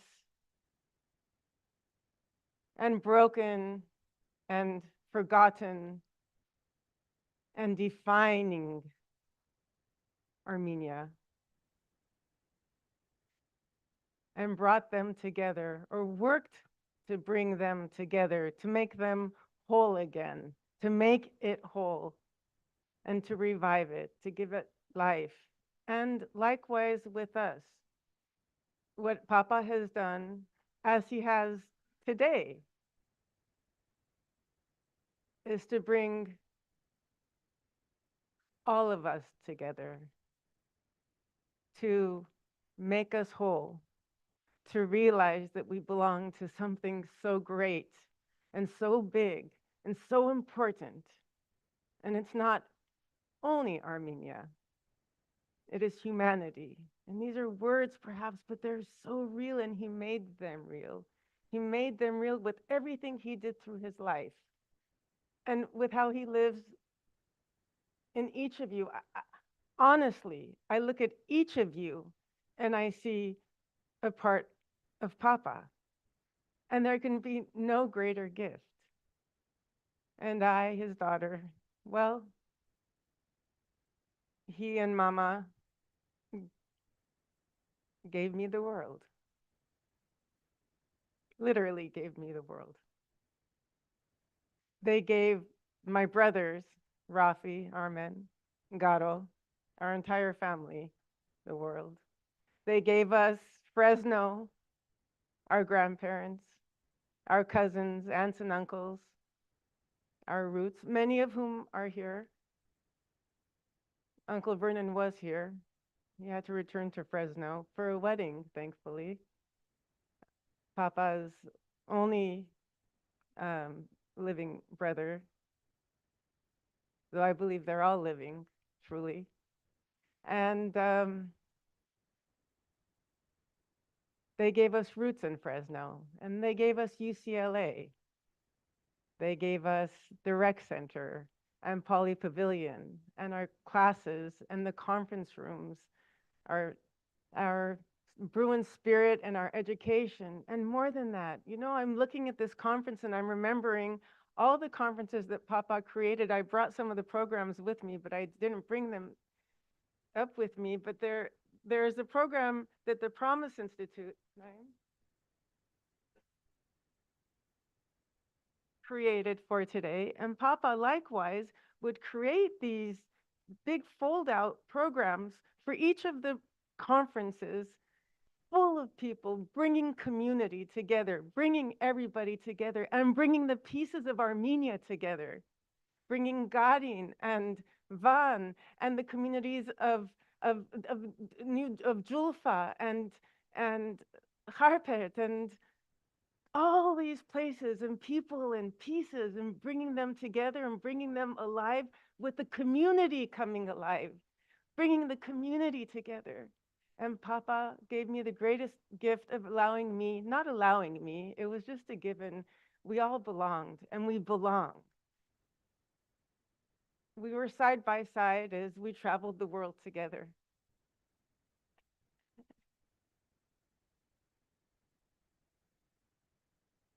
And discovered ourselves in all the places where we traveled, whether it was Egypt or India or Syria or Lebanon or Argentina or Brazil.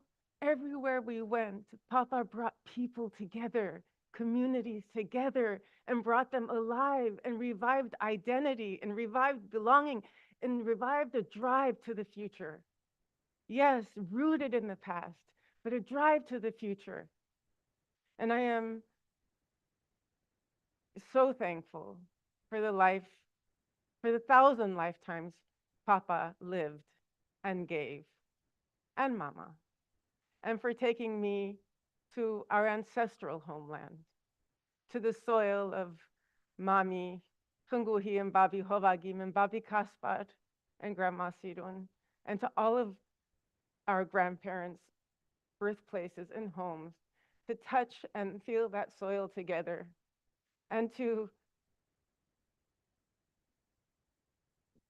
be filled with the souls of our people. Even to, in the desert of Derzor, to lift the bones of our people out of a mountain of bones, of us. But here we are. And here is 13-year-old Emmanuel Kazaz, who has come because he wanted to come and learn. And he told me that next year he gets to choose an elective in high school at Clark, and he's choosing Armenian history. Papa would be most pleased because there are youth here. And he would be most pleased because we have purpose. He would say, enjoy life, but have a purpose. And that makes it more enjoyable.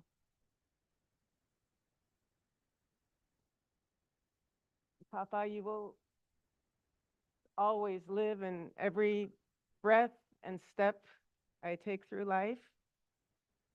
And I know that somehow the same for all of us as we carry forward what has been entrusted to us.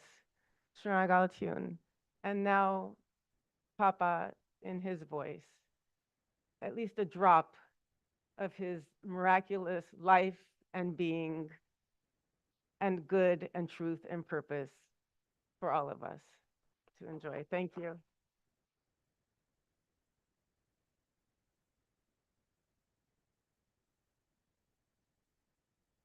Hello, Heidi. Hello, dear Sose. I know you as Heidi, which actually means father in Armenian and not grandfather, but you're our father, so. Yes, well, I like the word Heidig. It means like little father as endearing term. Bye.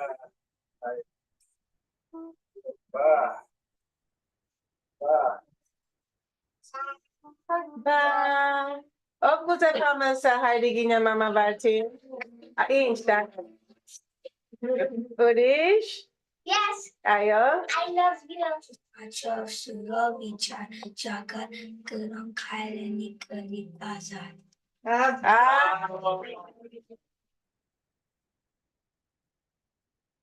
I was born in Tulare, California, a small farming community, not far from Fresno, an hour, those days, probably an hour and a half drive from Fresno. My father had been through the genocide of 1915, had survived. He was from the village of Bazmashem in Kharkiv. The Armenians of Tulare all came from Bazmashem, and almost all of them were farmers. I mean, they all had vineyards or farms.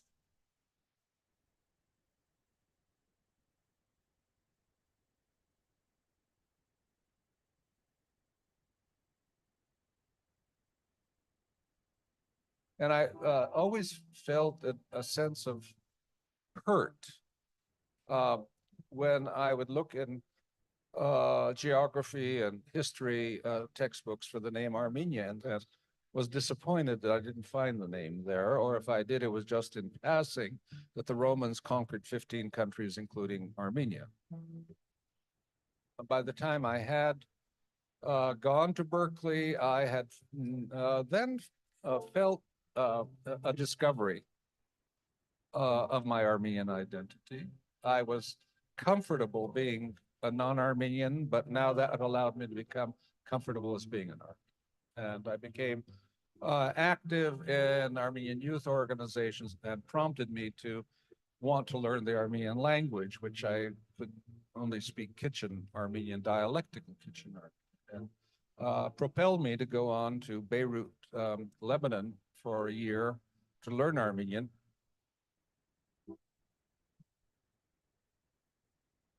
Ինչ որ չունեի այն ժամանակ հայ լեզուն էր, չէի գնար հայերեն գարտալ գրել, եւ գոհ եմ եւ շնորհակալ եմ Բեյրութի ջամարանին, որ տվավ այն մեկ տարին ինձի, ուր գրծա մխրճվել հայերեն լեզվով, սորվիլ օրական 14-16 ժամ, փորձել սորվիլ հայերեն լեզուն.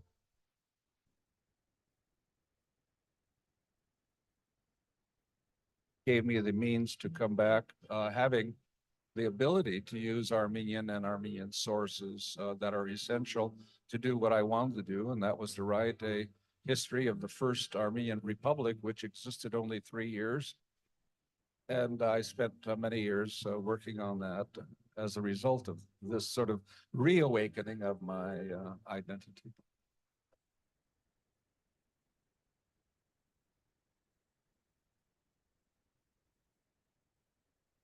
My greatest supporter and my greatest critic is Vartitir Kochalosian.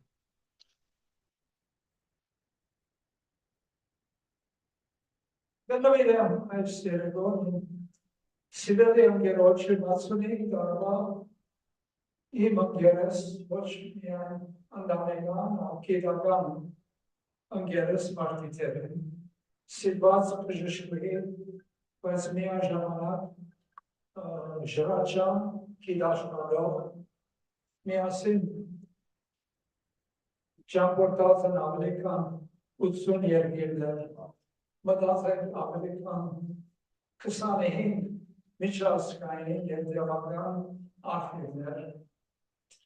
İç böyle razem şad met pajina İrem Batkani İlgalo Şahmet. Kaçak.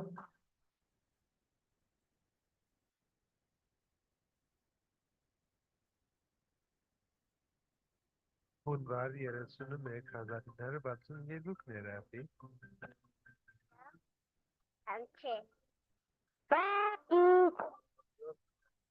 Papi. Hayashvani cheka jimbor, bakme inti ayderi. Antrani jimbor nere, medeluto menchikerim. Antrani jimbor nere, medeluto menchikerim.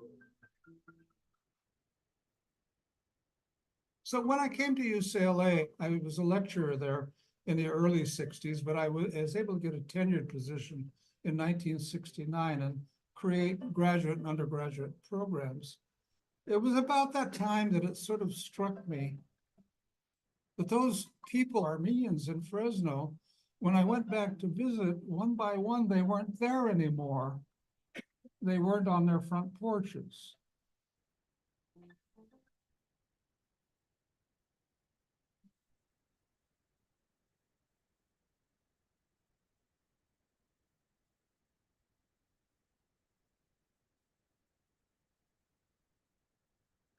Motto. Okay, Pacho. This is indeed a memorable evening, an exciting evening, not only for me, but I'm sure for all of you and for thousands of individuals outside the halls of this banquet. We are here today receiving from the University of California, one of the greatest universities in the world, a commitment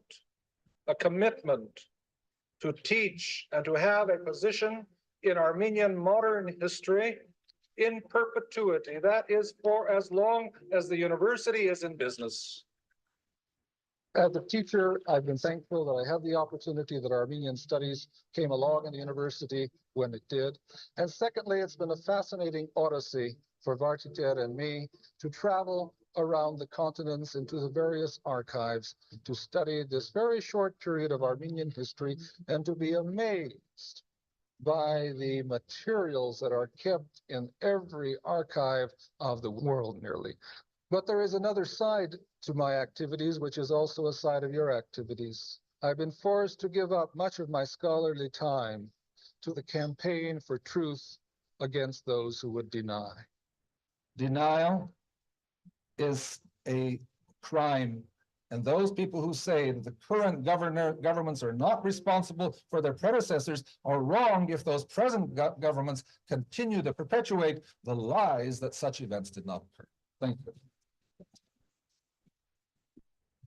We have to believe that by teaching what is right, by teaching the history of the Armenian genocide, by teaching the Holocaust and the lessons that have to be gained from the Holocaust and from what's gone, the victimization of the Cambodian people by its own government, that generations will continue to be committed and try to eliminate the worst excesses that take place frequently in the name of government, frequently in the name of religion, frequently in the name of a good ideology, frequently in the name of making the world a better place, but a better place for whom? And I think we have to all work forward. It's being a better place for all. If you're going to prevent genocide, the predictability of punishment has to be there as well. That is, perpetrators have to know that there is punishment to be followed. What next? And it is the question of what next that terrifies the Turkish government. Stop the denial, teach the truth, say our predecessors committed a crime and we should work never to commit it again. What the Armenian community today and those who are involved in human rights today are really seeking is reaffirmation of the Armenian genocide of the United States government, because at the time when it did occur under the presidency of Woodrow Wilson, it was affirmed many times over and given the name, the murder of a nation, the Holocaust, and many other inferno and many other terms. They conclude by thanking Councilman Professorial, Councilman Chairman Garcetti, all of you who have spoken, and all of you who will vote and speak up for human rights, because the Armenian genocide is not only an Armenian issue, it's a human issue. And a cardinal part of that struggle is the struggle of memory against forget. And I think we're here today to commit ourselves to that struggle of memory against forget. If we are persistent and if there are enough of us, and we really believe we will continue with our own personal sacrifice to build up the underlying soils that ultimately will dam up the damnation of genocide. Thank you.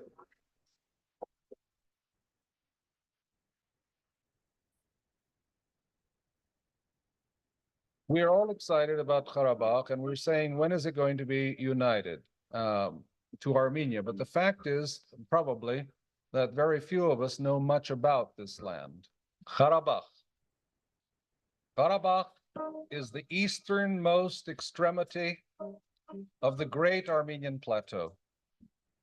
This is the historic Armenian province of Artsakh. You must understand the importance of this area as a symbol of Armenian freedom. And indeed, when all of the rest of Armenia was submerged for several hundred years under alien rule, the mountains of Karabakh maintained a semi-autonomous existence.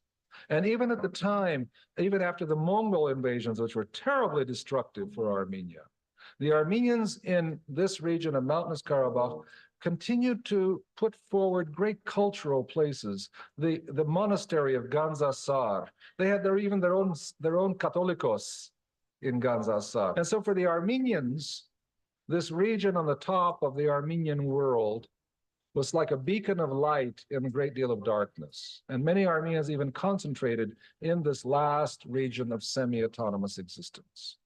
And I never thought, by the way, in the 30 years that I was writing this history of the First Armenian Republic, that all of these issues about which I wrote in detail would become live issues once again. You may be rather surprised if you read the chapters on Karabakh alone. So much will be familiar to you because it's all came alive again after 1988.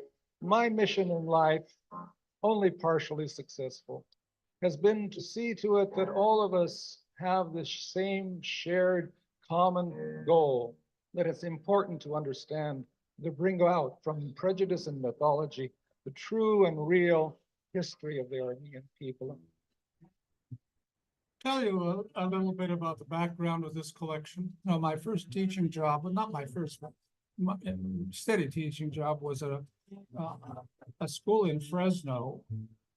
And I remember walking down the streets of what we call the Hazelwood district, and block after block after block were Armenians. And in the summer, they would sit on their porches. And as you walk by, they would greet you. And if you had a little baby in a stroller, it was even better.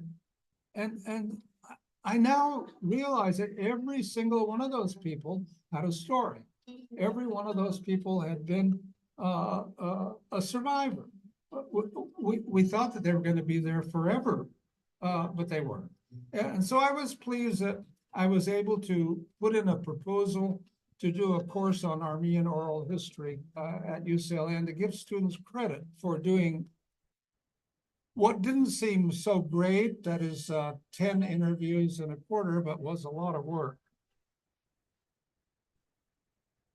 How many interviews do you have here? Ask Mono, he'll tell you. We're getting Professor Hovannisian's Armenian Genocide testimonies and his audio cassettes and all the documents that he has in relation to his collection that he's been working on for 40, 50 years. We are transporting his cassette tapes, and we think we may have about 870 to 970 tapes. But we're gonna find out in the next few weeks. Interviews, not tapes. Sorry, interviews. Tapes, we have a lot more. Maybe you could triple that or quadruple it. I'm hoping that the show will have the facilities and the resources to handle it the way I want it to be handled. In honor and appreciation of his contribution to the Visual History Archive, USC Shoah Foundation commits to preserve in perpetuity and make accessible for research, education, and the promotion of human rights, the Richard G. Hovannisian Armenian Genocide Oral History Collection. May that legacy live on.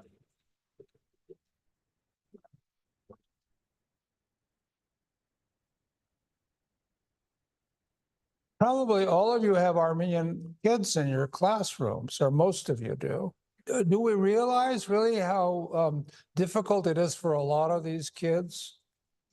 They have probably the children of immigrants, or they may be immigrants themselves. Why did their parents or grandparents feel the need to leave a land which they really loved? They had, like probably I had, a lot of identity issues of, who am I? How do I become accepted into the mainstream?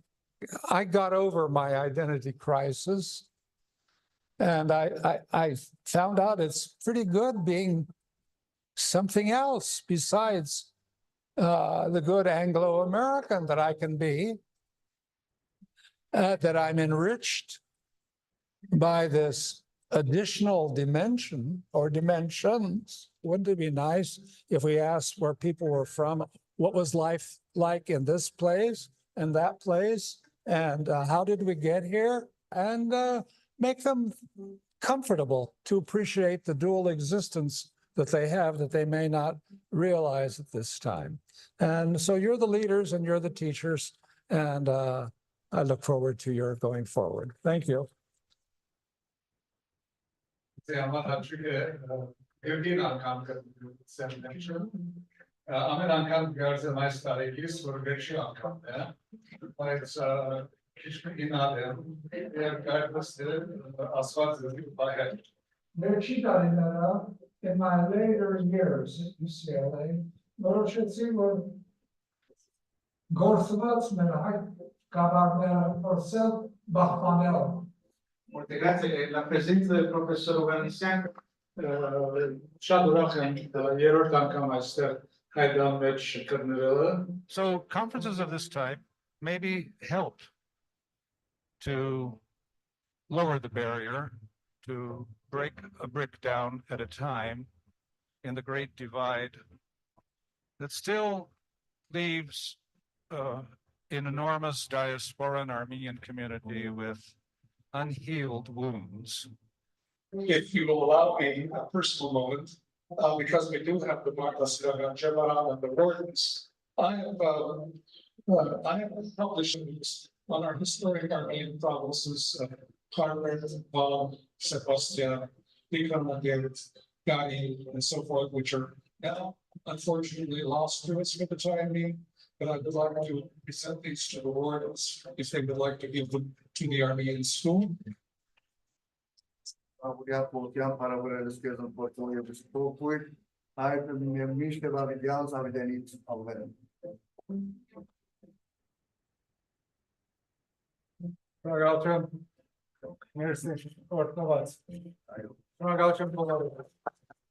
given a little extra life in order to come to this final volume that I didn't think that I would ever publish.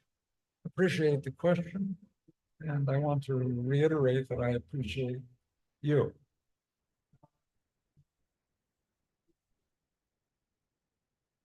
I want to acknowledge these two young men here who have been sitting here from 9 o'clock this morning until now. I want to say bravo to you. What's an example, we hope that more families will, and parents will encourage their children to come with their children. So the worst fears of the Armenians have come to pass. Their lands on both sides of the frontier will become the theater for war, and there will be inescapable tragedy for the Armenians. But no Armenian at that time could dream or imagine that that tragedy would really amount to a genocide in which the entire Western Armenian population would be swept away irreversibly, perhaps forever, from the lands on which they had lived for 3,000 years. Is this Antranik here? Stand up, let's take a look at Antranik on your chest. It's tattooed on his chest. Let's look at it. Come here. This is Antranik. Those are the heroes. And he's your buddy, right? Yes. He's your buddy. This is Antranik. He was born in Sebastia in Sivas and became a revolutionary, fighting for 30 years against the Turks as a partisan warrior. All right. And he died in Fresno, California. Bye, Professor. Nice last class. Thank you.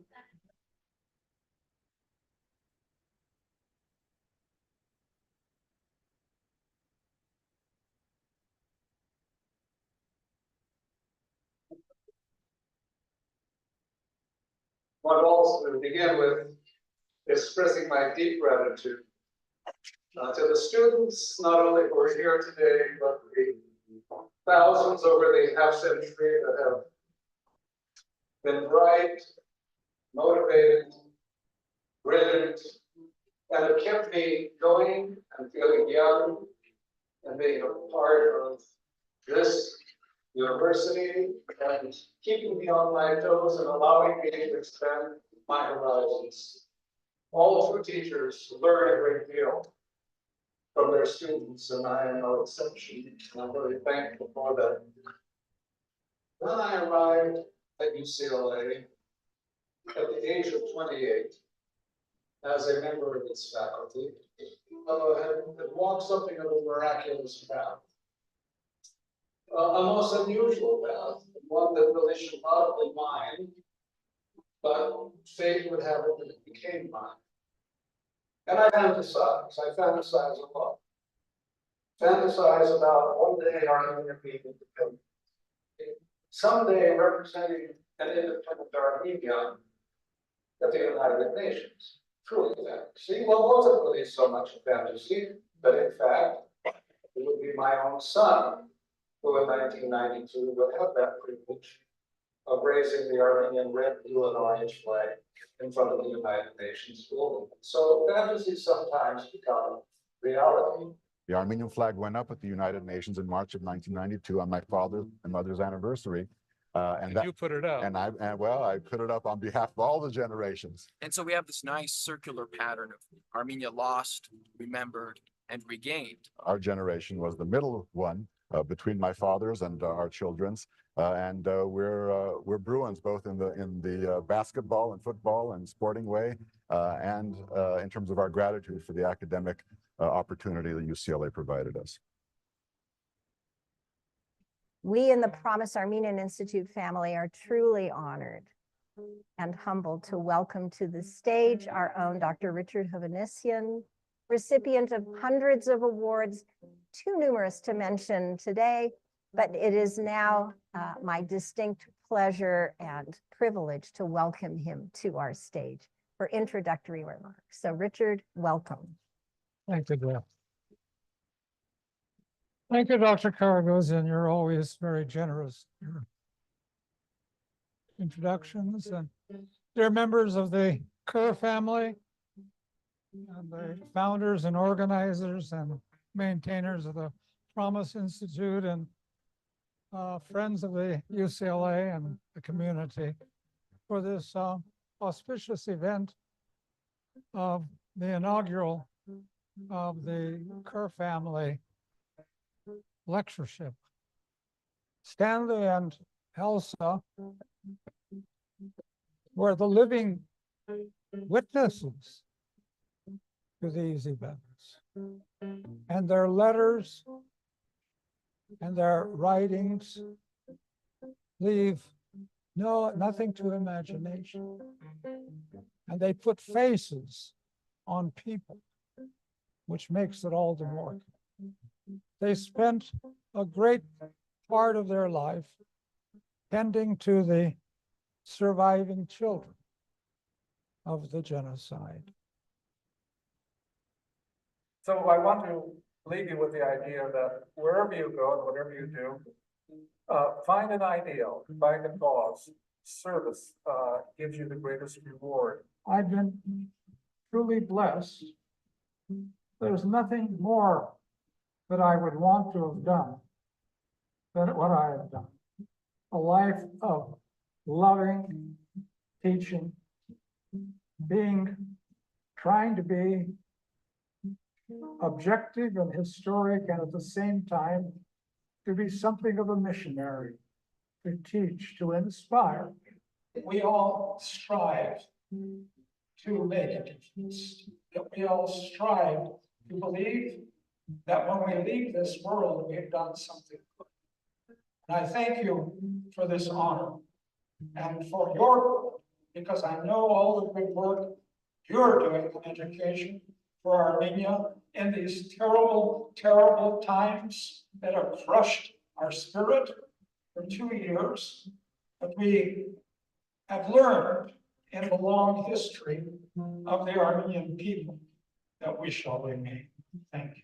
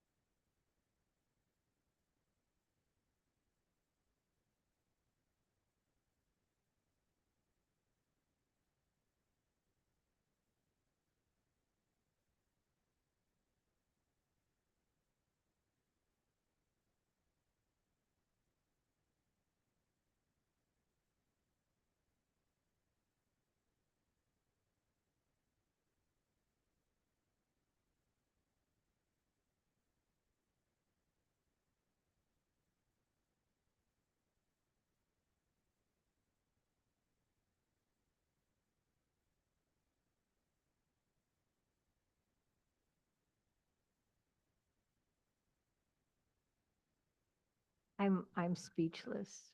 I'm not sure what to say, but thank you. Thank you, Ani, for that effort of love in putting together that amazing video. Miasin. Moving on, our next panel will once again be moderated by our own Dr. Christine Marirosian Olshansky, and this one pertains to our dear Richard's pioneering Armenian studies as a field, both with organizations and with universities. So Christine, I'll welcome you back to the podium. Hi again. Our next speaker is Dr. Huri Berberian, Professor of History and Mehruni Family Presidential Chair in Armenian Studies and Director of the Center for Armenian Studies at UC Irvine. Please help me in welcoming her.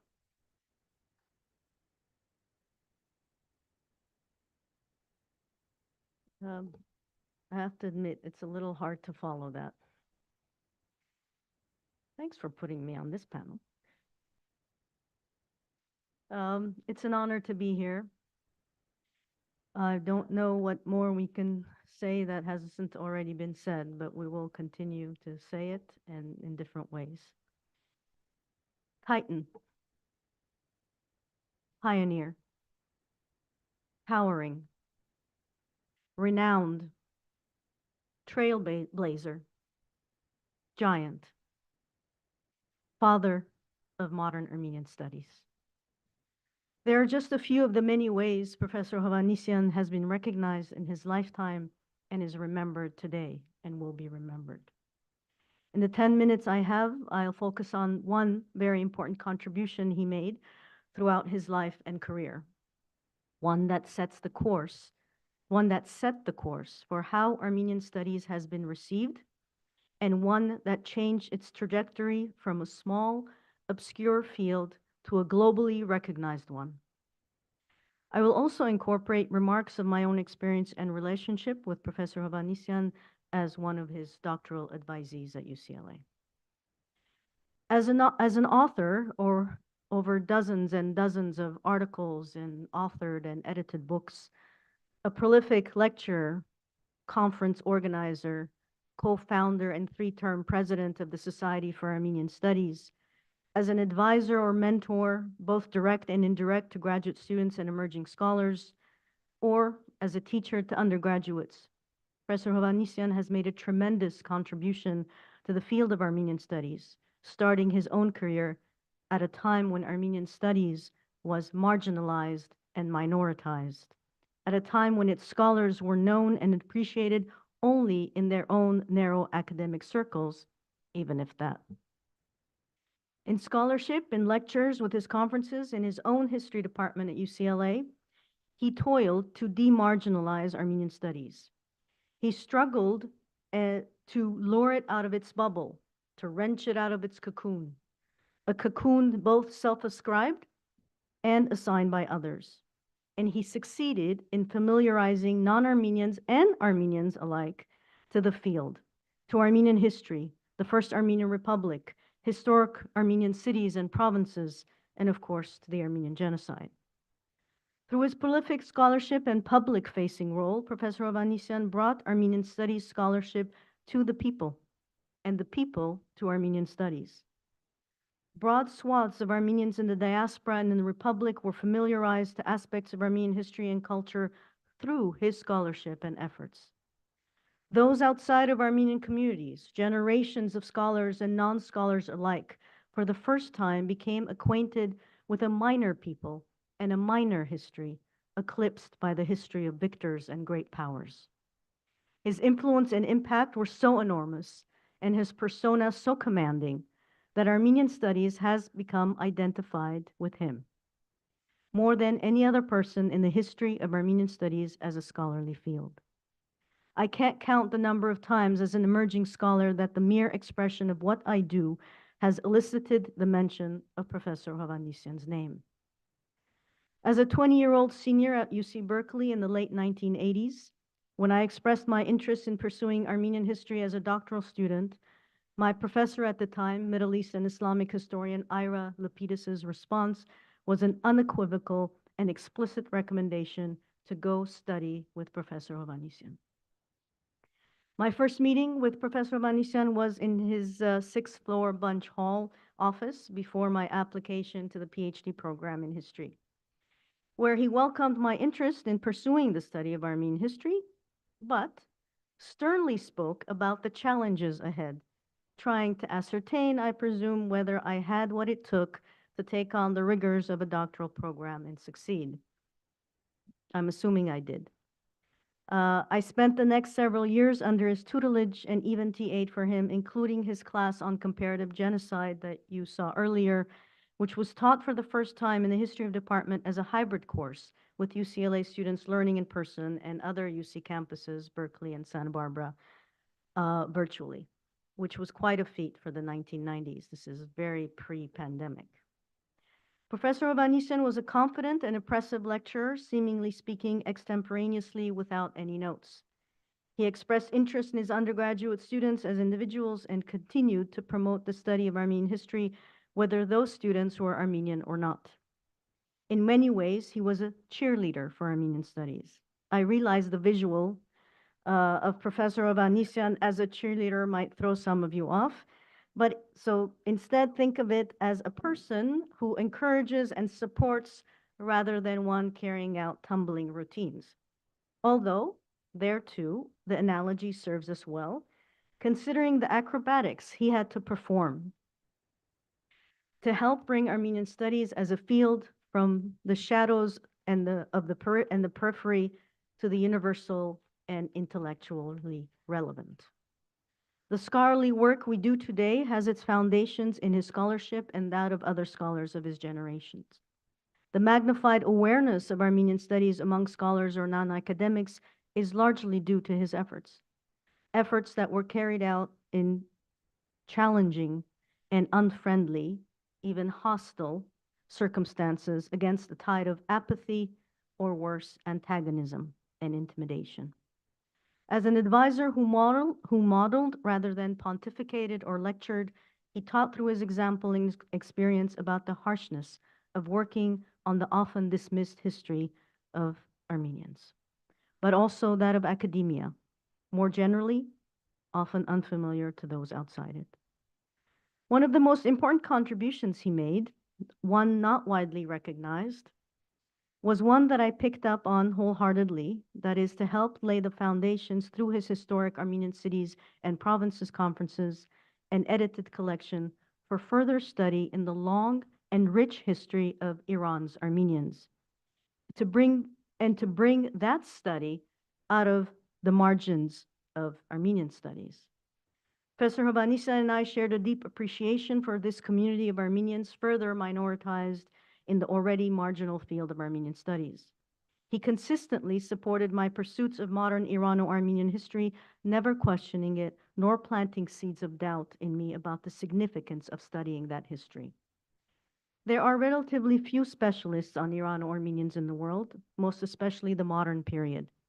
His final edited collection, published in 2021, which you saw a cover of, is a good start in bringing more attention and further developing scholarship on the oldest and closest of Armenia's diasporas. In public presentations, Professor Hovannisian talked about his visits to Tehran and Isfahan as a young scholar. And I was pleasantly surprised when going through Tehran's daily Alik for my co-authored book on Armenian women in Iran, I came across several articles from the 1960s and 1970s proudly talking about his appointment at UCLA, his first book, Armenia on the Road to Independence, and his Envartiter's visit to Tehran. Whether he knew he would be contributing in some way to that community's history or laying and solidifying a foundation for the global and multi-directional growth of the field, I don't know. Although he never wrote about Armenian women's history, had he been given the time, I'm sure he would have. Although he never wrote about Armenian women's history, also historically neglected, both within and outside Armenian studies, he demonstrated pronounced interest in and ultimately produced and advocated for at least one student who pursued that history. In my own experience as his doctoral student, I found Professor Hovannisian a demanding advisor who expected the best and trusted you to deliver it. He was nevertheless in many ways hands-off, trusting my own judgment and my own approach to and process in research and writing. For example, he welcomed my desire to connect modern Armenian and modern Iranian histories, and working on both with him and Iran specialist Nikki Kedi. And it is because of that openness at a time when that combination was uncommon that I developed a double perspective in my scholarship, Armenian and Iranian, which has served me well throughout my career. As one might imagine, as students, we sought his approval and favorable comments. But Professor Hovannisian was, shall we say, sparing, even cautious with expressing praise directly, so as he once said to me, "Kaluchat churi," so that your head will not get big, or you won't get a big head. But recognition came through in other ways, in my case, through positive remarks he had made to others, or glowing letters of recommendation, the kind that prompt all graduate students suffering from imposter syndrome to say, "Is that me?" Today, we continue to cherish and celebrate his field-altering impact and contributions to Armenian studies within the field and outside. His legacy lives on in the work he has left behind and his students, both official and unofficial. He has either mentored or influenced profoundly, who carry on his legacy. Thank you.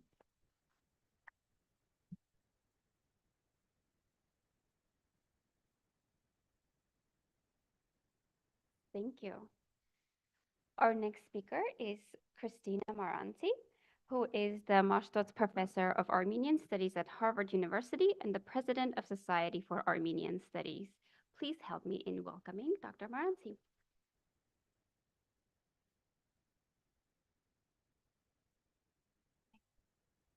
Hi, everyone. It's wonderful to be here. In some ways, it feels like a reunion, except for the noted absence of the central figure. I keep thinking I'm going to see him, and he's not here, so it's very strange. But I want to thank Anne and Hasmik and Nanor for organizing this so magnificently. I have a lot of memories of Richard. I was, I guess, an unofficial student of his. I came, my first time to LA was for one of the Historic Province conferences, and I can't remember if it was Sepastia or not, but my own family on one side is from Sepastia, so this was, he mentioned that, I remember, before I gave my talk, but I became sort of the architecture person for the conferences and the volumes, and that was very important for me. It was a chance to publish, a chance to present. I wouldn't have otherwise got those opportunities. And I know that that helped me tremendously in my career, and I'll never stop being grateful to him for that. There are many other things I could talk about, but I wanted to address two things. Well, really, yeah, one big thing, one little thing in the time that I have. And one is that when a colleague of mine at Harvard found out that I was going to be coming, she wanted to offer her own brief remark too about him, and this is Professor Ioli Kalavrezu, who was in the Department of Art History. And so I just want to read you this quickly. And she's now at Harvard, but she was at UCLA. And she said that he was a wonderful colleague and they had a great understanding. And the vivid memory she has is that when the olives on the UCLA campus, olive trees on the North Campus were ripe, Richard, Speros Vrionis, who may also be a name you know, and Ioli went collecting the olives, some that had begun to fall from the ground, others by shaking the trees a bit. This was done on the weekend when there were hardly any students around. And so she would look forward to this event every year, but I can just imagine the three of them, these great scholars shaking olive trees together. So now I want to talk a little bit about what Richard did for the Society of Armenian Studies, of which I am the president, and we have officers here, as well as two past presidents, Bedros and Barlow. So this is just a little bit of to give you a sense really of what he did. And so this is the Society of Armenian Studies. These are some of the things we do. It is, I forgot who said it, but this is a robust organization now with many different dimensions, some of which you see on the screen. But how did it all start? Well, and this is Mark, I think it's from the NASA website, but anyway, I'm taking it. So Richard was present at a conference at Harvard sponsored by NASA in 1973. You can see the participants, quite the luminaries of Armenian studies, and also a luminary of Indo-European philology, Calvert Watkins, at the very end. But Richard asked the gathered scholars about the desirability of the creation of a professional society for scholars engaged in Armenian studies. And a month later, which is really, if you think about the time frame, this is amazing, he sent a letter to about 100 scholars and graduate students to gather feedback on the creation of this society. Well, what happened to those questionnaires? They're there. They're in my office. So yeah, I think what happened was when Robert Thompson was president of the SAS, he had kept all those files, including canceled checks and things like that. And I have them. So it's a little mini archive of the SAS that's sitting on my desk. So I thought for this purpose, for this symposium, I might rifle through and see what I could find, anything interesting. So let me just show you a few of the questionnaires, and I hope I'm not violating any confidential information here, but anyway, it's too late. So here is the questionnaire that he sent out, and you can see that it's a series of questions. So do you favor the formation of an academic forum in Armenian studies associated with a national scholarly society? Yes, no, undecided. Another one is about MESA. Actually, two are about MESA. Do you want to be associated with MESA? Are you a member now of MESA? More about MESA. Are you going to go to MESA? And would you, I think this is brilliant. I have to remember this. Would you serve on an ad hoc committee? I mean, this is a kind of great information if you're organizing something. And so it's really interesting then to see what people wrote, who signed, and what they said. And so I'm just showing you two examples here. The one on the left from Khachik Tololian saying, good luck. I think this is a great idea. On the right is Nina Garsoyan. In her very fine, neat handwriting, she tells us she's in process of becoming a member of MESA. And then we have my favorite one, which belongs to Dikran Tashjan. And I love it because you can see that his little boy has decided to scribble in many undecided. So yeah, that I thought, anyway. And then a couple more. This one from Ara Dusturian on the left saying basically, this is a great conference. Good meeting you after all this time. Hope to see you at the next one. So here you get a sense of Richard's connection to colleagues and how much he was loved. And then this one is probably my second favorite, Dikran Kuimjan, who is also, of course, a great participant in the conferences. And he says in comments and suggestions, it is time for this important organization to get going. I had already tried to start such a thing in 1970. So if you know Dikran, you know this is, okay, let's keep going. And then sometimes there is a little bit of, frisson. So my name is spelled Yengoyan, not Yengoyan. And then this one from Robert Bedrosian, who indeed, one can imagine, was busy with his PhD orals. And so he said he was frantically busy. And again, remembering his career, you could imagine he was busy. In any event, he was the president of the Society of Armenian Studies in 1977. And he was president twice more in 1991 to 1992. And then again from 2006 to 2009, which is a heavy lift when you think about everything else that he was doing. I love this old font, by the way, for the Society of Armenian Studies. And then last thing I want to show you is this letter that I found in those files to Hrair. I don't know which Hrair, I have to look again. Oh, thank you. From 1974, March 11th. Just got your note. Would you believe I've been playing with this thing for the last 10 days to the exclusion of all else except meeting my classes. And then it says composing, typing, Xeroxing, stuffing, typing envelopes, mailing. What fun. Here you get a sense of his sort of ironic humor, but it can be done. And I think with that, it can be done. That very much sort of conveys his spirit. I will leave you and I will say, yes, it can be done. He did it. We're continuing to do it. And thank you so much for involving me in this.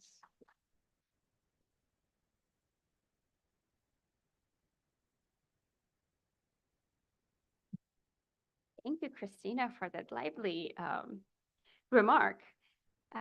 Next, we have a panel of speakers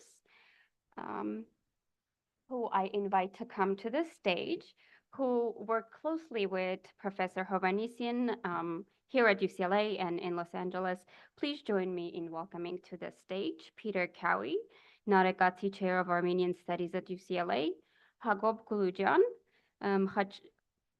Hachigyan Family Lecturer in Armenian Language and Culture at UCLA, and Mark Mamigonian, Director of Academic Affairs at the National Association for Armenian Studies and Research.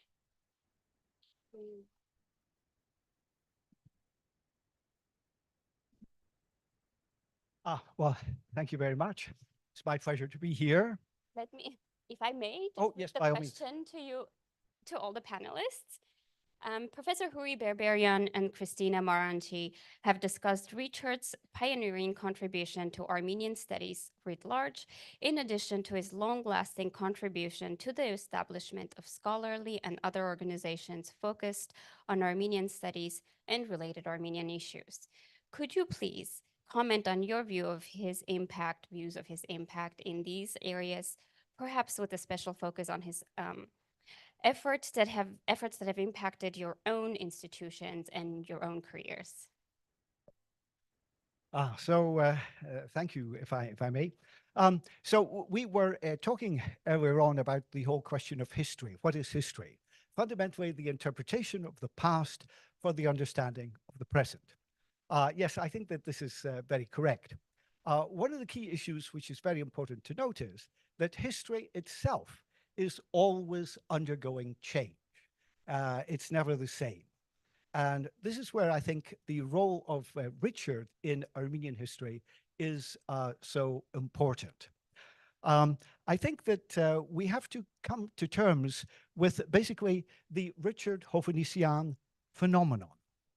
And I use that word advisedly because fundamentally there was no one in Armenian studies in generating Armenian history until that time.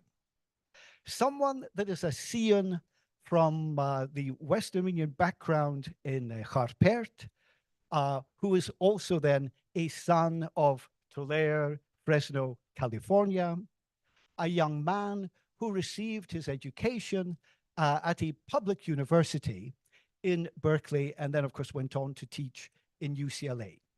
Those particular factors are found in no other person involved in Armenian history.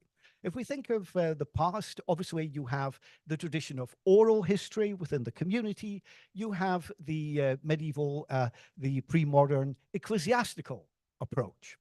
And what I think is also important, the approach that takes on its significance from the 16th century, basically in Europe. There we're talking about philology, texts, and very much as Huri indicated just a moment ago, everything is very individually based. And of course, this was the model for scholarship at that time, individual initiative. This still, of course, is a major, major issue in scholarship until our time. How do you actually document collaborative involvement in a particular engagement? And I think also the other important characteristic is that we're talking, of course, about America. This is the first real time where America becomes involved in creating knowledge within the Armenian sphere.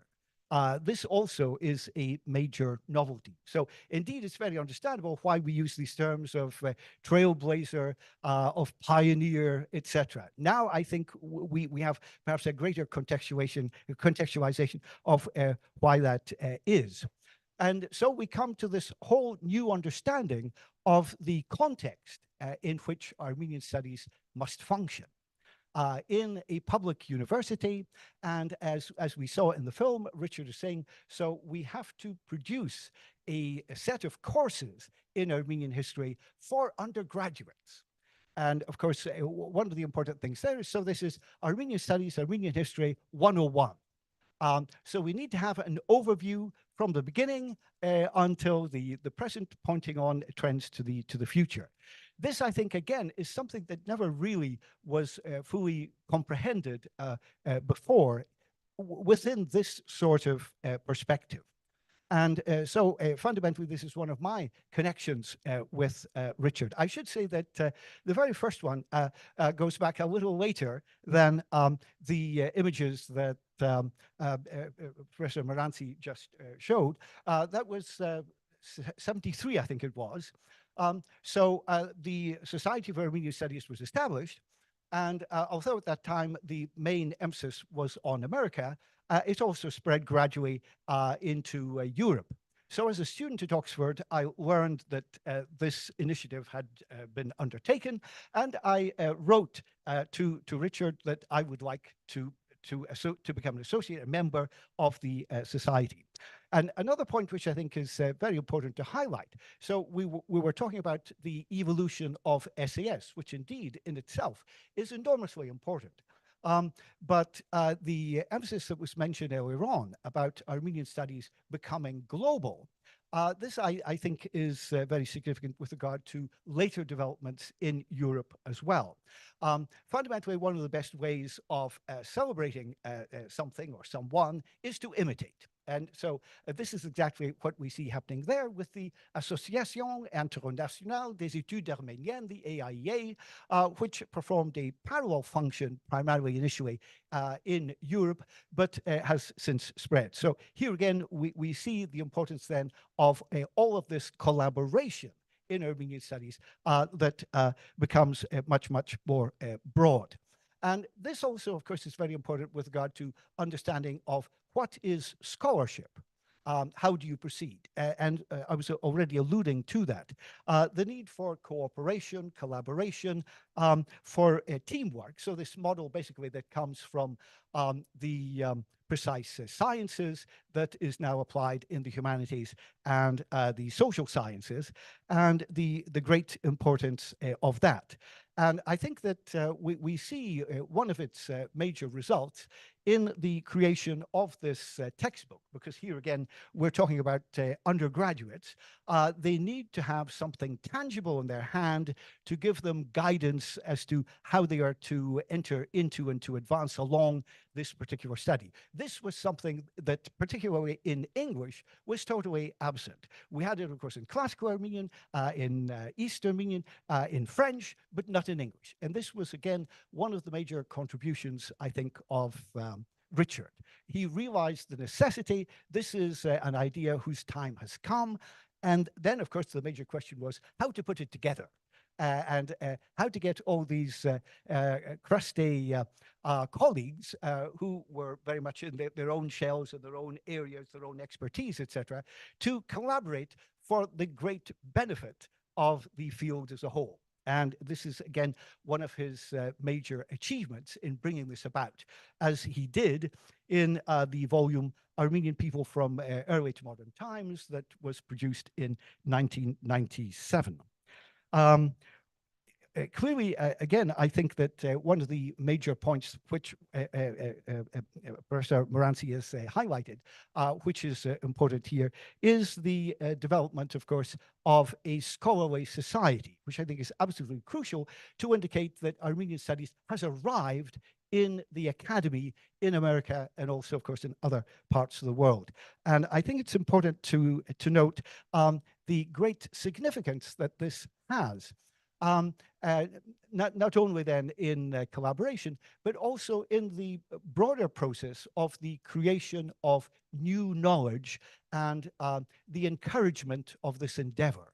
I think that this is another very, very important aspect of this initiative of Richard, producing the journal, a vehicle for presenting the results of modern scholarship. The connection then with Mesa, that so here again, the conferences associated with this SES, the Society of Armenian Studies, should not be something separate, exclusive, and limited, but should be part of the broad warp and woof of the study of the broader region in which Armenia finds itself. And again, if I may, I'd like to pick up just a little on what Professor Fatma Gurchek was talking about, because I too was present back in the 1980s at some of those Armenian panels organized by Richard at Mesa. And I have to say that indeed, the atmosphere at those was truly electric. So obviously this was of enormous importance for everyone present in that room. But the sense also that this was innovative, new ideas, new understandings were evolving out of this. And I think that here too, in terms of Richard as being a mentor, one of the points that I noted particularly was the way in which he would be next to the people who are in charge of the actual panel and would be guiding in various ways, passing little notes, etc.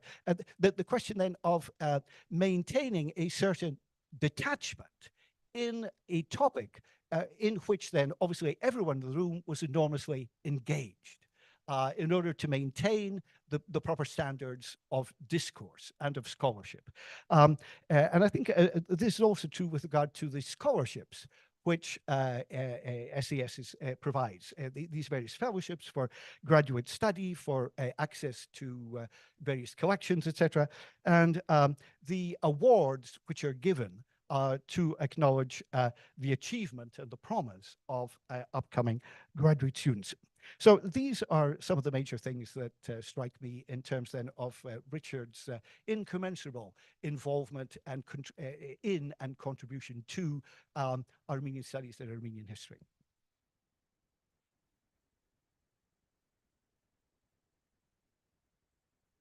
Hello. Yeah. So, well, much has been said today about Hovannisian's contributions, not much left, but I'll limit myself to a few salient aspects that seem more important than others to me subjectively. So the first thing I want to cite in this respect has been obviously mentioned, but it's worth repeating. Hovannisian's series on Armenian communities was a seminal and monumental achievement in 15 or 14 volumes. What I'd like to add here is that he put it together through massive heartache, which I witnessed, and a sense of duty, a deep feeling of responsibility toward the lost generation, the lost stories, and the lost history. I know this personally, as I had the fortune to assist him in the edition of 6 of these volumes, 4 of them much more intensively. Yesterday, I was going through the hundreds of emails we had exchanged with Hovannisian while working on those volumes, and I realized I could easily make a long, long list with all the words he used to express his angst, his frustration, and his haste in order to advance and finish the project, while torturing himself with a contagious sense of duty, as if he were the last one who could save that material for the world. Or if he didn't start that task, maybe no one would continue. Even though he took special care of remaining objective in his writing and scholarly activities, this part of his production stands out not only as a historical record, but as an act of bearing witness to loss. He officiated as a second-hand witness to events that defy and resist the act of witnessing. Genocide, an event that by some definitions is such when it attempts to erase or annihilate its own factuality, is particularly resistive to attempts to tell or narrate its occurrence and its impact. The more you tell, the more you know you're failing the fullness or comprehensiveness of it.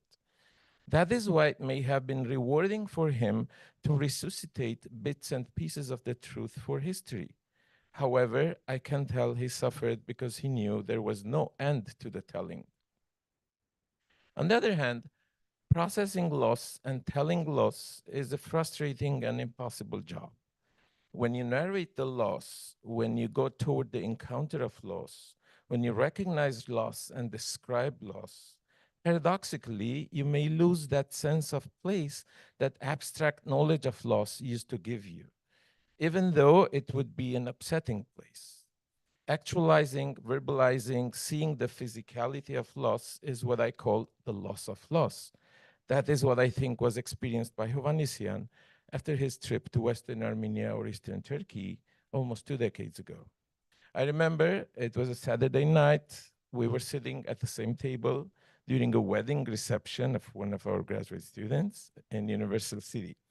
I noticed that he was overly gloomy, sad, and uncharacteristically quiet. I'd say even depressed. I asked him if he was okay physically. His answer was that he had just returned from his trip to historical lands where Armenians used to live. He said that after 4 or 5 decades of talking about them and foregrounding them in his academic production, his tour in those lands had made him face and confront the loss in tangible, intense, and physical ways. It would take him a long time to process that feeling. Another area I'd like to talk about concerns his persistent efforts to disseminate his views among the larger community. We talked about this. It was about enabling, on the one hand, the outer world to get a glimpse of the truth and its destruction. On the other hand, it enabled the community subject to his research to acquire and to be capable of using the tools he produced through his research, conferences, and publications. He was the quintessential public intellectual. His life is a lesson in how to transcend the detachment most academics experience, or better said, perform within a context of what our universities unfailingly promote as quote, community impact, but which in reality is sadly only a specter of what it should be. He would accept and even seek invitations to speak anywhere, in any community center, you saw it, club or any continent, even a 10 people gathering. It went obviously beyond anyone's desire to be heard and displayed an obsession to educate the public at large. A third very important observation that strikes me is his way of truly practicing the role of what we call an engaged intellectual. I see it as understanding Armenian studies not as a business or a mere way of earning a living or earning a name in the field or building a career. It understands being an academic as being engaged with truth and justice, to be idealistic and to work toward those ideals without falling, of course, into a trap of serving ideologies and pushing ideologies. My next point is something I mentioned in my last intervention during Hovannisian's remembrance in February by our history department. Hovannisian was from the very beginning careful to avoid researching and or pontificating about the history of a nation without learning their language or glossing over research in the primary and secondary sources in that language. I might say that he was one of the few in our field who strove to avoid Orientalism in this sense, almost 4 decades before even that term was coined. That is, teaching a people their history from an alien ivory tower without reading their sources in their own language. In addition, Hovannisian was consistently concerned about the teaching of language and literature, which is my area. From his very first invitation to have a lunch after I started to teach at UCLA, to enduring interest in how my things were going, to the offering of many valuable advices on the politics and the economics of teaching. For instance, he would tell me, don't be too hard, too few students won't serve anyone. Find the balance between depth of teaching and open-mindedness and tolerance with students. I learned some. To finish, I'll talk about UNESCO's 2010 categorization of Western Armenian as an endangered language. What does it have to do? That was based on the report that I had prepared. What has not been mentioned so far is that it was Professor Hovannisian who asked me to prepare that report 2 years earlier in 2008 and who introduced me to the contact from UNESCO who would process it. So Richard Hovannisian we all know, was a great, he is a great, and will continue being so and inspiring us all to follow on his steps. Thank you. Thank you, Hadal. Mark? Thank you, and let me also thank the organizers and hosts of this wonderful event. This is hard for a number of reasons. To respond to this prompt is hard, not least because Richard made lasting contributions to pretty much every Armenian studies organization or Armenian organization, period, as well as many others that extend beyond just the Armenian or Armenian studies world. Speaking as a representative of an organization, of Nasser, his association spread over the course of 60 years. I can't sum that up. So I kind of feel a little bit like, you know, an electrician who's asked to describe Thomas Edison's impact on his field. You know, it's everywhere. So let me take a different tack. In the copy I have at home of Richard's edited volume that nearly shares a name with today's symposium, that is Looking Backward, Moving Forward, Confronting the Armenian Genocide, which has contributions from several of today's speakers. Richard signed on the title page with the tagline, which I assume he used often and not just in this one copy, "Let us move forward with strong and active commitment," and in Armenian, Harach. I feel like that is the example that he set for us, or the demand that he made of us. And I mean us as individuals, us as scholars, us as representatives of institutions, us as Armenians, us as human beings. I don't know how or when exactly he came up with that line, whether he pondered it deeply or if it just came into his head one day, but it sums up for me about what he expected of himself and of others. The events of the past few years, and I mean, of course, the Artsakh War and its aftermath, culminating in the elimination of Armenians from Artsakh, have made clear to a lot of scholars what was already clear to Richard a long time ago, that while it's of course the duty of Armenian scholars and scholars of Armenian to do their work to the highest level of quality and accuracy humanly possible, there's also a categorical imperative to speak, write, and act when the facts of the Armenian genocide or about Armenian history or history of Artsakh or anything, and not just the facts about them, but let's face it, the things themselves are in danger of erasure. There is an obligation to speak up and act. I've spoken to many scholars in recent years who felt the need to show their strong and active commitment in ways that previously they might have been reluctant to, or maybe even scoffed at, lest they be perceived as being partisan or ethnocentric or less than objective. When I think about Richard and his contributions and his impact in both his life and work, I think of his absolute integrity and his sense of ethics as a scholar. And part of that meant taking public stands that did leave him open to such accusations, unwarranted, in my view, of lacking objectivity. I can't speak authoritatively about whether Richard always felt at ease in this role. Perhaps he would have liked to have been, quote unquote, just a scholar. But as he forcefully stated in 2006 at a Nasser symposium, and I know Taner was there, Christina was there on this panel as well, he said, quote, "I must confess to having difficulty, apparently unlike those who call for pure scholarship, in separating sound scholarship from moral and ethical considerations, and even from implicit advocacy. I believe that scholarship in and of itself is essential, but I also believe that try as one may, social science research cannot be entirely neutral. Historians take positions. Many US historians have, after all, taken a firm stand on slavery, on the treatment of Native Americans, and on a number of social issues.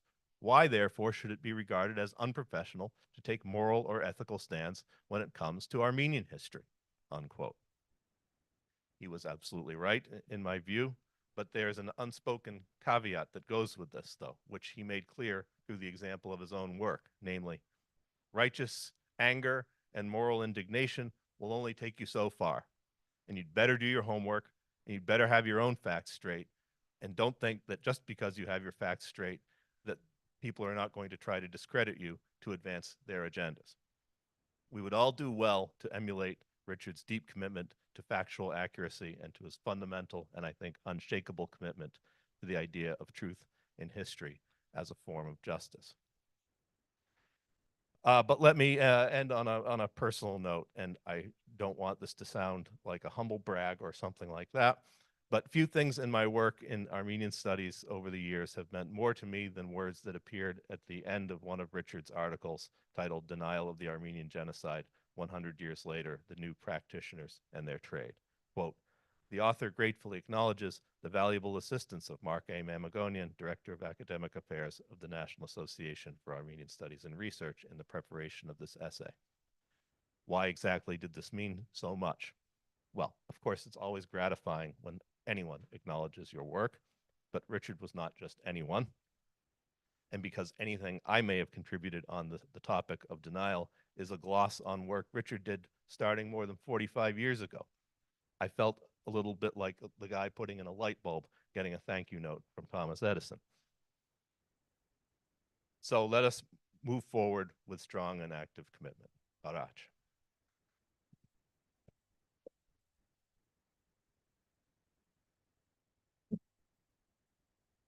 Thank you to our panelists. I think we can all take our seats as Anne takes the stage.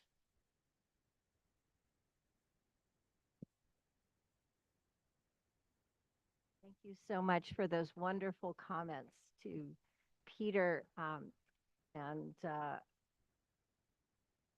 all of the rest of you. Thank you.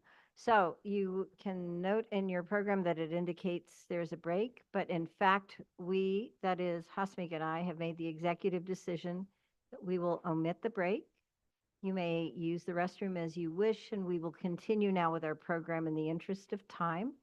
Next, we are going to have a very short video that consists of some very short clips taken from a wonderful series of videos entitled Forever Our Professor, that were collected and produced by Ara Hovannisian back in 2010 or so. And Ara is one of our panelists later on. So thanks so much to Ani Hovannisian for putting these together. And we can now have the short videos projected, if you will.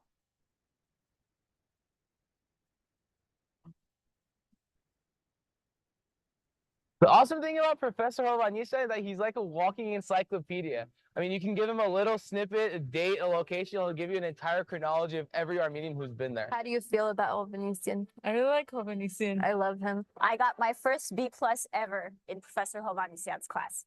A couple of months later, he saw me, pulled me aside and said, "Were you disappointed with your grade?" I said, "Yes." He said, "You didn't read the chapter on the diaspora, did you?" And I hadn't read the chapter. At that moment, I made a promise to myself that I would take every class he ever offered and receive an A, not for my own personal satisfaction, but to earn his respect. The one thing that's great about Professor Hovannisian is that even though he's a professor here at UCLA, he always travels the world for different conferences, and he always starts off his emails saying greetings from Buenos Aires, greetings from Giligia, and he comes back tells us stories about how great the steak was in Argentina or the food from wherever else he was in the world. After I presented my paper at one of his yearly conferences, I'll never forget at the banquet that night, during his speech, he said how proud he was of me. And in our field, that's like Mesrop Mashto, it's giving you a high five. Oh, I think the most impressive character of him in the classroom is his sense of humor. After class, he and I were discussing personalized license plates. And I told him, "Well, Mr. Professor, since my family originates from the city of Van, and I am Hai, how about I get Hai Van?" He just looked at me and said, "Yeah, you would say that." People that talks a lot in class, I always have to put my 2 cents into everything. So one time, Dr. Hovannisian asked a question, and I raised my hand and responded. And I guess what I said didn't really make very much sense, because Dr. Hovannisian looks at me, and he looks at the class, and he says, "You should all be more like Emily. She responds to questions whether she knows the answer or not." Professor Hovannisian has eyes at the back of his head. Actually, I think I had a dentist appointment that day. He knew exactly when I was gone. And it didn't just apply to me, it applied to any student that didn't show up. He knew where you were, and he knew that you weren't there. One of the coolest things about Professor Hovannisian is that he remembered me by name years after the year I took his class. Every time I saw him, whether it's in an academic setting, in a social setting, or a community activity or a community event, he would remember me. I'm sure just like he would remember many of his other students. For me, that represented a teacher who gave you a piece of himself, but also helped you find a piece of yourself within you. And that is forever. I remember looking through the course catalog at what classes to take, and I came across Armenian history, which caught me by surprise. And I showed it to my dad. I said, look, UCLA is teaching Armenian history. As soon as he saw the name Hovannisian under the instructor, he said, you have to take this class. You have to study under this man. He started Armenian history as a field of study in the US. And he said, if you get anything less than an A, don't bother coming home, because this is probably the most important class you'll take. Well, the good news is he let me come back home. Bad news is Hovannisian gave me a B+. Dr. Hovannisian has always been a mentor, an advisor, and a backbone to the Armenian American student community at UCLA. I remember when I was president back in 2005 of the organization, and I would always seek Dr. Hovannisian's help and advice to guide me and the Armenian American student community in the right direction to advance our issues. And he was always there for us. He had an open door policy, and he was a voice for our board, he was a voice for our community, and he was a voice for the great UCLA campus. So I was working on the second chapter of my dissertation, and after months of writing it, I sent it in to Dr. Hovannisian for him to take a look at it. And I thought I was in the clear. I thought I was going to have a couple weeks to catch my breath. I was getting ready to go out and celebrate with friends when an hour after I sent it to him, I got a message right back from him saying, rewrite. Not so long ago, when I was 18 years old and I first went into Professor Hovannisian's office, I don't know if he'll remember this, but we're raving about how much we like being in Armenia, working in Armenia. And here I am, 14, 15 years later, I'm still here. And a lot of that has to do with the influence Professor Hovannisian has in my life. I've known Professor Hovannisian since the mid-60s when I was a new student on the UCLA campus. And I found Professor Hovannisian's history course, and I immediately ran for it. But it was pretty late in the semester, so he warned me that it was going to be hard on me. So I didn't worry about it. I said, I'm a hard worker, and I insisted. So at some point, I had to take my written exam, and he rewarded me with a C. That was so preposterous for me, the A student, you know. And I had to work very hard for the rest of the course and other courses from him that I took in the future. I want to thank you, Professor Hovannisian, for teaching us so much about history, about our culture, and just about how to be good scholars. Professor Hovannisian and I started meeting every other month for lunch ever since I joined the faculty at the UCLA School of Medicine in '04. And when it was his turn, he'd take me to the faculty center. And when it was my turn, per his request, unbeknownst to his family, I'd take him to Panda Express down in Ackerman Union. And there we'd enjoy a nice, rich meal.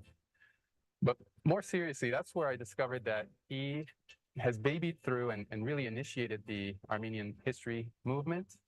And now that it's in its adolescent, early stages of fruition, his concern in his eyes is apparent.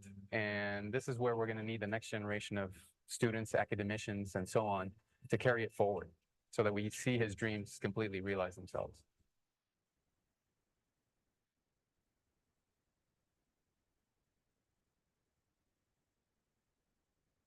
What a treat.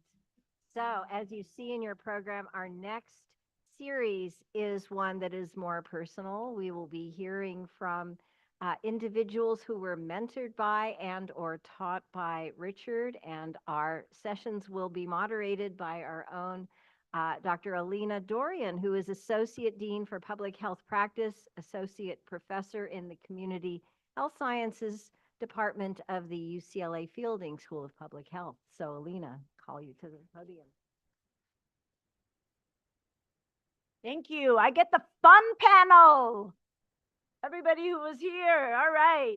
Thank you all again for being here so late. We're going to move forward. That doesn't mean I'm rushing anybody in their remarks, but just sort of thinking about it. Following lunch, late in the day, I get 2 sessions back to back about how Dr. Hovannisian has personally and professionally, as a teacher, a mentor, and overall community leader, scholar, really impacted these individuals. So without further ado, let's begin with our first session. I'm excited to introduce our first speaker, Dr. Shushan Karapetyan, Director of the USC Institute of Armenian Studies. Shushan.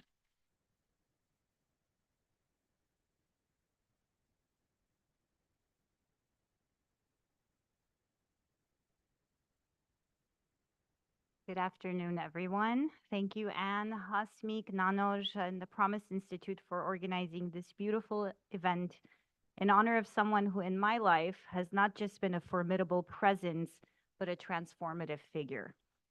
As I tried to write these remarks, I was flooded with over 2 decades of memories. From my freshman year at UCLA in 2000, when I inquired about his class and was told explicitly not to take it because it would ruin my GPA, and it did, to November of 2021, when he graciously agreed to guest lecture for my USC Armenian Studies class, though his health was obviously suffering and we were still masked in the midst of the pandemic, to December of 2022, when Manuk and I conducted an oral history interview with him for our California History Through Armenian Experiences project, and we saw an entirely different side of him that will stay with us permanently. I want to start by reading a private letter I wrote to Professor Hovannisian in 2011 for this Forever My Professor event that we organized with so many of my peers here. We collected testimonials from his students across the decades. It was me who broke into his email system, by the way, with his permission, and emailed so many of you who provided testimonials. And I want to read mine with you now. This is from the voice of 29-year-old Shushan, who was a graduate student then. Dearest Professor Hovannisian, I have composed this letter in my mind numerous times, in various shapes and forms, at different times during the last 9 years that I have had the fortune of being your student. Perhaps you are not aware of the profound impact you have had on my life. Perhaps even I don't grasp it in its full capacity. And I'm certain I will not be able to convey all that I feel or wish to express in this letter. How do you compress almost a decade of memories into a single letter? I cannot enumerate the times I have walked out of your office and had an intensely strong urge to turn around, embrace you, and tell you how that certain meeting has changed my life. Yet I have been too embarrassed, too reserved, and too timid. I will not miss my opportunity this time, however inadequate this may be. I walked into your Modern Armenian History course as a young, impressionable sophomore over 9 years ago, unsure about what to expect from this very famous and difficult professor. You walked in with your map in your hand and your smile on your face, and before you finished the introduction to the course, you had already won me over. From that moment on, your presence in my life in all its features has been constant. The lessons I have learned about Armenian history are only the surface of all that I have gained from you, Professor. More importantly, you have shaped my ideas and outlook on what it means to be Armenian. I, along with many of my peers, have faced that crisis in identity as a result of being an immigrant child to this country. When I entered your class for the first time, I wasn't quite certain of who I was, and more significantly, who I wanted to be. Although sometimes I have been overwhelmed by the catastrophic twists of fate that our people have faced, your lectures on Armenian history and the example of your own personal history have instilled an unwavering sense of pride in being Armenian. Your passion about Armenian history and your expertise in passing on that knowledge are simply contagious. It is no surprise that I have chosen a career in Armenian studies myself. I only hope that I will be able to navigate in this difficult field with some of the dignity, high standards, inexhaustible energy, devotion, and class that you have demonstrated. Inside or outside of the classroom, I have been most affected by your sheer humanism and kindness. You have always treated me with such respect and greatness that I have often been overwhelmed with gratitude.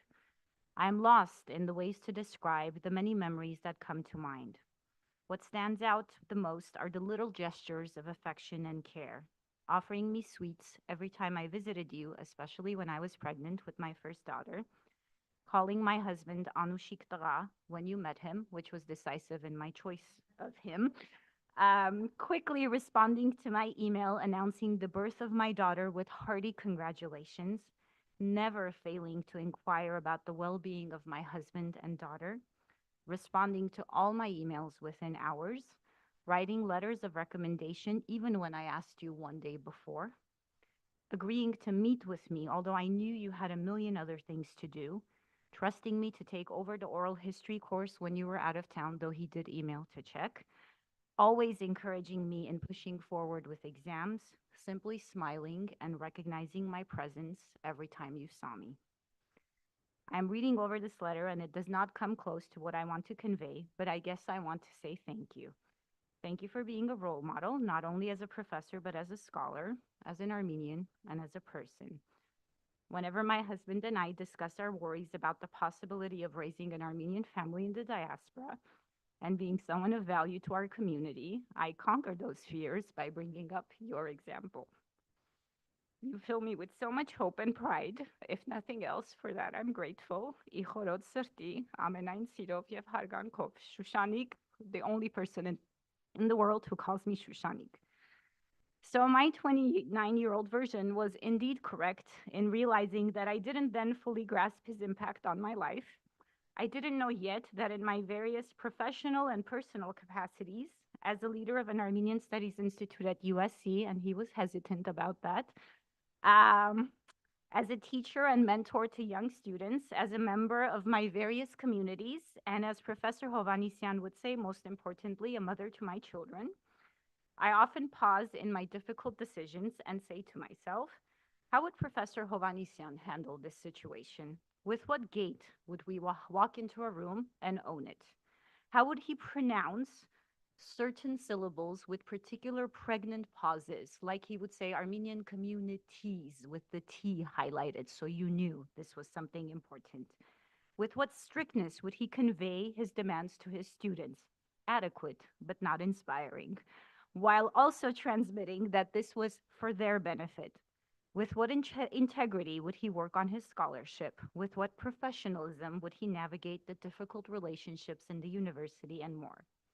He taught me, not just through his words, but through his work and his actions, to acknowledge Armenian studies and academia as a serious, professional, rigorous field that shapes both individual lives and collective narratives.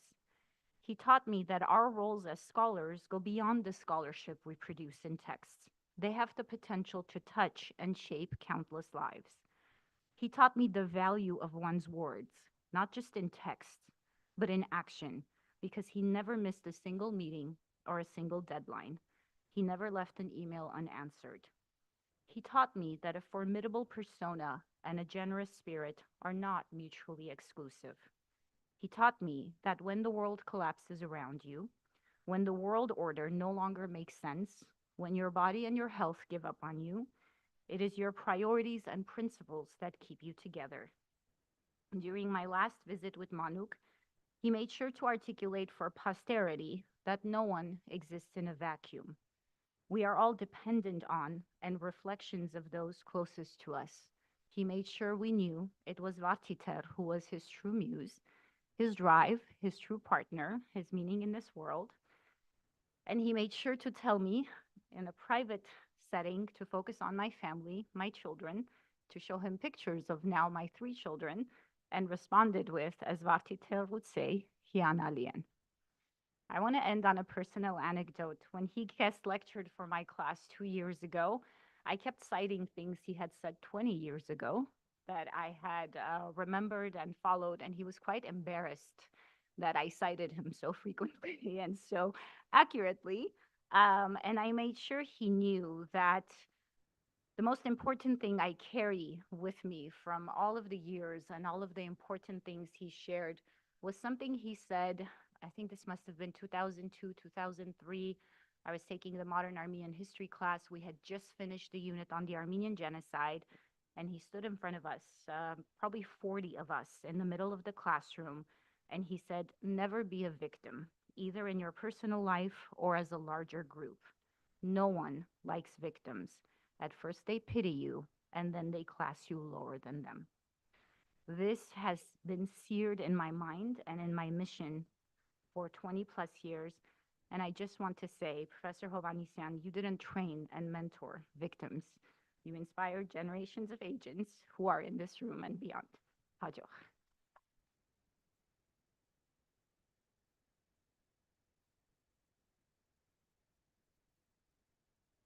Thank you so much, Shushanjan. I would now like to invite to the podium Dr. David Myers, Distinguished Professor and Sadian Ludwig Kahn Chair in Jewish History at UCLA. Dr. Myers.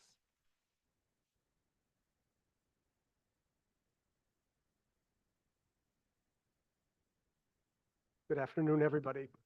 I'd like to begin with a disclaimer, which is that it is not my custom to engage in professional activities on the Jewish Sabbath when one abstains from work and driving in cars and using electronic devices. But I am really just thrilled, delighted, and privileged to be here with you today. I suspect I'm the only scholar of Jewish studies in the room, perhaps the only Jew in the room, and yet I feel very much at home, not least because the conference is running an hour late, which seems very familiar to me and suggests another affinity between Jews and Armenians. But I'm here in the first instance because this conference is devoted to the memory of Richard Hovannisian, and that is not an occasion that I would miss. I'm also here because this is not really labor. This is really a labor of love. And as I was thinking, and Ani, I don't know why you do this to me again and again. I've been teary since watching the video. It really made clear how much I admired and respected, but also loved Richard. As a colleague, as a mentor, as a friend. Richard had many distinctive qualities which have been spoken about and which we'll hear more about in the remaining hours of the conference. But I'd like to call attention to one quality which perhaps hasn't been mentioned, and that is Richard's sternness. I came to be aware of this over the course of our time together, but especially when I was chair of the history department at UCLA. We had a rule at UCLA that retired faculty could stay in their offices for 3 years, after which they were required to move into a shared office space. Richard had been retired for, well, at least a decade. And you know that office, we saw a picture of it, overstuffed with papers and documents, books, cassette tapes. And the task fell upon me to inform Richard that he had to move to a smaller office. It didn't go well. And frankly, I regret it to this day. But what it bespoke was his remarkable discipline, his passion, and his sense of purpose. What was crammed into that office was a lifetime of historical research that Richard believed made a difference, because Richard believed that it was actually a moral imperative to engage in historical research in order to arrive at the truth. He understood that the stakes of history were very high. And so he had that sense of purpose to complete the mission as much as was humanly possible by one person. I once wrote a book called The Stakes of History, and this was just yet another way in which I so appreciated Richard's own professional and personal being. But if it were just his sternness alone, we wouldn't be here. It was also the qualities that I saw in his interaction with his students, quite different. We've heard about it just in the last few minutes. his compassion, his kindness, and his patience. His belief that every student could be, must be, the torchbearer of truth, to continue that mission along the path that he walked on. The task he understood was too great for one person, but he understood his students as fellow travelers in seeking to illuminate the world that was so often shrouded in darkness. I learned that from Richard. Each student bears within them the capacity to be a torchbearer of light and justice in the world. When I think of Richard, I think of the person who is probably the greatest Jewish historian of the 20th century. His name was Salo Wittmeyer Baron. He was the teacher of my teacher, Professor Yosef Yerushalmi. And I, on other occasions, have compared Richard to Moses Hovannisian or to another Jewish historian, Shimon Dubnov, but I'd like to focus in my remaining minutes on the links between Richard and Salo Baron in several regards. First, Baron was an institution builder. He was appointed to the first position in Jewish history in the United States at Columbia University when he was designated the Nathan Miller Chair in Jewish History in 1930. Baron had 3 doctorates in philosophy, political science, and law from the University of Vienna. Note, he did not have a doctorate in history. Why? Because there was no Jewish history taught in a European, or for that matter, American university. So he was an autodidact. Richard had no teacher in Armenian history. Richard, amongst the many extraordinary colleagues in the UCLA History Department, was the only one who, for all intents and purposes, invented a field. In that regard, his significance is Baronian, if you will. He really gave rise to an academic discipline in its own right here at UCLA. Baron was a foundational historian. He was the author of the 18-volume Social and Religious History of the Jews. The earliest iteration of that was a 3-volume series of that title in 1937. And then he wrote another 3-volume series on the Jewish community in 1941 before he began to write the volumes that belong to the larger social and religious history series. Richard was a foundational historian in the same mold. His 4 volumes on the First Armenian Republic really set a new standard for historical research into modern Armenian history. Were marked by absolutely extraordinary archival research and masterful literary presentation. His volumes on Armenian cities and regions really transformed the historical imagination of a larger audience in ways quite akin to Baron's impact on the wider scholarly and public world.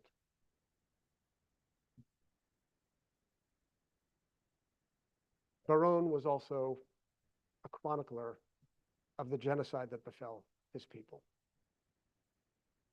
Most famously, he was the historical witness called to testify at the trial of one Adolf Eichmann, the SS officer for Jewish affairs, at the trial held in Jerusalem in 1961, where he recited the entire history of the Jews in flawless Hebrew without a note.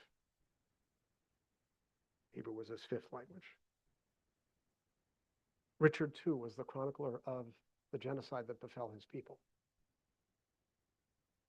This is a task he took with enormous seriousness, as we all know so well. Interestingly, for Baron, the rich legacy of Jewish history was not reducible to what he called the lachrymose, the tearful, or the mournful. And so too for Richard. The rich legacy of Armenian history was not reducible to the genocide. The genocide was essential to understanding the Armenian experience, but the vitality of the Armenian people, the resilience of the Armenian people, was in a certain sense the sufficient condition for the completion of the historian's task. Balancing tragedy and vitality. That's the mission, shared, I would say, by the Armenian and Jewish historian. Something that Richard was able to navigate with extraordinary skill. There are many things that I learned from Richard. I learned, as the ethnographers would say, to be a participant observer in the history that I study. I learned from Richard to be, or I should say, it was okay to be a lover of one's people and a critic of one's people. I learned from Richard, we all did, how to reach that perfect equipoise.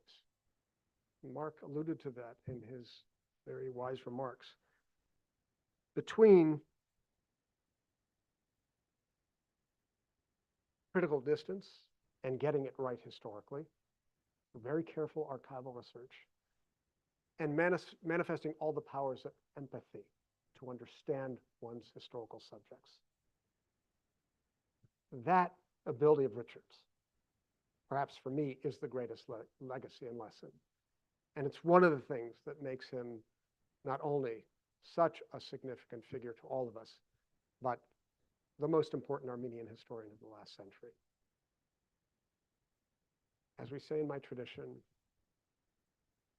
may Richard's memory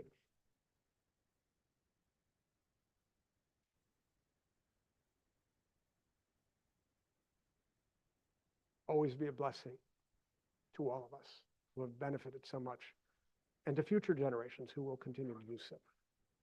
Yehi zichro baruch. Thank you.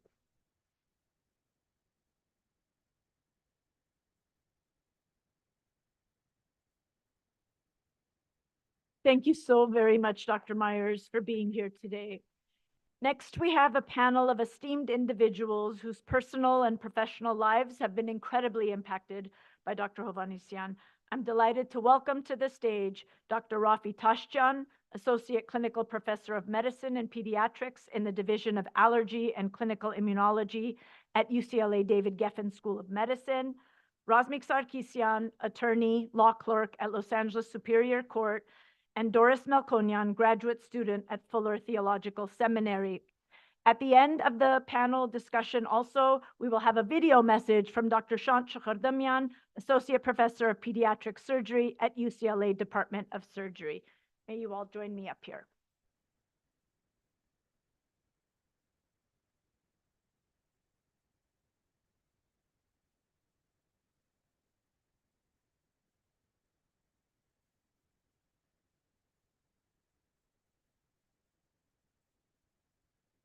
Thank you so much for being here, panelists. So we just heard incredible words from Dr. Karapetyan and Dr. Myers about Professor Hovannisian's, if you will, thumbprint in some way on their lives, and their both professionally and personally. And I'd love to go around and have each of you offer your own personal story about his lasting impact on your professional and/or personal lives. Rafi-Jan. My story at UCLA starts when I was 18 and I'm in the Ackerman Center walking by the arcade, and having not grown up with too many Armenians, having always gone to Odar schools, I hear a couple of Turkish and Armenian expletives, and I'm thinking, I found home. And it was Garo Hovannisian, along with his friends Misag, Huygens, and I believe Arden Pataputian was in that mix too, who won the Nobel Prize a couple of years ago. And I did not have the chance to have a class with Dr. Hovannisian, but I'd heard, you know, this is a legendary family with a really powerful father.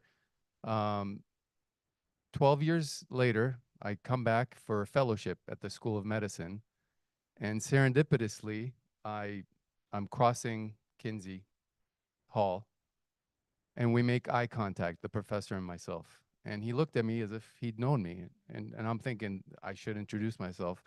And he says, "Inch beses," with his voice. Empathy, form of admiration here. And I said, "Love, Tuginch beseg." And he says, "What are you doing here?" I said, "Fellowship, but we've never met." He says, "That's okay." And he's like, "What are you doing Thursday for lunch?" I said, "I can make myself available." He says, "Faculty club." So we went there. He treated me to lunch, and I said, "But the next time is me. You know, I'm offering the next one." He says, "We can go to Panda Express." I said, "I'm okay walking elsewhere." He said, "That's okay, Panda." I said, "You know, I can afford something nicer for you." He goes, "Just don't tell Vartita, my wife. Panda it will be." So we continue to have, I'd say, monthly lunch dates, or bromance, as some of you might call it. And that's when and the title of this section is mentorship. That's when I discovered one of my mentors, a non-medical mentor, mind you, who taught me about a lot of life. And some of the first questions would be, as I'm sure you know, where does your family come from? And to me, that's the first source of judgment in the Armenian community, right? That's the caste system. Oh boy, I said, funny enough, all four sides come from Kayseri or Caesarea. He says, I know. And I said, you're probably going to think, you know, we're the cheapskates and, you know, we're frugal. He says, no, that's not why I'm asking. And that was my first hint of, this man is not judgmental. He's actually reflecting. And he said, you know, some of the greatest philanthropists come from there. Gulbenkian, the Melkonian brothers, and the list goes on. And it was more about genocide recognition and really self-recognition. And I said, why does it matter to you that I'm from Gesaria? And he says, well, when the genocide gets recognized, because remember, this was before a few years back, you should be able to hold up a big billboard and say, I am from Kayseri, right? Kind of like what all the revered speakers here mentioned. We're all from that land. You know, we're all from this planet. So it's not a matter of just coexistence or tolerance. It's actually a matter of celebration. If you make a one-word pivot, it changes the paradigm. And along those lunch dates, he taught me to try to stay in academics, because that's how you're going to be able to teach the next generation. And you look at the list back here of all the little logos and how far we've come. Charity, not just philanthropy, because philanthropy gets you a name on the wall. Charity is a little more in the shadows, all right, and subservient. Mentorship, which I've taken that flag and his message and created an Armenian Medical Society mentorship program that, by the way, includes non-Armenians as well, because that's the only way we're going to develop. And unity across humanity. And so these are little lessons that, you know, taught me a lot. But in the end, we always think, what is being Armenian? And I don't have an answer to that to this day. Is it the food? We share it with other people. Is it our music? Actually, many of the instruments come from the further Orient. Is it a sense of home? But I can guarantee you, every people who identify, who create their own boundaries, can identify, this is home, and that doesn't feel so much like home. But I'm going to shift here. Instead of dwell, because this could take weeks to figure out what is being Armenian, I'm going to actually challenge you with, what is it being Richard? I've always called him professor to his face, but I'm doing this as a familial kind of to your heart. What is being Richard? And the best example there I could say is drawing from music, where I've learned to not play a note unless I mean it. Or from the professor, not to write something down unless you meant it or you intend it, or take an action unless there's repercussions you're going to put up with. And being comfortable with being uncomfortable. because if I put myself in his shoes, boy, it must have been uncomfortable for 30 some years, but you had to be comfortable with carving out your path. And the best example I can come up with what is being Richard is, has anyone been to Boston's Copley Square? I know, Christine, you live right around there. Boston's Copley Square has 7 buildings, some beautiful churches, the Boston Public Library. You guys get the picture. And then they wanted to put a high-rise in the middle of it, and they hired I.M. Pei, who designed the Louvre, among other things. And he came up with a slice of a building that looks like a mirror at 90 degrees, okay? And they said, what was the purpose of this design? And he said, this building, the set of buildings is so beautiful, I couldn't take anything away from them, but rather to have them reflect. To me, that's what Richard did. He helped you reflect. He might have not said much, but he made you reflect. And so when we talk about victimization, when we talk about conqueror, non-conqueror, denialist, or genocide victim, all he could do is reflect. And in the end, the truth comes out. Because whichever side you're on, or even if you're moderate, you're going to reflect, you're going to get a better image, and the truth will come out. And that's the mirror that's echoing and really celebrating the voice of the unheard. And to me, that's how his oral history program came about and his current history. Because here we're seeing today the propagation of all his work. And I saw it last night in some of the people that I met. I'm actually sitting next to one of my mentors. We used to sit at bomb shelter, and you take off time to help me figure out what path I need to carve out. Another one is Dr. Perumian, who, funny enough, I didn't take the professor's class, but he made it happen for her, where she taught me Armenian. I didn't know how to write or read it. And even though Professor Hovannisian recorded history, he contributed more to personal development of individuals, and that's how he continues and will continue to write history. And that's spanning different walks of lives, because I have nothing to do with history. But yet here I am really thinking about it and hopefully adding a little dimension. And as I wrap this up, in the last conversation that I had with him over the phone, I said, Panda? And he said, I'm in no shape to go outside these days. And my dad, who had delivered me his book, Looking Backward, Moving Forward, that I had read before meeting the professor, finished a book called Return to Homelessness. And I said, do you mind reading the copy before we send it to the editor? He says, my eyes don't even work anymore. But you know what?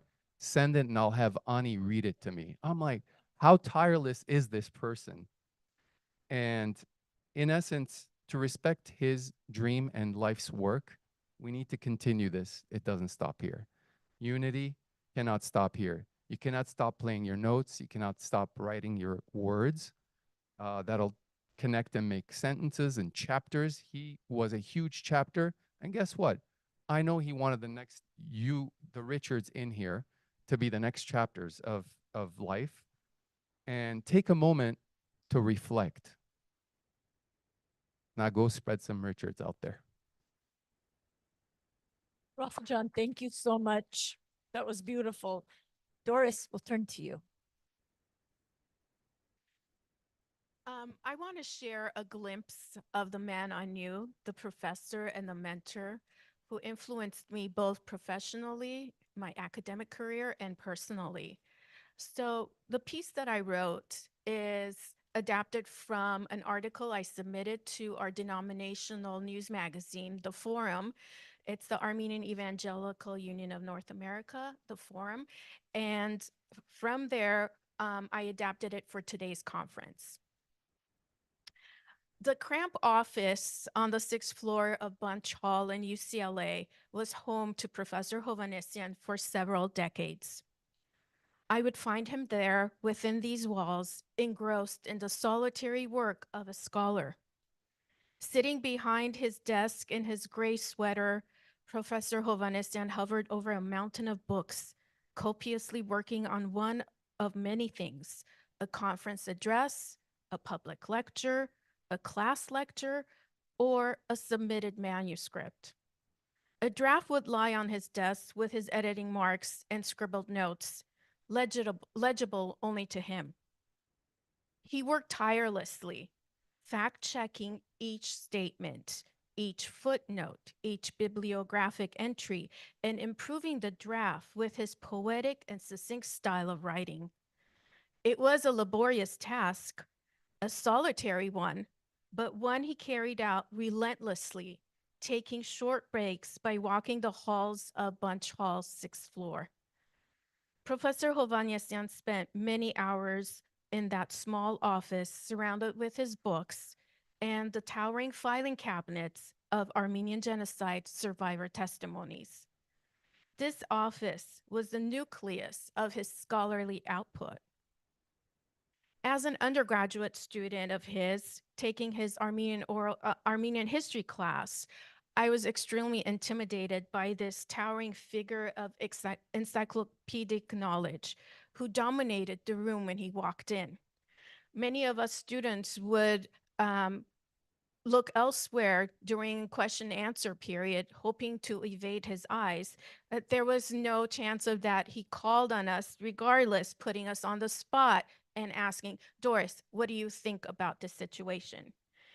And then as his former graduate students and later his teaching and research assistants for the Armenian Genocide Survivor Oral History class, my sister Arda and I became closely acquainted with this man who initially appeared to have an intimidating presence for us. Our preliminary impressions of Professor Hovannisian, the intimidating professor, was dismantled as we discovered a caring and very thoughtful man. Working in his office on the survivor testimony transcripts, we developed a keen understanding and a close relationship through many conversations, both academic and personal. He became more than a professor for us. He became our member, a mentor, and a family member. His cramped office in Bunch Hall became home for us for several years as we spent many hours working with and getting to know Professor Hovannisian on a deeper level. In one corner of the office, Professor would work tirelessly on his projects, while Arda and I worked a few feet away on the Armenian Genocide survivor testimonies.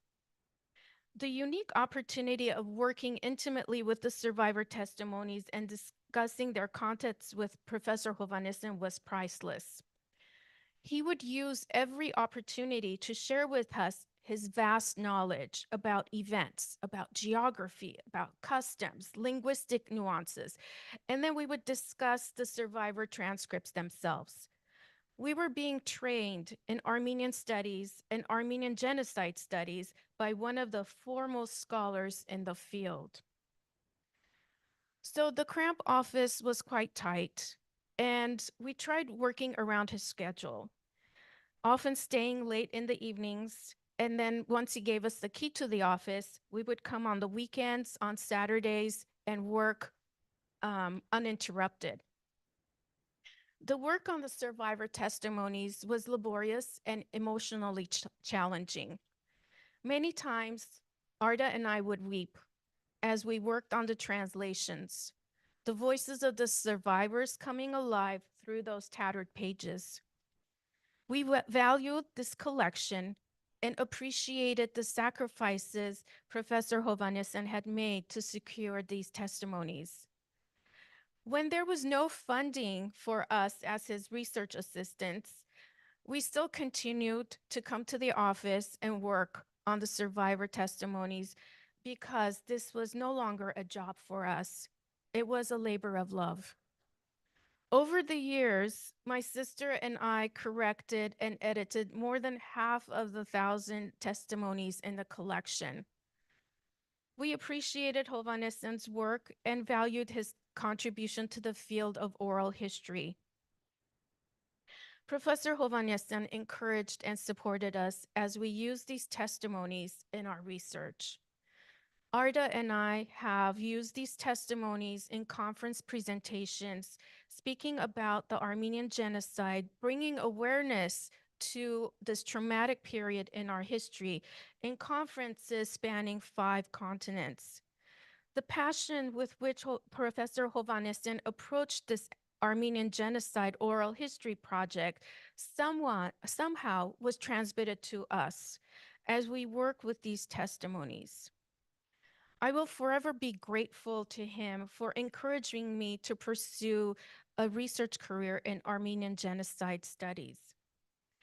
As I reflect on my personal relationship with Professor Hovannisian, first as an esteemed professor and later my mentor, I am reminded of the man who impacted my life and changed the trajectory of my academic career. In closing, when I think about Professor Hovannisian, I am reminded of his dedication to educate his students and the public about Armenian history and the Armenian Genocide. Even when his health was failing, Professor Hovannisian continued to fly across continents and speak at conferences. One of my last memories of Professor Hovannisian was when we participated at a conference on the genocide of the Christian minorities, the Armenians, Assyrians, and Greeks in Thessaloniki, Greece in 2019. This was the last time that Professor Hovannisian, Arda, Professor Taner Akjam, and I presented on the same conference. I'm repeating what has already been said, but I want to emphasize this. Professor Hovannisian was a remarkable man. He touched many lives. He was an exceptional scholar, a kind and caring individual. He was very special to me in his loving way, and I will greatly miss him and hope to continue his legacy. Thank you. Thank you so much, Doris. Rosmikjan. First, thank you very much for organizing this and for having me. It's an honor to be with much more esteemed individuals on this panel, but I'm excited to share my anecdotal experiences with Professor Hovannisian and his impact. So I went to Armenian Mesrobian school my whole life. I grew up in the tight-knit community of Montebello. And when I got accepted to UCLA after graduating Mesrobian, I was really excited to be a student here and especially take part in all of the Armenian studies classes that I knew were offered. And I immediately committed to declaring for the minor. I remember going to my first ASA meeting back in fall of 2009, very long time ago now. And it was at that meeting that they announced that Professor Hovannisian was retiring. And I felt this sense of urgency to take his classes as soon as I could. Fortunately, he didn't immediately retire. It took him a lot longer to leave, thankfully. And that following quarter, even though I already had 3 classes, I decided to make life a little difficult and took a 4th class, which was his Modern Armenian Studies class. And that's when I got inundated with the magic that was Professor Hovannisian. He really brought Armenian history to life. He would walk into class, and like I said, a much younger version of myself, he had this encyclopedic knowledge. He didn't need presentation slides or notes or anything. He would walk into class, lean up against the table, sometimes cross his arms, and then just in a quiet but commanding voice, pick up right where he left off last time. And I learned so much more than just history in his classes and through my experiences with him. He had a magic for making history cinematic in the way that he told it. Even though you weren't watching it, in your mind, you could just play it all happening. And he brought it to life in the sense that he taught me that history especially Armenian history, wasn't this static, determined entity. There were so many pivotal little moments in history that changed the way that the future unfolded. And that really stood out to me because it taught us the impact that each of us have as individuals on the course of the future, the present, etc. Uh, Little things like that you take for granted just because the paradigm has shifted. Um, you know, you always think May 28th is Armenian Independence Day because that was just a good date and that's why they chose it. And then I learned in that class it was kind of out of necessity because our other two neighbors had declared independence at the same time, claiming all the lands that we were trying to claim. And it took away the mythology of these moments, but it grounded it in something more real and memorable and interesting, genuinely. Even you think, oh, Yerevan is Armenia's capital. It used to be thousands of years ago, and it is now just because. But it was a conscious choice by these Armenian intellectuals in Tiflis who had to choose what Professor Hovannisian described as like it was just a village. It was dirt, and they had to turn it into a capital of a republic. Those lessons stuck with me. Beyond just the historical aspect, though, Professor Hovannisian's example as an academic who wasn't locked away in an ivory tower. He was actively going to communities and organizing conferences, and I loved that side of him, the organizer side, and how he grounded himself in community. No event was beneath him. He could have easily rested on his laurels and only gone to the most prestigious events, but any random Agump Armenian center that would invite him, a Hamas guy across the world, it was an opportunity for him and he took it. And that was something that was also meaningful to me. I also took oral history and translation the following quarter, and Doris and Arda were my TAs, and I'll publicly apologize for all of my procrastination, but I eventually did get all of my work turned in.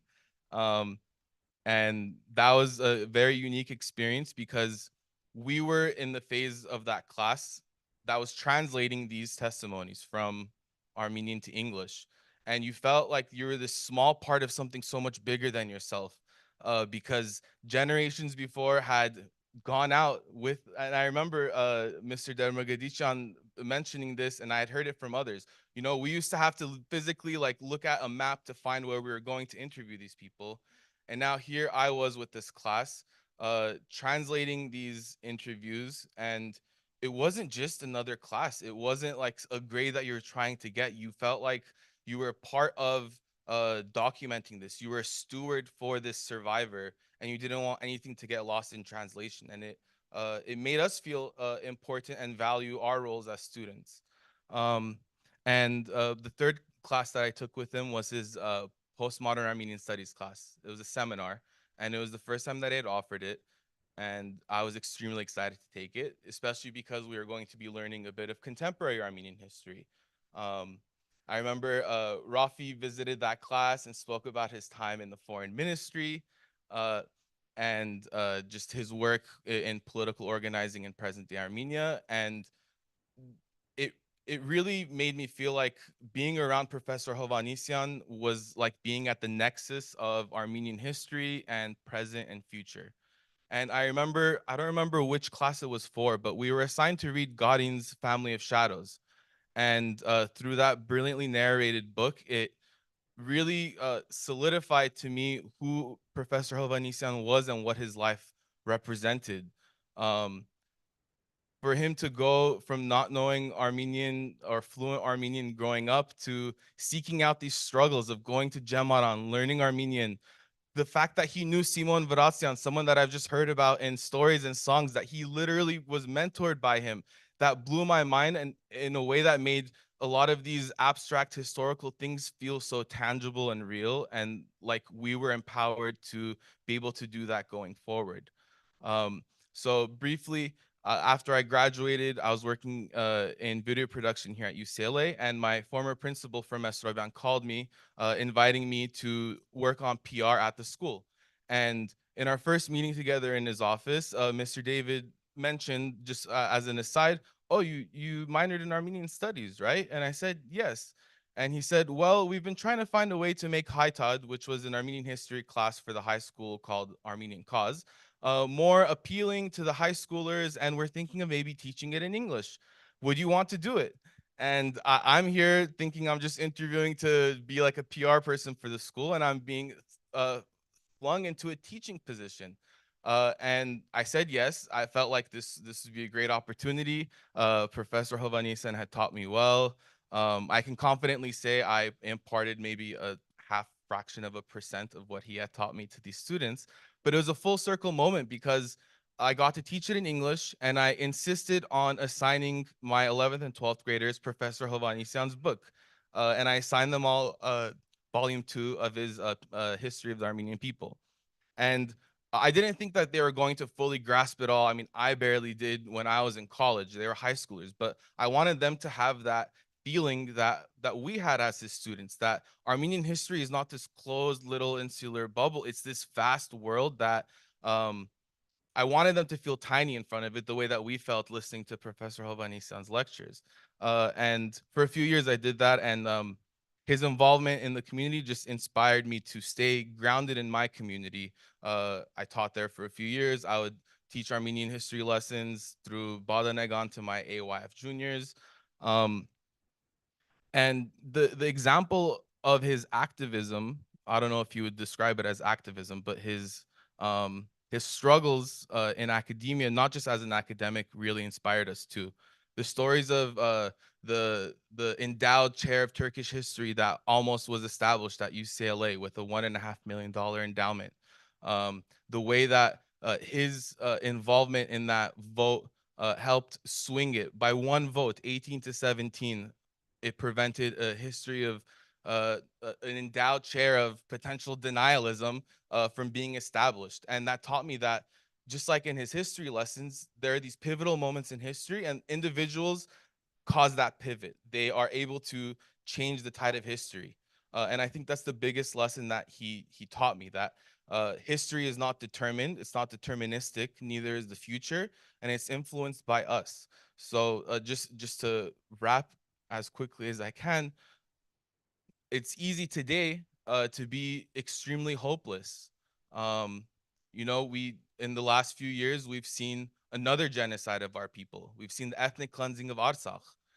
We have a genocidal dictator to the east and to the west, and a hapless, at best, treacherous, at worst regime in Yerevan, eager to foreclose our legitimate grievances under international law with these neighbors for the ephemeral promise of peace. And to that, I would just say, as hopeless as our present day reality seems, the memory and the example and legacy of people like Professor Hovannisian should inspire us. He started his scholarship when Armenia was in the depths of the Soviet Union, behind the Iron Curtain. After a century, he saw the republic, the First Republic's flag, rising again at the United Nations, and not only that, but raised by his own son. It could have been easy for him to have just not wanted to rock the boat when Shah came around and said, you know what, I have this endowed chair, let me not risk anything, let me just be quiet. But he didn't. He spoke those uncomfortable truths, he struggled, he challenged others, and for that, he still is a light in the darkness for all of us. So thank you. Thank you so much, Rosnikjan. We have the video from Shant, if we can play that, his message.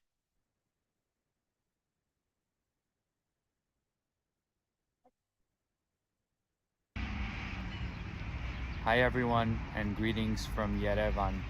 Thank you so much for giving us the opportunity to share some of our thoughts and memories of Professor Hovannisian. We thought it would be ideal for us to walk over and record ourselves in front of Aram Manukyan's statue, a representative of the First Republic of Armenia that Professor Hovannisian taught us about and loved so much. I happened to bump into a good friend of mine from UCLA this morning, Madeleine, who was also taking classes with Professor Hovannisian when I was an undergrad, and we thought we would share a couple of memories together. Benjan? Hi everyone. It's very special to share Professor Hovannisian's impact on me here in Yerevan, because he has a large part of my story in being here. Growing up, I always knew that I should be proud to be Armenian. Professor Hovannisian shared with us why. Why should we be proud to be Armenian? By stressing the significance of history, by telling us about our story of survival, sharing with us our rich cultural heritage. He answered that question, why? Why should I be proud to be Armenian? And it's the answer to that question that he helped me find that brought me here 23 years ago when I moved. And a part of him is this Armenia story of mine, and not only for thousands and thousands of students, he placed a little puzzle piece called the power, beauty of the Armenian nation into the overall tapestry of so many hearts. And for me, he was the inspiration and the person who taught me that love for Armenia can also be perfectly blended into having a successful career in whatever it is that we choose to do. And it was so inspiring to see someone that was able to blend that passion and love for Armenia and to teach us history the way that he did. That led me down the career path that I have taken, and the ability that I've had to blend my love and interest for healthcare and medicine with having an impact and being present in Armenia where we are today. We're actually also standing right in front of the Ministry of Health behind us, where I've had the chance to be a part of over the past couple of years, and not a week goes by where I remember the few people who have taught me and who have led by example and shown that it is possible to be a good professional in whatever career that we choose, and to be a good Armenian and to give back to our country and our people. So for that, I am forever indebted to Professor Hovannisian. Thank you. Thank you. Thank you all so much. Thank you so much to our presenters, Shushan, Dr. Myers, for everything.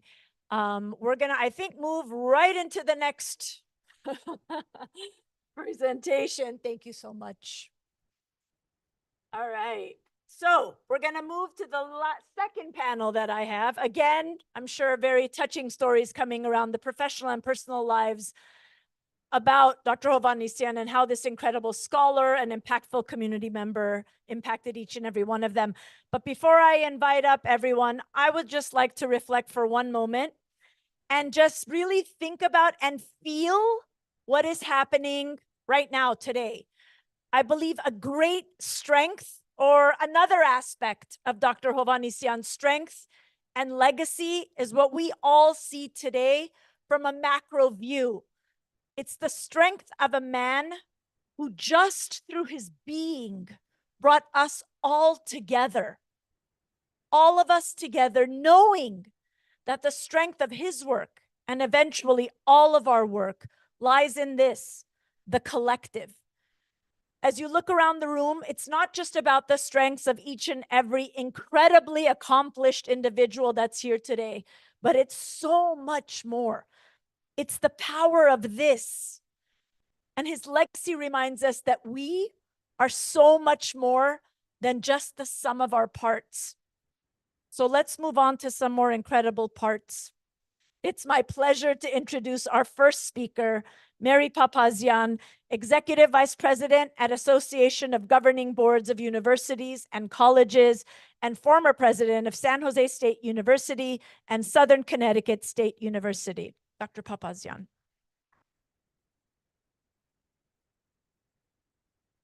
You've all stuck with us. Thank you. And that's the power, of course, of Richard. But I want to dedicate my comments as well to 4 people who shared Richard, with all the rest of us. And that's Rafi, Armen, Ani, and Gato. Your whole lives, you shared your father and your mother with so many, and that wasn't always easy. And Ani, you brought all of that back. I too still have tears, so I might do this every now and then. So I'm honored to offer some reflections on Professor Richard Hovannisian's extraordinary career and impact, including his not 50, but 60 years affiliated with this great university, my alma mater, and his dedicated service to Armenian scholarship and to the Armenian people, and truly to humanity at large. Much already has been shared by Professor Hovannisian's many colleagues and students about his impact as a scholar, a teacher, a mentor, a colleague, and friend, as well as his fight against denialism and his contributions to Armenian genocide scholarship through the Oral History Project and his conferences on historic Armenian cities and provinces. Now, as many of you know, I myself am not a scholar of Armenian studies, so my remarks will take a more personal tone. Put simply, my life would not be so engaged in the Armenian community, nor my career have unfolded in the way that it did without Professor Hovannisian. I've known Professor Hovannisian, and now I'm going to turn to calling him what I always called him. That sounded really formal. I had to get that out, Professor Hovannisian. I never called him that. He was always Uncle Richard to me, to my brothers, for as long as I can remember. When he came to UCLA in the early 1960s, he had been teaching at Mount St. Mary's College in nearby Brentwood and was working on his dissertation, what would become his first book, Armenia on the Road to Independence. Now, it was during these early years that he first came to know my parents, Agop and Marilyn Arshaguni, and some of you know them, who had met at UCLA a few years earlier, married, and were now the parents of 4 very young children. We had moved by then from Santa Monica to Sherman Oaks, but my mom was driving the old Sepulveda Boulevard, 405 hadn't yet been built, to pursue her master's degree at UCLA. And at this time, she decided to take a class in Armenian history from a newly arrived graduate student, Richard Hovannisian. Now, I attended my first class with Uncle Richard during this period, as my kindergarten schedule was mixed up for about a week, and my mom had to take me with her. I still remember buying a coloring book and new crayons, and for about a week, sitting quietly in the back of Uncle Richard's course. Mom finally got my schedule straightened out, and I was told I was no longer able to come. Like many of you, I would return to his class years later when I enrolled at UCLA as an undergraduate. Taking and surviving Uncle Richard's Armenian history classes was, of course, a rite of passage, as you've heard already, for so many Armenian students over the years. Now, Uncle Richard soon realized that my mom was an excellent writer and editor and asked her to help him with his dissertation. And so in the mid-60s, she took on the task of editing Uncle Richard's manuscript. And I like to think that she taught him how to write. I can still remember her sitting at our dining room table, dictionary, thesaurus, and always several sharp pencils in hand, asking us to stay quiet so that she could read Uncle Richard's long and convoluted sentences. He loved long phrases, understand what he was trying to say, and recast those sentences into readable prose. For those of you who were his graduate students, I venture to say that he learned his editing skills from watching my mom edit his work all these many years ago. And you should take comfort in knowing that she marked his papers up just as much as he marked yours. After editing his dissertation, she went on to edit the first 2 volumes of his magisterial 4-volume collection, The Republic of Armenia. Now, Uncle Richard's profound impact on my life and that of my entire family began in these years and remained strong until the very end. He and my mom were especially close, and we were honored that he offered to offer his reflections at the time of my mom's passing. I credit Uncle Richard for joining with my father, who had been born in Greece, to pull my mom, a third-generation Californian whose family had come to the United States from the Ottoman Empire, from Marzavana, Malatya, in the late 1880s. If it weren't for him, I'm not sure how close our family would have come into the Armenian community. He had a way of doing that for so many who were on the verge of being lost to assimilation and somehow have come under his aura, have recognized and learned the value and the beauty of their history, and have been brought back in. For our family, that started very early, as I said, following on their work on the dissertation on the Armenia on the Road to Independence. He invited my parents to join with him on the Armenian Monument Council that built the Armenian Genocide Monument in Montebello, California. It was the first time, by the way, that all parts of the Armenian community came together to do something to really serve the community as a whole. And Uncle Richard always had a knack for rising above difference to find commonality for a greater purpose and a greater cause. I remember carrying the candle as a 7-year-old, walking beside a survivor as we did the groundbreaking for that first Armenian Genocide memorial. Some years later, Uncle Richard joined the other founders of the Armenian Assembly, which included my husband. He wasn't my husband at the time, I just want to make this clear. Dr. Dennis Papazian, some of you know Dennis, at the first meetings in Airlie, Virginia. Uncle Richard invited my mom to join with him, to take notes and to be a scribe, which she did. And another example of how he pulled her in and deepened our family's commitment and connection to the Armenian community. And of course, this led to our participating in many events in Los Angeles and to my becoming an Armenian Assembly intern years later when I was in college. Now, when time came for me to attend college, really, UCLA was the place to be. It was my only choice. It was my first choice.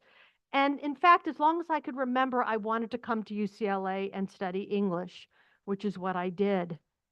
But Uncle Richard's taking us to UCLA football and basketball games throughout the years. I don't know if you knew he actually was a sports fan, or else he just did it because he thought it would be a fun way for our families to be together and to spend some time.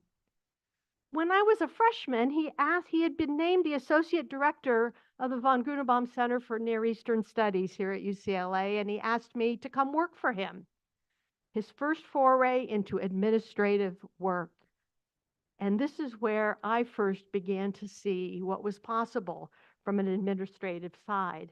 Now, I didn't realize at that time that years later, when I went into an academic administrative position, I had learned so much from working with him at the center at a time when the center itself was right in the middle of so much of global change. I was able to help him organize conferences, handle book reviews for the International Journal of Middle Eastern Studies, or IJMIS as we called it. And he spent that time, by the way, trying to talk me into becoming a student of Armenian studies and to go on and do a graduate program in Armenian studies. Now, I said no. I was interested in literature, and that's what I wanted to do. But I promised him at that time that even though I would pursue a PhD in British literature, that I would always find a way to stay close to the Armenian community. With a smile on his face, I still remember he forgave me for not pursuing Armenian studies. And I think it's because, he always did have a deep love for literature. And I know he respected it, and he believed that each of us should find our own path in a way that was meaningful to us. Seeing him navigate the university as a professor, historian, and administrator, taking on causes and issues big and small, had a profound impact on me and helped me see the life of an academic as one worth following. And I'm not sure I would have followed into an academic path if it weren't for Uncle Richard, and so I'm forever grateful. As a matter of fact, in the year I received my PhD, and this was 1988, it was the 50th anniversary of the first PhD awarded at UCLA. And so UCLA decided to mark that 50th anniversary by having a special ceremony where the candidates would walk across the stage and be hooded by their mentor and a moment to celebrate the great accomplishment. It was very special for me that when I was able to be hooded at that ceremony, I was joined not only by my dissertation advisor, but also by Uncle Richard. As a current faculty member, he was able to do it. And because he was so instrumental in shining a path for me, I wanted him to be a part of it, and he graced me with that. I'd never seen him so proud and happy, and it touched me deeply. After I left California and went on to Michigan to take my first academic position, my relationship with Uncle Richard began to change from mentor and student to colleague and friend. And this was especially true after Dennis and I married in 1991, as he and Dennis had had so much in common as founders of the Armenian Assembly, leaders in the Society for Armenian Studies, colleagues and friends. They were indeed brothers in arms. We often met and visited and shared and reminisced about all of that. And it was a particularly special moment when in 2022, on the 50th anniversary, somehow 50 is a rhythm here, of its founding, the Armenian Assembly honored both Dennis and Uncle Richard together to really mark what these two extraordinary founders had done. Uncle Richard himself wrote to me on the parallel lives that he and Dennis had lived. Dear Mary, he said in an email, please tell Dennis that I have finished reading his very interesting memoir. It's the first book I've read since Antivartiter's, or he wrote Vartiter's passing.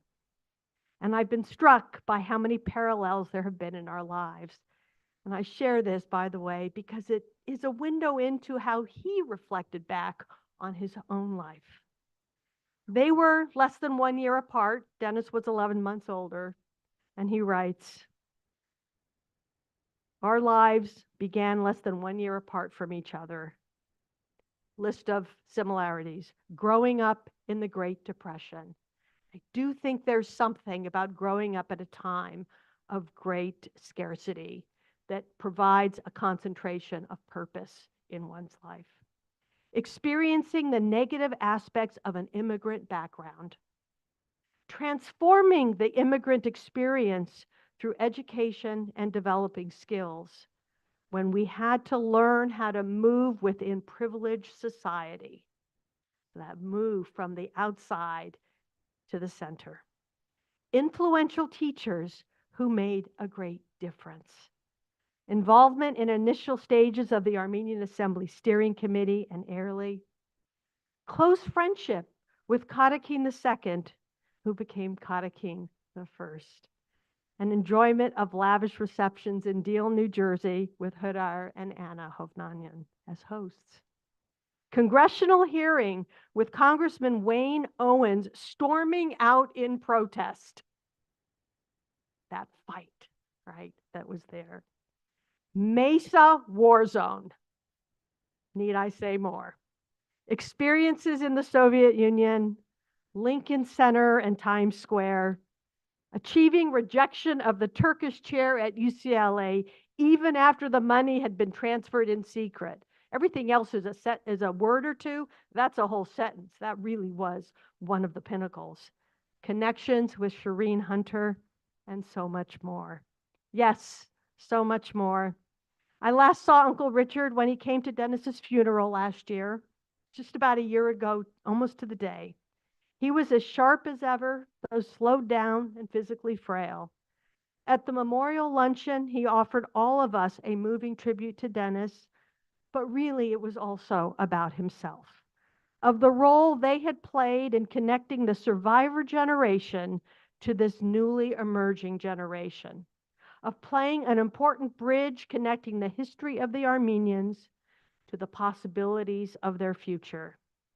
He was both optimistic and very, very worried, proud of all he and Dennis and their generation had done, proud of the new generation that was emerging to carry the torch forward, but worried about the headwinds facing Armenians in Artsakh and Armenia itself.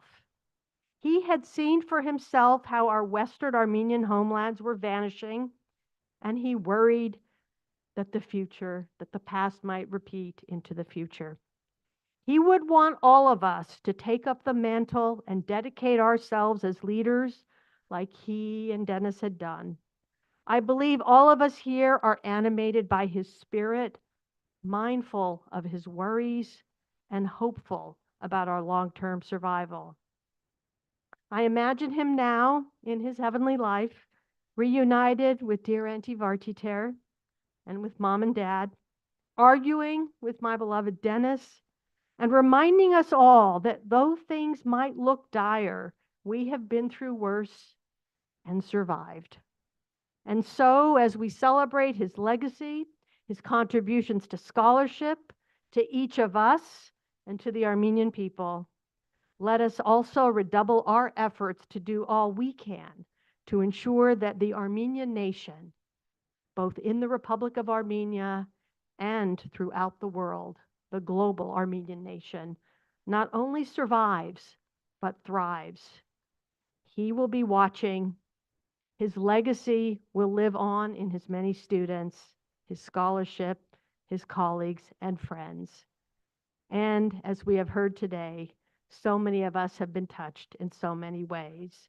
So I close with my dedication to his wonderful family, his children and grandchildren, and now great-grandchildren. The generations continue. Thank you for sharing him with all of us these many years. Thank you for all that all of you have done to carry on his legacy. You will deepen it, and he will continue to inspire. Thank you.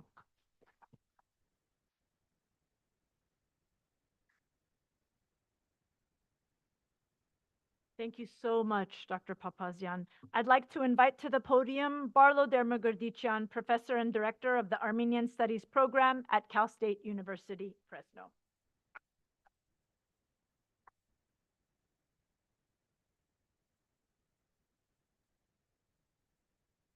I'd like to thank the Promise Institute, Armenian Institute, Anne Karagosian and her team for organizing this wonderful symposium in honor of Richard Hovannisian.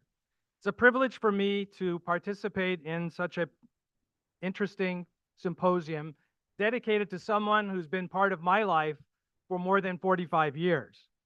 It was just about 44 years ago when I first stepped on the UCLA campus to pursue a degree in Armenian studies.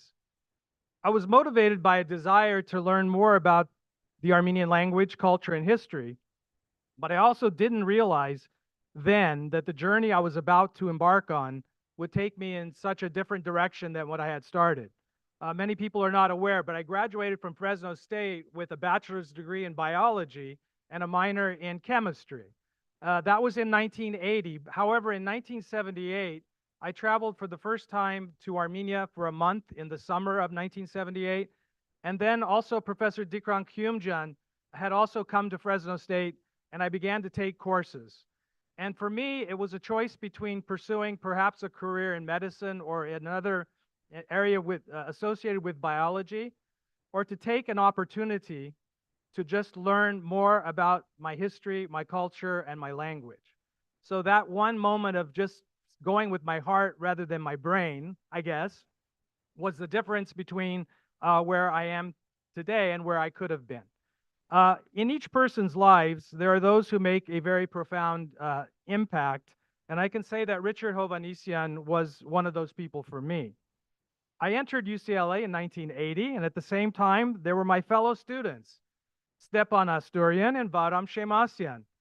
They were going to study Armenian history, while I had been admitted into the Armenian Literature and Language program under Dr. Hovannisian. We heard earlier from Rupina Perumian her story. She also was my classmate. So we started in the same class with Dr. Sanjan. And for the next 4 years or 5 years, we were together in all of the classes. And I can say that with Stepan and Vadim especially, we shared many experiences in classes, including 2 years of learning Turkish language, modern Turkish language, with Dr. Stephen West. That was a very interesting story. This is a side note now, but it just reminds me. It was around April 24th, and remember, this is the time that political violence was already around in the world. And Stephen West had been a Peace Corps volunteer in Cyprus when the Turkish army had taken over Cyprus. And then later he became interested in the Turkish language, became a professor of Turkish. However, around April 24th, he approached me and said, Barlow, please tell your fellow classmates that I'm not against the Armenian genocide. He was very afraid that something might happen to him regarding that. And so we shared all of these experiences as I began my career at UCLA. But I can also say, as I look around the room today, that I see many of my classmates, those who didn't go into Armenian studies, but students who were at UCLA in the early 1980s, because it was a very special time. We had not only the graduate students, we had the faculty, but we had a very active Armenian Students Association, and then just a very big sense of community at that time. So it was a very important period in UCLA's history. So as I said, I had a great interest then in learning more about Armenian history, and I had heard about Dr. Hovannisian and his history program. So in addition to my language and literature courses, I also enrolled in his courses. And then as I began to take his courses, I began to realize how much I appreciated them and how much I looked forward to taking each of his classes. Now, at first, I have to admit that Dr. Hovannisian was a very, I'm going to use the word intimidating or imposing figure, but it wasn't just because of his reputation, but also for, I think, no other reason than our difference in age. I don't know how many of you've been teaching long enough, you know that as you get older as a teacher, the students are the same age, but at a moment they begin to look at you as just, older and intimidating, even though I'm not really doing anything different. So it's hard to imagine today that today I'm much older than Dr. Hovannisian was when I began taking his courses. But I think the special part of our relationship was outside of the academic arena because we shared one thing in common. We were both from the Central Valley of California. Now, the Central Valley is the mother colony of Armenians in the West Coast. So we shared that background. He was born in Tulare, California, where a small Armenian community also lived. It turns out that my maternal grandmother, my grandfather's only sister, Mary, had married Asadur Bogosian from Tulare and had settled there and had started a family. Now, Mary and my grandfather were from Tokat. Very few Armenians survived from Tokat. And so that connection to Richard Hovannisian, he's from a different area, but because they knew each other, he often recounted to me how well he knew my great aunt. And even as late as just the last few years of his life, he would send me an email and say, could you tell me, was this your cousin, or was this your aunt, or was this your relative from that period of time? And I know that connection lasted for over 40 years, that the sharing of the Central Valley. And what made the Central Valley so different? I think it was one of the few places in the world that Armenians still lived on where they could own land, farming land. Most Armenians live in urban areas, but in the Central Valley, Armenians were farmers, and that meant that they were attached to their land. And that was the connection that he made back to the country, because as we're also attached to this place we call Armenia. So this aspect of our relationship was very important. I might say that I was born and raised in Fresno, and so were my parents. My dad was actually born in 1920, and I think back and think he was born when there was still a Republic of Armenia. And so what a lifetime that he had in the arc of his life. But I, as an Armenian American, then shared that connection with Richard Hovannisian. His impact on me as a teacher and a mentor was direct and long-lasting. And I can recall just different areas where he made that significant effect on me, and I think I extracted lessons lessons which I then applied to my own teaching career, because I began teaching in Armenian studies in 1985 at Fresno State, still teaching today. So it'll be almost 40 years. Next year will be my 40th year of teaching at Fresno State. And from that, I took on those lessons. The first area, so many of you have talked about, is just the teaching, right? Whoever was in his classroom, has been said, was just immediately drawn into the teaching of Armenian history. And he was so interactive, so many things that took place in the classroom that just attracted me to say, you know, this is the way teaching should be. It's not just about the facts, it's about how you get those facts across and the spirit behind it. And this is what he had. He had passion. And it was that personal passion that helped to motivate me also to say, in the classroom, I didn't want to just read something, but I wanted to talk about it, to tell the story. Someone said earlier about it being like a cinema, or you have to create a narrative. And that's what he was so good at doing.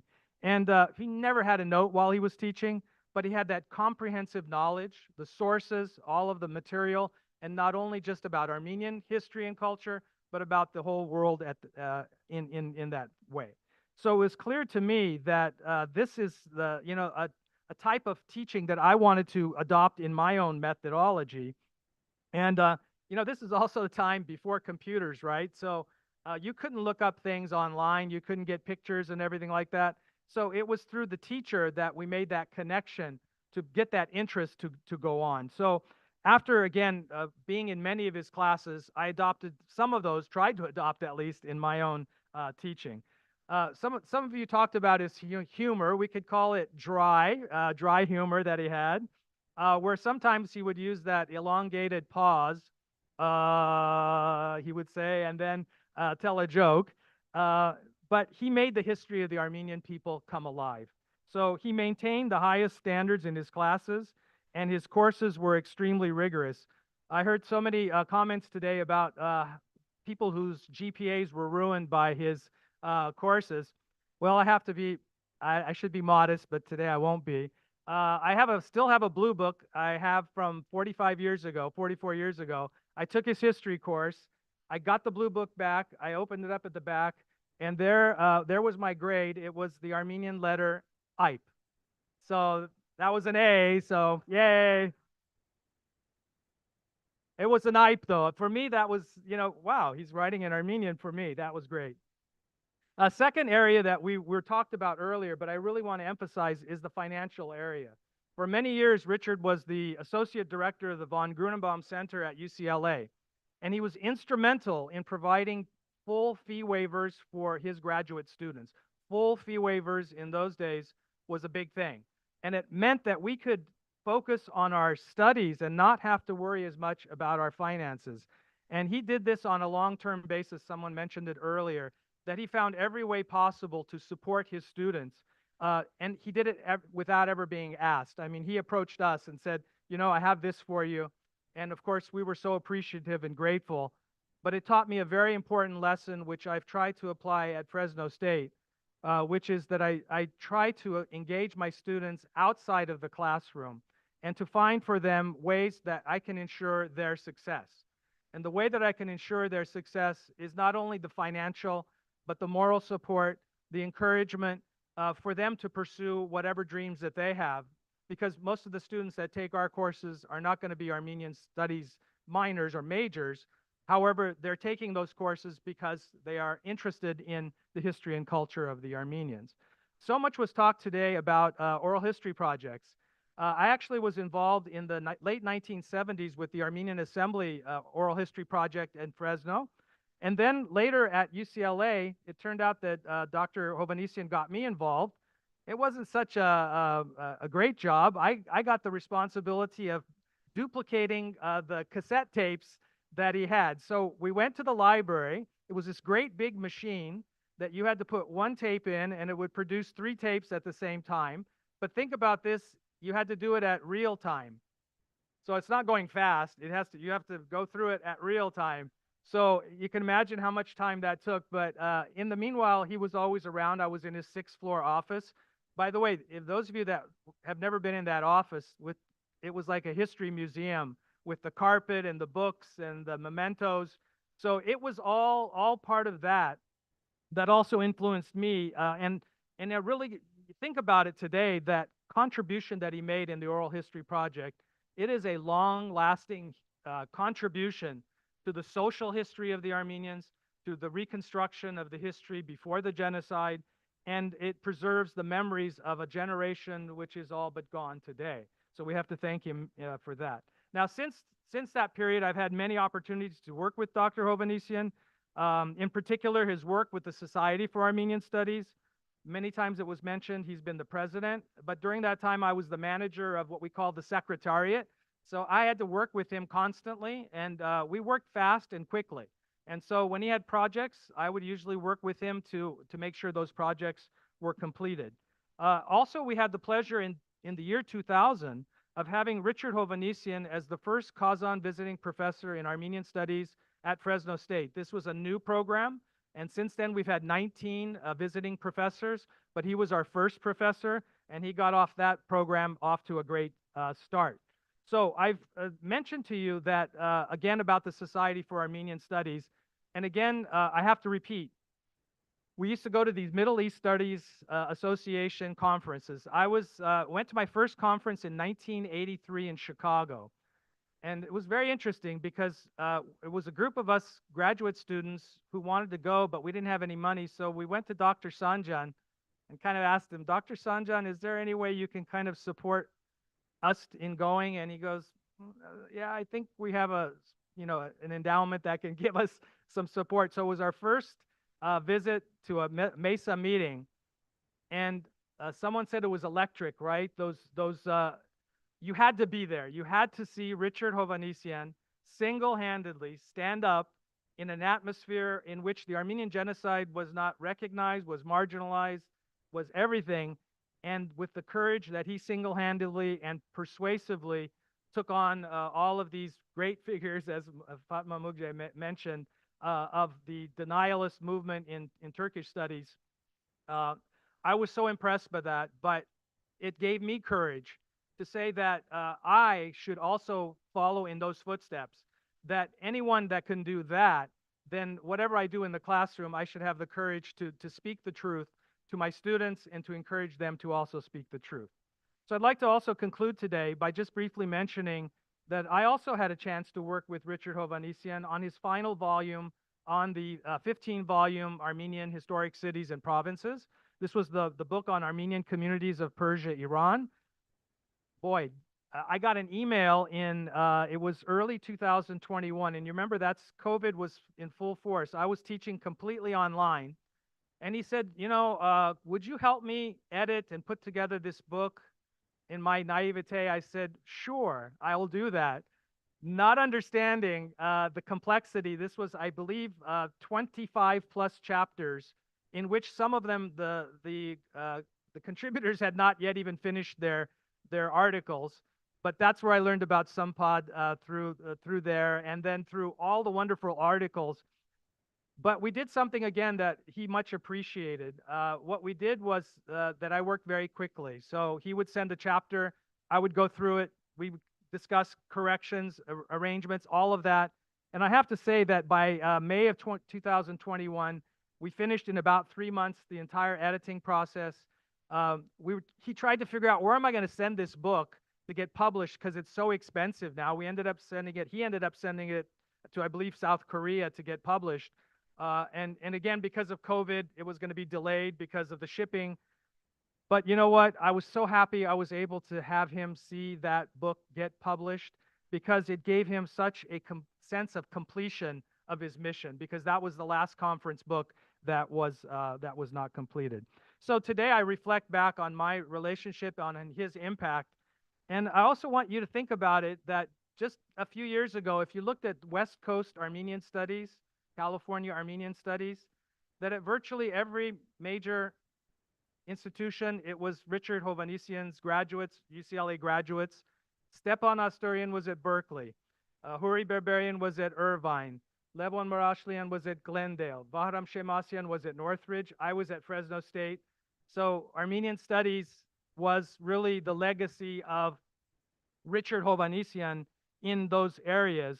And as a pioneer whose legacy will live on through his students and through all of you that he had an impact on, we have to say that we're just very grateful that he played such an important role in my life and in your lives, and that we appreciate him as being a unique and enduring figure in Armenian studies. Thank you.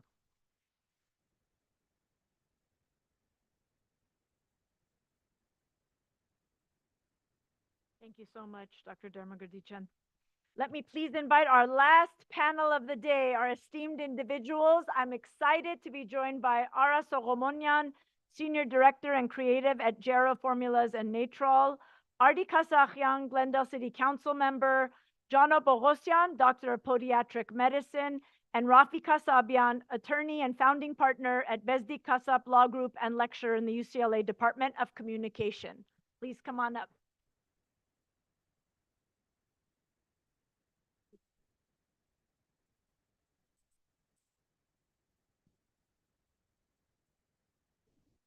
Here we go.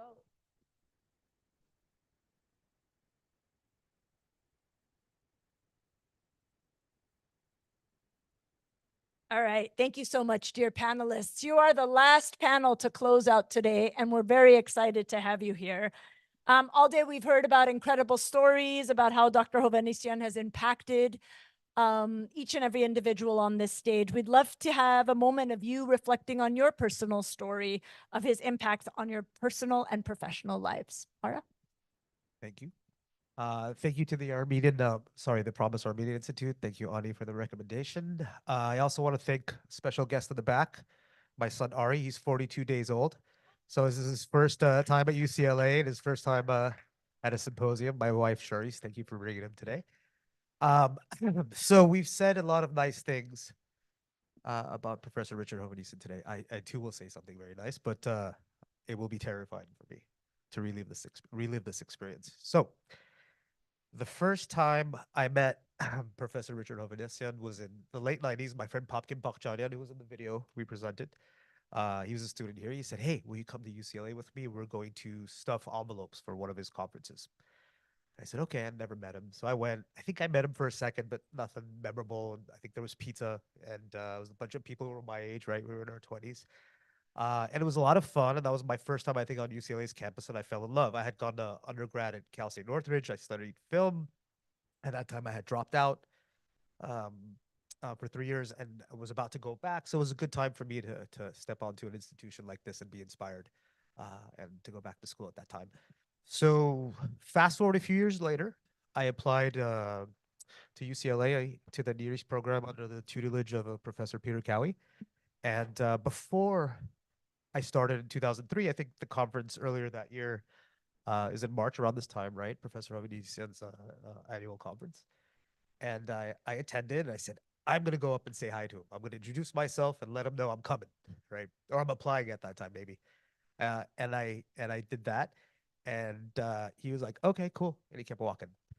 And so that was terrifying, right? And I said, okay, he's a busy guy, but it was intimidating, like Barlow said. So I attended UCLA the first few years. It took a while to really get acclimated to the campus. I was a bit shy, which is odd to say that because I feel like I'm not, but I was, and I definitely took me time to get warmed up, to get used to UCLA and the way things worked here. And I took a lot of language classes. There was a lot of kids that were, at that time I was in my mid to late 20s, and they were like 17, 18 years old, and they were the smartest students I had ever seen in my life. So it took me a while to get used to campus life here. And I never I didn't speak to Professor Hovannisian at that time for a few years. So around 2006, maybe 2007, I get this email. And it was the most terrifying email of my life because it said, "Dear Ara," and it's from Professor Richard Hovannisian, "I am extremely disappointed in you. How could you not ever come see me? How do you not come talk to me? How are you avoiding me? It's been 4 years you've been here," right? This is my first conversation, but at least it was one-sided at that time. So I don't know what happened to my blood pressure, but it wasn't good. And it really took me a few minutes to recover, but I recovered quickly. I felt a sense of relief. I wrote back, "Can I come see you tomorrow?" So I went to go see him the next day, and he said, "What's your problem? Why haven't you come to take advantage of me? I'm here to help. Like, are you serious?" And I remember he was upset. He said, "Well, there was this conference a few years ago. I came up to you and I said hi." And he's like, "And I was really intimidating to you, wasn't I?" And I was like, "Yeah, you actually were." And that's it. I fell in love after that, and our relationship completely changed right after that moment. And he had actually written me because he knew I was studying the Musadagh subject and the censorship of the Turkish Republic at that time in 1935. So I was a film student. I was a Near East program, languages and literature, and I was doing a lot of work. I was going to Library of Congress. I was getting documents. It was a lot of fun, right? And I was really passionate about what I was working on, and he had heard that I was working on this topic, and at that time he was doing his conference in 2008, I think, on Musadagh, right? So I worked on the project for about a year. It was probably one of the best experiences of my life, and he was such a good mentor at that time. And we presented our papers, right, at the conference. And if you've ever presented, I know there's so many people here presented at his conferences. It was an absolute thrill to be on that stage, to be up there with one of your heroes introducing you, right? And I killed it. It was awesome. But it was a lot of fun, and it was a truly rewarding experience. So there was a banquet associated with the conference. I know so many of us has attended these banquets, and he gave a speech at the end, as he normally does. And then he stopped and he said, I wanted to say how proud I am of one specific individual here. And he mentioned my name. And in about a year and a half, it went from this email where he said how disappointed he was in me for not actually utilizing him and taking advantage of the fact that he wanted to help. And a year and a half later, I had one of the best experiences of my life. And a few years later, that chapter was published in one of his books. So it was a great way to meet Professor Hovannisian. So thank you for listening to that story. But I also want to talk about the video that Ani recut. It was about 5 minutes that you guys saw. The original was about 20 minutes, and everybody we emailed was so enthusiastic about sharing their Professor Hovannisian moments. And they showed up. We filmed that. I think Tamar Michigan was at Balboa Park. Rafi was at your house. We filmed you at your house. Gia was at Gia's house. We were on campus. Jono was outside of my last lecture event, right? And so we spent a few weeks. Tamar Boyajan, who's not here today, and Shushan, and we partnered up. And Doris and Arno, remember we had this whole event that we were throwing for him, and we captured so many moments, right? These were the students' oral testimonies of their experience with Professor Hovannisian. And you started to see a pattern emerge. You really saw a tough teacher, a mentor, somebody who raised the bar, somebody who pushed you to try harder. And I think one of the main things I saw in that video is everybody got a B+. Except Barlow. Barlow got an IPE. Yeah. Oh, there you are, Barlow. There you are. Yeah, you got an I+. But Gia got a C. But, I've never seen a bunch of people so happy about scoring a B+. And Shushan, you were motivated, right? In the video, you mentioned it, and you tried to take every class he had. At that point, you tried to earn his respect by working hard. And I felt that when I wrote the chapter on Musadagh. And he raised the bar. He was the stars that you were shooting for. If you landed on the moon, you were lucky because he did so much. And he took advantage of, well, excuse me. I don't think he rested. I don't know how this man functioned, but like our friend Lilit Kishishan once told us a story, and I apologize if she's watching, where she was at a conference in Europe and she wasn't feeling well because she had just flown in. It was jet lag, and she stumbled into Professor Hovannisian in the I don't know if he had just come from the gym. I don't know. He's in the hotel lobby, but he was really energetic. She's like, "Hey, how are you?" And he's like, "I just flew in from Argentina." I mean, who goes from Argentina to Europe and has that much energy? And Shushan said that if he's like that, then I got to try my hardest to be the best I could possibly be. And he brought the best out of everyone, or he tried to at least. And he was really encouraging. And he, as we know, we've talked about it today. But like you say, Artie, in the video that we made, he wrote the books, right? He studied from someone who actually wrote the history books, and that's such a unique experience, and that's so amazing. And I just want to say that a few years later, after we made that video. So that's 2011. So the first story is about 2006, 2007, 2011. We made the video. I guess the final chapter, my experience with it was in 2016 when we were working on the chapter on the provinces in Musidang. And so it was finally turning my paper into contribution to the book he edited. And we had a bunch of correspondence that I'm sure a lot of people in this room have revisited their own conversations with him. And I see a different person in those emails. This is about 2016. He wrote me an email saying, off to Giligya, my arm hurts from surgery. And a bunch of other little personal sort of touches to his emails. And I would write him email this long and he would respond with like 10 words. And it means a lot. It means a lot to still have those emails. It means a lot to have that experience. It means a lot to be able to revisit that time because life sort of becomes complicated, and you maybe can't remember all the little details of the past. But to go back and to actually have a conversation with him, maybe I know is here. He's watching us, and it's an absolute thrill to be a part of his journey, a small part. And to be in this, to follow in his shadows, and to be able to relive some of those experiences by going back and remembering our experiences together. So I miss him, and I know we all do. So thank you for your time. Thank you so much, Arajan. I think it's that idea that he gave each and every one of us what we needed. You got the IPE, but we needed something else at that moment, and he gave it. I'm going to turn it over to Jono. Show off. First of all, I'd like to thank the UCLA Armenian Institute for inviting me, and Dr. Karagosian. Thank you for organizing this event. In lieu of time, I'll try to keep my statements short. My name is Jono Bogosian. Unlike many of the speakers today, I don't work in or adjacent to the field of history or Armenian studies. I'm a foot and ankle surgeon. However, I did complete the Armenian Studies minor at UCLA. I actually got a 4.0 in Armenian Studies. That actually helped bump my GPA up, actually, so it was nice. I was actually on the executive committee of the Armenian Student Association for 3 years. We accomplished a lot of great things during our time, and it was around 2011 when I heard that Professor Hovannisian would finally be retiring. So we wanted to honor him by nominating him for the second annual My Last Lecture Award, which there's some footage from that video earlier today. Around that time, I remember speaking at an event in Kirchhoff Hall, during which I said I wish I had the courage to pursue a career in history or Armenian studies, because that was the subject closest to my heart.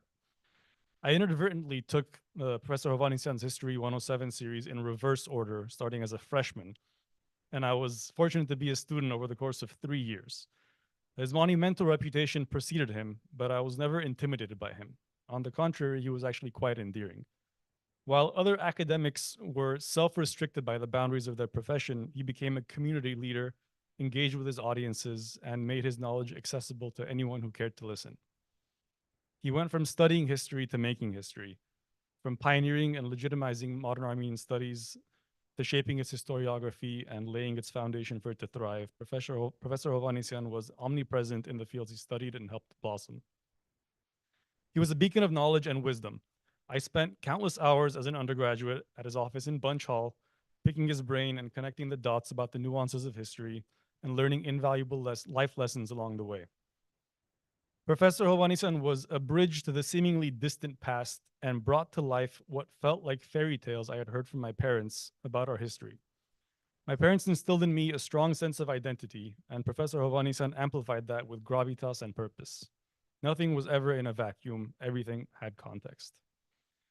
My parents and I attended many of the historic Armenian cities and provinces conferences, which were held on the weekends, because who can attend a Westwood conference on a weekday.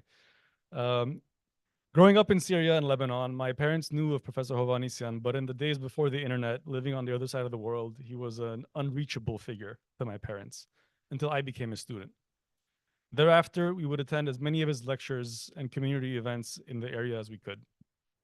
We stayed in touch often after I graduated, mostly via email, which gave him many opportunities to correct my grammar, try to avoid splitting infinitives, etc. He often shared updates about his life, news about upcoming events and publications, and interviews he had recently done, whether it be with Armenian journalists, students, or the Getting Curious podcast with Jonathan Van Ness. I consulted with him on every one of my personal projects, and I cherished the times we spent in person, always, as he said very humbly, learning from each other. Anytime I'd worked on an article or an op-ed piece that I eventually published, he had played a significant role in the process, either directly or indirectly.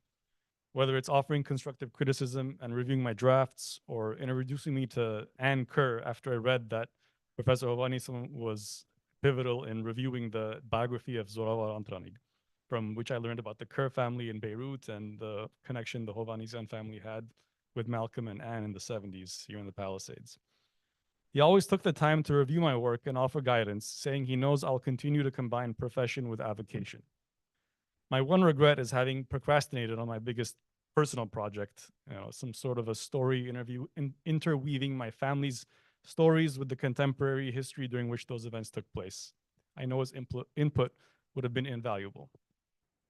When I returned to UCLA for my residency, we saw each other in person more frequently, and we would occasionally catch up over some coffee at his home or at dinner in Westwood with some of his colleagues. I was acutely aware of the finitude of our time together, and I was especially grateful that he spent his 87th birthday as a guest at my wedding with his beloved wife and lifelong partner, Vartiter, who he loved unconditionally. In fact, the last time I saw him in person was actually in this very room at the Kerr family lecture last April. I had shown him some recent pictures of my then infant son, and we had plans for him to come over and meet him, but his health was declining. He would often speak very candidly with me about his health, doctor's appointments, and diagnoses. And the week before his passing, I received an ominous email from him about his deteriorating health, and I knew the day would come, just not that quickly. Putting into words the impact this man has made on multiple generations of students, scholars, and communities cannot properly convey the ripple effects of his life's work. Hishadagad misht varmana. Rest in peace, my friend. Your legacy lives on in the hearts of everyone you inspired. Thank you so much, John O'John. Rafi. Thank you. Thank you, Promise Institute, Hovannisian family, Ani, Gado, Armen, Rafi, Gadin. It's definitely humbling to be up here and to remember your father. So thank you for having me. I know it's been a very long day, content-rich day, so I'll keep my comments brief. Dr. Hovannisian, throughout the different milestones of my life, would always gift me his publications. Sometimes the same publications, but they're always special. And they were special because he'd always have a personal note every time he gifted me one of his works. And one of them that I brought with me today is the Gadin Ezrum publication from 2003. And in the first page, he wrote, for Rafi, Gadinan upaltsad haiga, met haigi silda, sorvink yev sorvetsenek. Sorvink yev sorvetsenek, right? Let's learn from each other, as you said. And that has been a guiding principle for me throughout my life as a student, as a professional, as an activist, as a father. And I think everybody in this room shares that same sentiment. So I want to thank Dr. Hovannisian for that very important principled message that has always carried me forward throughout my entire life. I had the good fortune of meeting Dr. Hovannisian at a very early age, at age 12. And the reason for that was when I was a student at Mesrobian in Montebello, my best friend's father, Dr. Haigman Jikian, who's Kesaptsi and a longtime supporter in the community, would always take us to UCLA every year for Dr. Hovannisian's conferences. And I always remember being so overwhelmed coming from Mesrobian to this massive campus and also meeting this historical giant that we would talk about in class. And I told myself, when I graduate, I'm coming to this school and I'm going to be working with Dr. Hovannisian. And I did work with Dr. Hovannisian, but in a different capacity. To many, he was an academic and a historian, but to me, we worked together as political activists on the ground, on campus. Fast forward to 2001, when I got admitted to UCLA. It was a very different time for the Armenian American student community than when Artie was there in the 90s, and he'll touch upon the Stanford Shah and what the students did there to defeat the Turkish chair. But during my time subsequent to that, it was a little bit different. And it was a little bit different because, unfortunately, the Armenian student community had an allergy. They had an allergy to political activism, and they were apathetic to political and human rights activism. They had a very active ASA, the Armenian Student Association, one of the largest in the country, The focus was more social and cultural, which is great, but the activism component was missing. And that was very frustrating for me. It was very frustrating and disappointing for me because the Turkish community got smart. In the 90s, when they overtly tried to establish a chair and overturn and undermine the Armenian community, subsequently, they got smart and they did it covertly. They started bringing in academics who were mathematicians, who were scientists, who in reality were proxies to the Turkish government, who would start propagating to students about genocide denial. The Daily Bruin, one of the largest circulating papers next to the LA Times, started publishing denialist propaganda by students, defaming Armenians, calling them bigots and people with hate. And so they started slowly influencing the community. And we had an Armenian Student Association who was not being vigilant enough to address these issues. So I had many meetings with Dr. Hovannisian in his office, frustrated. And finally, I decided to run for student body president for the ASA. And I credit Dr. Hovannisian as advisor, and Artie was also our advisor at that time, for helping the Armenian American student community wake up, elevate, and start taking proactive measures to perpetuate the Armenian story through campus and to fight the revisionist history. Through the work of the student body and through the guidance of Dr. Hovannisian, who gave me the courage and gave the students the courage to stand up for their rights, we were able to pass legislation through the student government level to ban Turkish goods on campus, which was powerful. It was a powerful message. We were able to build coalitions with different ethnic organizations from the Jewish community, the Latino community, the Asian American community, to start learning about our story and what the Armenian genocide was about, what Artsakh is about. And so I credit Professor Hovannisian for giving me and the students at UCLA, the Armenian American students, the courage to stand up for what we believe in. And that activism and that courage has transcended for me in my professional life as an attorney, as an advocate, as a family man, and also in my volunteer work with the ANCA, the Armenian National Committee. So those were my 2 cents that I want to impart, that I'm forever grateful for Dr. Hovannisian and his leadership and guidance. So thank you for having me. Thank you so much, Rafi John. Artie? There we go. Thank you. I want to thank the Promise Institute, Dr. Karagosian, Ani. Thank you for inviting me. You know, I think that I share many of the sentiments and thoughts with the previous speakers. I think everyone has encapsulated the accomplishments and gifts that Professor Hovannisian has given to our people, to academia. I accepted this invitation because it would have been impossible for me to refuse it, to come speak here. I felt incredibly disappointed that I was not able to be at his memorial service because I was traveling. And when I was speaking to Ani and Armen recently, I remarked that his absence still does not feel real. I personally don't do well with end-of-life events. I don't do well in funerals. I don't know how many people do, but whatever the emotions are, I can't understand how Armenians go and sit in someone's home of someone who's departed. But I felt drawn to this conference because of the impact that this man has had on my life. And I want to share some of it with you. I didn't have anything prepared, but while people were speaking, I took down some notes. And one thought occurred to me. Obviously, UCLA has had a very special impact on my life, but not just because of the incredible institution that it is, specifically because of the man we're all gathered here today to honor. And I hope we will continue to honor him on a regular basis through our work, our deeds, through continued conferences, because it's the least that we can do. UCLA has a very famous alum. It's baseball season. Everyone knows Jackie Robinson was a multi-letter athlete here, and he has a famous quote from his autobiography where he says that a life is not important except for the impact it has on the lives of others. And I think that speaks to the legacy of Professor Richard Hovannisian. When I was a student here at UCLA, there were three types of Armenian students. There were the ones that did not care to share their Armenianness or the fact that they were Armenian with anyone. They were the ones that did not want to ruin their GPAs by not taking Professor Hovannisian's class, as we've heard. And then there were the ones that didn't care, like myself, and who took it. You heard in the video how one day I came across the printed course catalog back then, and I saw that Armenian history was being taught, and I told my father, and it's a true story. My father said, look, Zavagas, we never had the money or the means to send you and your brothers to Armenian private schools, and you never learned Armenian history. College is going to be one of those rare opportunities where you can study whatever you want. And I was at the time a chemistry major. He said, you must take Hovannisian's courses. It will be a unique opportunity unlike any you'll ever have later on in life.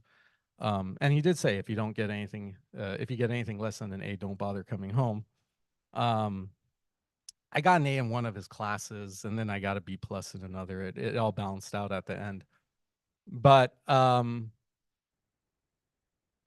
was in the first class I took with him was actually a hybrid class. Today we all know of remote learning. Back then he was one of the first professors to embrace it. Our class was in a studio in, I think, one of the medical buildings, and it was taught remotely simultaneously with Armenian students or students from all over in Berkeley and in Santa Barbara. I don't know if anyone remembers that. I think maybe you came and taught one of the classes or lectured to us in one of those.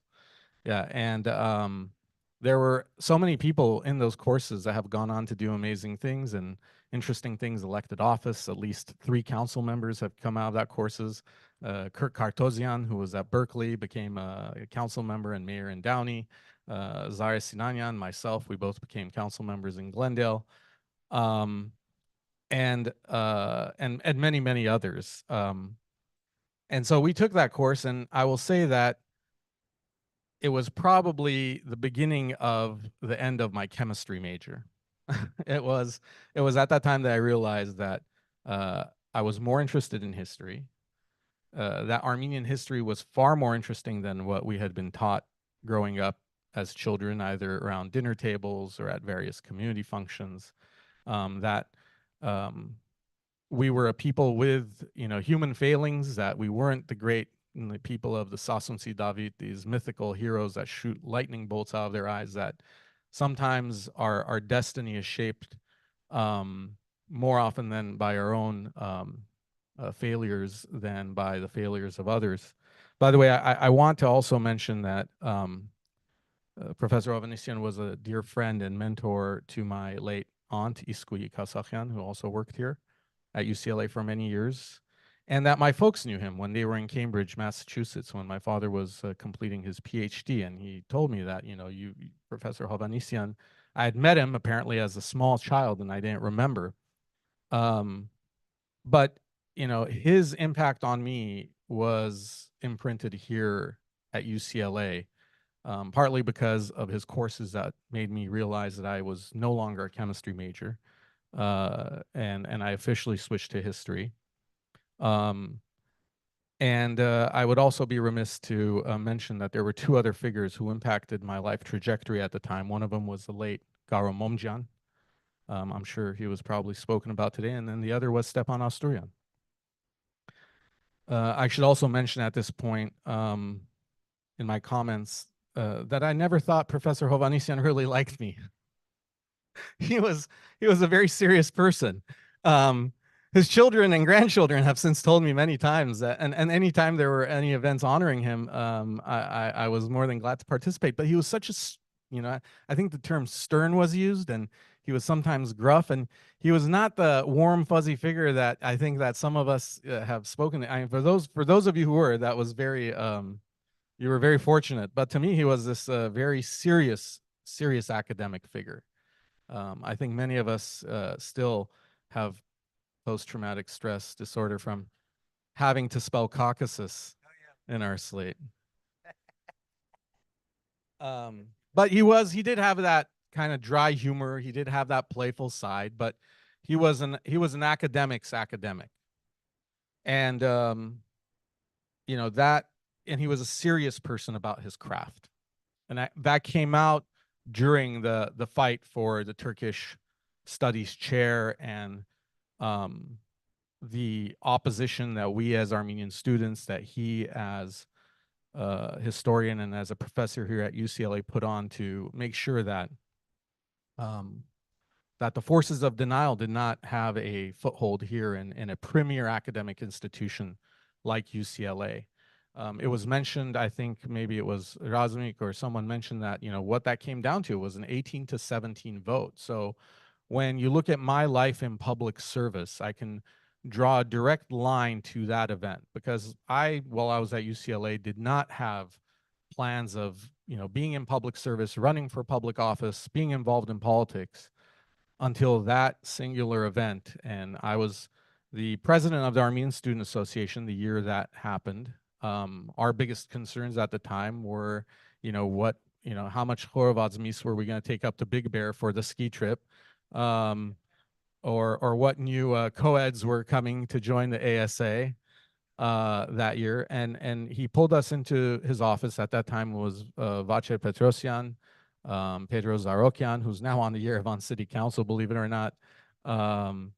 And he pulled us all in as ASA members, as some of the executives, and he shared with just a select few of us of this bombshell news that there was an endowment that was being put forth by then retiring Professor Stanford Shaw. He was on his way out, and he wanted his legacy to be this chair of Ottoman studies, with many, many strings attached from the Republic of Turkey, with the gift of $1.5 million, the irony of which was not lost on anyone at the time.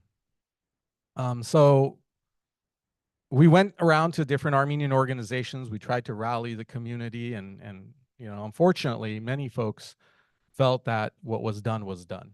The advice we received from many people was that, you know, you're just a small ragtag group of students. You're up against a university. Times were financially tough, so the university needs this money. These are some of the excuses and explanations from Armenian community organizations. The Armenian National Committee had our back. I remember Viken Sonens Papazian said, whatever you need, we'll put you on Armenian TV, we'll put you out there, we'll give you materials to pass out and informational stuff. And so a few of us sat down and thought about what we could do. And we thought to ourselves, we said, okay, let's assume that this is a done deal. It's a fait accompli. Am I going to look back on my time at UCLA, and if my son or my children, my grandchildren ask me, what did you do when that Turkish chair offer was made at UCLA? And answer that we did nothing. We just sat by. We said, you know, God damn it, like, if it's going to be established, we are going to make the process so miserable and so difficult that any other university that is approached with the same offer will say to the Turkish government, we do not want to touch this with a 10-foot pole. So we took it upon ourselves to become activists. We became political activists when it wasn't, you know, no one had taught us how. We would follow the chancellor from event to event and ask him poignant questions as to why UCLA would want to sully its reputation by entering into this relationship with one of the worst human rights violating governments in the world. And Professor Hovannisian, Professor Asturian, they had very large and significant parts in educating us, informing us how different professors felt about the chair at the time, who was for it, who was against it. And so I remember the day the vote took place. We came to UCLA. There was no school at the time. I believe class was not in session. It was a closed-door vote in Bunch Hall. Myself and a couple of other students were waiting outside impatiently. And I think this is all chronicled in Garin's book. I told this to him years ago. I remember the doors opened and professors slowly started filing out, and we just were waiting impatiently. Professor Hovannisian came out and went directly to his office and asked us to follow him there. And we still had no idea. I mean, we were just there. You could not. He had a great poker face, I can tell you. I don't know if he ever played poker, but he was a very hard man to read. And it was at that time that that gruff, stern man, who I never thought really had taken a liking to me, despite the classes I'd taken and the efforts I'd put in his class, he kind of broke down. He hugged me, and he said, "Boys, we did it." And it was revealed that the vote was a difference of 1 vote. And it was at that time I came to the realization of the importance of just being present, being active, showing up, and how 1 vote can make a big difference. From there on, my life took a completely different turn. I was offered an internship in Washington, D.C. in Congressman Frank Pallone's office. I did some work on revealing the efforts of Turkish interests to corrupt American academia, the ridiculous efforts of Heath Lowry to try to cover up his tracks and trying to manipulate and counter the work of incredible genocide scholars, and the efforts that were being made by Turkey to go from institution to institution here in our borders in the United States of America to buy their way into our halls of education and learning. And from there, I came back. I started working on campaigns. I started doing more work in the political arena because I realized that more and more, the Armenian voice in different circles mattered. And that can be directly connected to the example that Professor Richard Hovannisian said, because Professor Hovannisian was unapologetic about his work. And I think that's the one thing we have to take away today and moving forward. What I've found in my career and life is that most of the time, Armenians try very hard to justify and explain our presence in certain arenas, to justify or try to explain why we deserve to be at a certain place in certain academic disciplines. What Professor Hovannisian taught me, besides our people's history, was how to be unapologetically Armenian and how to be excellent in your pursuit. He was very meticulous, even if he was not perfect. He worked hard to carve out his own space, as we have heard time and again by so many of you here, in the academic world, versus trying to fit into some other person's or group of people's predetermined space based on notions and biases of others in academia. And it still happens today. Armenians are constantly trying to fit into someone else's paradigm versus creating their own table and seat at the table. By doing so, he also made sure one of the most important lessons I have carried with me to the world of Armenian American politics, which is don't be satisfied with just being the first, but also make sure you're not the last at something. And we've heard that from so many of the people in academia here today. But that lesson has been transferred to so many of the other fields, as we've heard, from medicine and law and film and literature and literary studies. It's not enough to be the first, which he was, undeniably. But he made, in his stern and gruff way, sure, he made sure that he was not the last. And by carving out our own space in this world that is oftentimes very Darwinian and will not give you your space, he made his academic work an allegory for the Armenian experience. You must carve out your own name in history versus being the obedient and placating figure waiting your turn. Sadly, not enough among our people have learned this lesson, not today in the Republic of Armenia, and certainly not enough of us in the diaspora. But we were fortunate, all of us, to have Richard in all our lives. So we have a roadmap to follow and a standard that was set, not just as it pertains to academia, but in how to be an Armenian, to be an unapologetic pioneer. So I'll repeat what I started with, what I said to Armen, what I said to Ani. I don't think our community will fully grasp the impact that this man has had on our nation until years from now, when we look around us and we wonder where the giants of our community have gone. I hope I'm proven wrong in that. I do know that, you know, I said at one of the dinners to honor him when I was asked to speak, and when I was asked to speak, I said, really, he wants me to speak about his, like, okay, fine. I said, you know, there's a saying in Armenian that we say, Zara ir b'durenga janshnas, right? You recognize a tree by the fruit that it bears.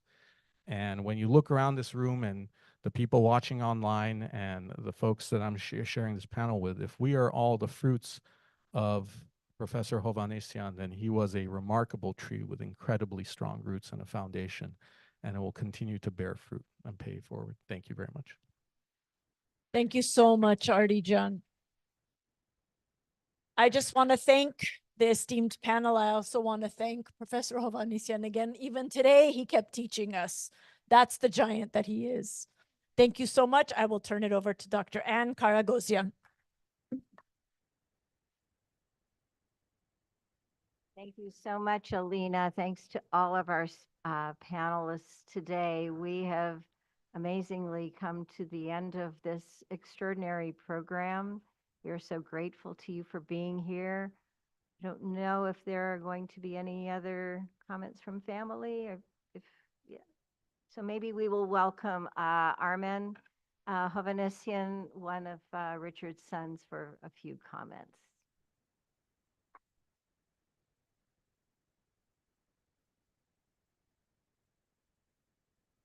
Today is the happiest day in the last 9 months of my life, because for the first time in those last 9 months, I've spent the entire day from early morning to now the twilight hours with my father.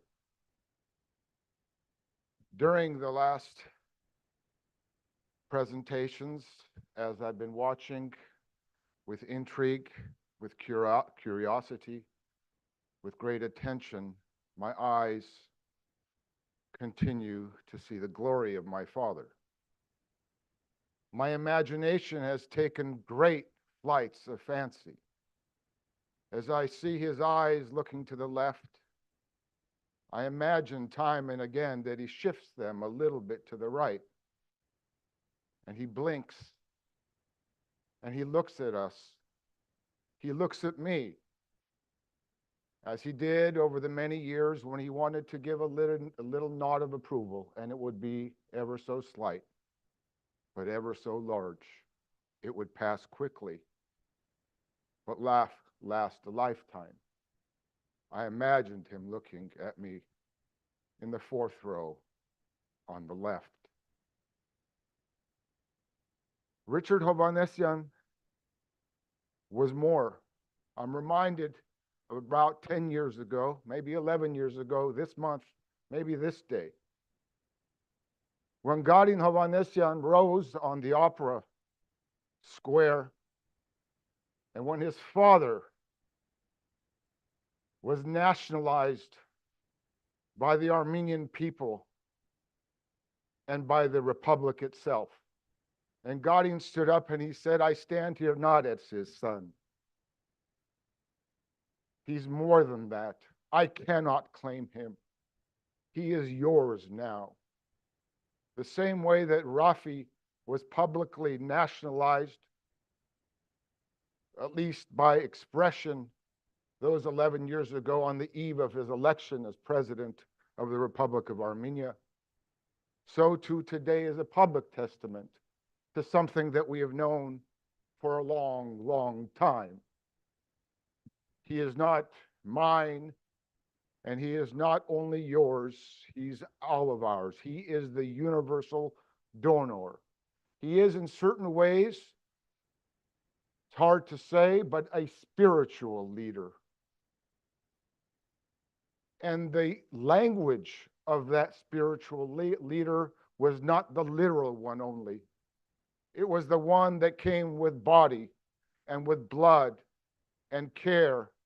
And it's that universal donor's blood which now courses in different levels and in many ways, very strongly in all of our veins. Let me conclude by saying that we saw all of his measurable accomplishments in each of you, in each of his works. When he was writing those works of the 4 volumes, those that preceded it and those that came after, his greatest accomplishment was unfurling day after day after day a new history of the Armenian people, a new history that was uncluttered and unburdened by despair, by the great national dispossession, and that was enlivened in his relations with you individually, with institutions, with the Armenian community and those outside of the Armenian community. So at the same time that he documented the past, his greatest success was ensuring the prosperity and the progress of each of you and here today, and so many who are not here today. That is what he is going to be known for. He is going to be known for not only memorializing what brought us here, but also allowing us to have more clarity and confidence as to where we will be going. Thank you, Papa.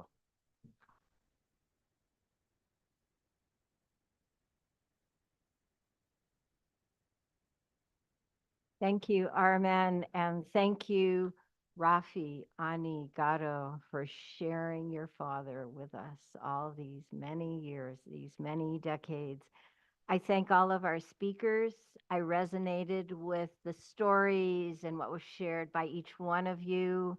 As an engineering professor here, I viewed myself and loved Richard as a colleague. As an undergraduate here, I took one class from him in my senior year. It was truly a blessing for me, and I treasured him as a mentor as we started our Promise Armenian Institute. I hope, as I said in the beginning, that each one of you will use what you have learned today to inspire you, to cause you to rededicate yourself to the sacred memory of our ancestors and the promise of the future for Armenia and for our people. Let me thank very openly and very lovingly our staff who worked so hard, especially Hasmik Bagdasarian, Emily Hovannisian, Nanor Hartunian. We are so grateful to you. I know you will, Verchabes, you will get some sleep, I hope. Not have to text me at 1:30 in the morning. Let me invite you now, those who are present, we have a reception for you in the Hmong lobby. Those of you who are speakers and panelists, and family members as well, I'd invite you to come forward so that we can take a few photographs. But otherwise, thank you for joining us for this really special event. And I hope you will consult our website because we have other events sponsored by the Promise Armenian Institute coming up very soon. Thanks to all of you. Have a good rest of the day. But please, speakers and panelists, come forward for a photo.